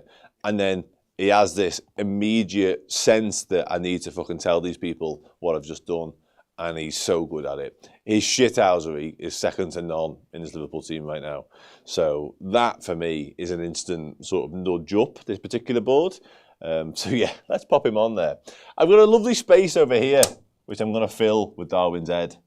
I feel that's appropriate. And also, I could nudge him a bit more for that moment when it looked like he was about to have a massive kick-off with Jan Bednarek. And I'll be honest, I was shit myself, because he is hot-headed. Like, he is as South American as they come. We all seen him headbutt Joachim Andersen.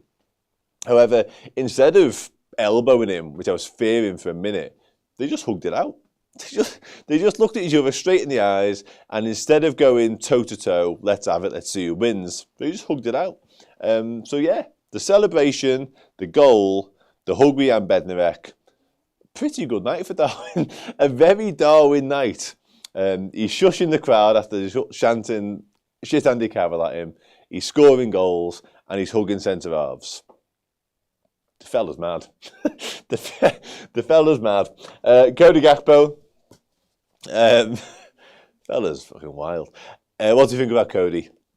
The only surprise, really, with Cody is that he didn't score, which in the Carabao Cup is unheard of, like uncharted territory, Cody Gakpo.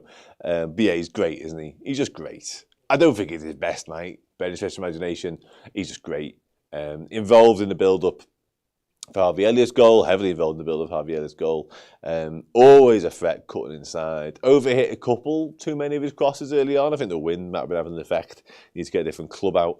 I'm not a golf guy at all, despite my surname. But yeah, I thought Cody was brilliant. I think Cody's always brilliant though, isn't he?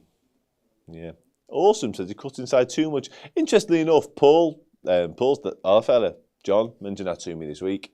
He'd like him to be a bit more unpredictable, basically, because his go-to pretty much every time is cutting inside. So do get your point. Maybe if he did go once or twice down the outside. No, I do remember him doing that a little bit tonight. So maybe he is trying to add that extra string to his bow. But yeah, I thought it was a good night for Cody. Actually, yeah, lovely ball inside to Harvey too. Okay, so let's do that then, shall we? Let's go for high sound for Cody, says official. Yeah, that'll do for me. Really quiet. I'm quite glad he was quiet in a way. I know this sounds a bit weird, but I don't think Cody Gakpo, who's been in brilliant form, full stop this season, certainly in the past 10 games, I think just 7 goals. I don't think tonight, in a weird way, was a night for Cody Gakpo to come to the fore. It felt more like a night for Darwin Nunez, who's been under real scrutiny, and Harvey Elliott, who we're really glad to have back. It felt like a night for them to do the business, because he's just playing well full stop. So he can save his goals and impacts for the weekend game against Spurs. Sorry. So yeah, I know it's a really odd take, but it's kind of where Matt. He's played a lot of footy, so let him just tick over, which kind of feels like he did tonight.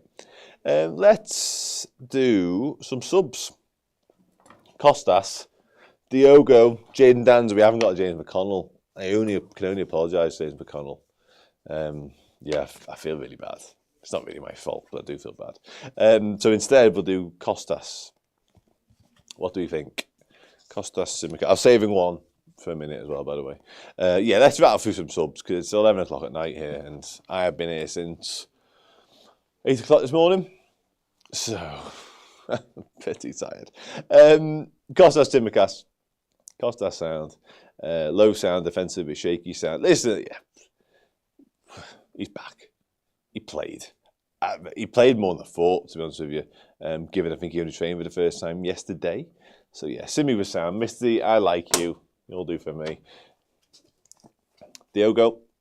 Felt like Diogo was going to make something happen, didn't it, to be honest with you? A couple of times you ran the defence. I think he was the one who beat a couple, found Chiesa, and then Chiesa did what Chiesa did. But yeah, I think Jota was good. And ultimately, given not a setback, but Arne Slot was a little bit, Jota wasn't really right after the Fulham game, I immediately went, oh, for fuck's sake. But then to see him again tonight just sort of eases those worries about where he's at fitness-wise. So yeah, nice to see him get some more minutes. And hopefully he's ready for the weekend because he quite likes playing against Spurs. He quite likes playing against clubs from North London, to be honest with you. High sound, says Kat. High sound, says Freedom Journey. Low boss, says Robert. Wow, you were really having Jota's cameo. Let's go there. I like high sound. Jane Dans. I feel like I've said this fucking on repeat for the past 40 minutes, but nice to see him back. It is, though, because, again, I said it earlier on tonight, so I won't repeat myself too much, but really tricky season for Jane Dans. And it's a shame because it felt like he was ready for a breakthrough, but back injuries have curtailed that happening yet. But I think he looked good, actually, when he came on. Some really nice touches, a couple of moments when he gets out of a really tight space under pressure. And he's a good footballer. He's a good footballer. He's a proper centre-forward type too. And there's a lot to like there. There's certainly a lot to work with there. Still very raw. Still loads of development to come. But you can tell. You can tell, can't you? Sound. Homegrown. Good to see him back. Not loads of time to him with difficulty. Yeah, that's kind of where I'm at with it, to be honest with you. You can just tell sometimes, can't you? And I think Jayden Dans fits into that category. I've not got loads of space for him, though, which is problematic. Yeah, I'm in danger of putting him somewhere I don't want to put him. Shit in hell. I've made a rod for my own back here. Let's put Costas in that gap. Jesus. Sorry for turning me back to him. I'm aware of how incredibly rude that is. And let's move Diogo a bit that way so I can pop Jayden there. Stunning. Federico, last one. Somebody said, squeeze Jota up and slot Dan's underneath. I kind of did that. Kind of. I do like Jane Dan's. What can I say? Guilty. Shoot me. Federico Chiesa. Let's round this off with the Italian. Mixed feelings on Chiesa. Certainly in-game. People were saying he wasn't interested. People were saying he didn't look fit. People were saying how rusty he was, send him back to Italy, etc., etc., etc. And I guess he did look rusty, ultimately, because, he hasn't played a lot of footy. But, I don't know, that nutmeg alone on the touchline is, we're starting like a here for that, and then we'll work our way down from there, I guess. Jesse says, look very dangerous, amazing touch, should have scored, unlucky. He was definitely unlucky with the two efforts he made in quick succession. And the first one's goal bound, the first one's in. I think it's Harwood Bellis gets back to clear it off the line. Good clearance, actually. And it would have been a really nice finish from Chiesa, too. Left-footed, cutting inside. And the second shot wasn't a bad one, too. The moment that did baffle me a little bit was we spoke about Jota finding him in loads of space inside the area a moment ago. And is it a shot? Is it a pass? If it's not a pass and it is a shot, it's a terrible shot. And if it isn't a shot and it is a pass, why is he passing? So whatever way you slice that, really, it's not great. But yeah, was a pass, says Tim. Okay. His decision making definitely wasn't always the best then, because why you're passing as a forward, as an attacking player especially, with the goal literally at your mercy. I scored a goal for a very similar angle to that last night playing footy, so I'm aware that it's possible, Federico. So if you need any tips in finishing as a right footer from the right-hand side of the area, from that angle, then my DMs are open. But yeah, listen, loads more to come. We're not going to make sort of any hard and fast judgments on Federico Chiesa's Liverpool career right here. You can't write him off as the next Artemelo, and you also can't suggest he's going to go on to become Liverpool's version of Gianfranco Zola. However, I thought it was fine. And similar to what we said about 15 of the lads behind me, nice to see him play, and hopefully more to come. Sound. Let's wrap this up. Michaela says he looked rusty at first, but nice to see him. Yeah, taking people on. To be fair, he got a little service. Sound, says Lucas. I think he's just a sound, isn't he? Joe thinks he's going to come good. Move Naomi and slot Feddy underneath. Sharp, considering he hasn't played. Okay, we're quite positive. Oh, okay, I like move Naomi up. Now you're speaking my language. Let's move Naomi up there and just put Feddy there. Ignore the bit that's sort of overhanging you're messing, because it's a little bit harsh. Last two things to do are man the match. Oh no, I can't. Have I got Arne Slot anywhere? I think I've covered Arne Slot with one of the young lads. I think I have, yeah, I can't do that. Can't do that. So no Arne Slot tonight. Although he was not on the touchline, so. Man the match, you know what to do here. Just put whoever you think man the match is in the chat. I'll look at it. I'll stick this on the board somewhere. I'll say goodbye. I'll go home. Endo. He's already played more than Mel. It's a good point. Kelleher. Elliott. Endo. He should start that game, yeah, absolutely. Endo. Morton. You're all right. Endo. Edno. Endo. Why is Trent so high? Listen, I'm guided by you guys. I thought Trent was all right. There's some Trent hate going on at the minute. I'm not suggesting you are in that particular camp, but yeah, Trent is not flavour of the month right now at Liverpool Football Club. I think it's fair to say. Endo, Salah, yeah, he played well, to be fair. He did play well. LFC Mav, anything other than Endo is incorrect for me. Japanese Milner. Should be Water in the Endo. Tony Wood, yeah, listen, this could be the first time it isn't, remarkably. Michaela, I feel like I say this a lot, Michaela. It tends to be always me. I was going to say, I'm not going to say it. It tends to be always me. There's no way of phrasing this, right? It sounded awful. Putting your comment up last and going based off your judgment. That. See that?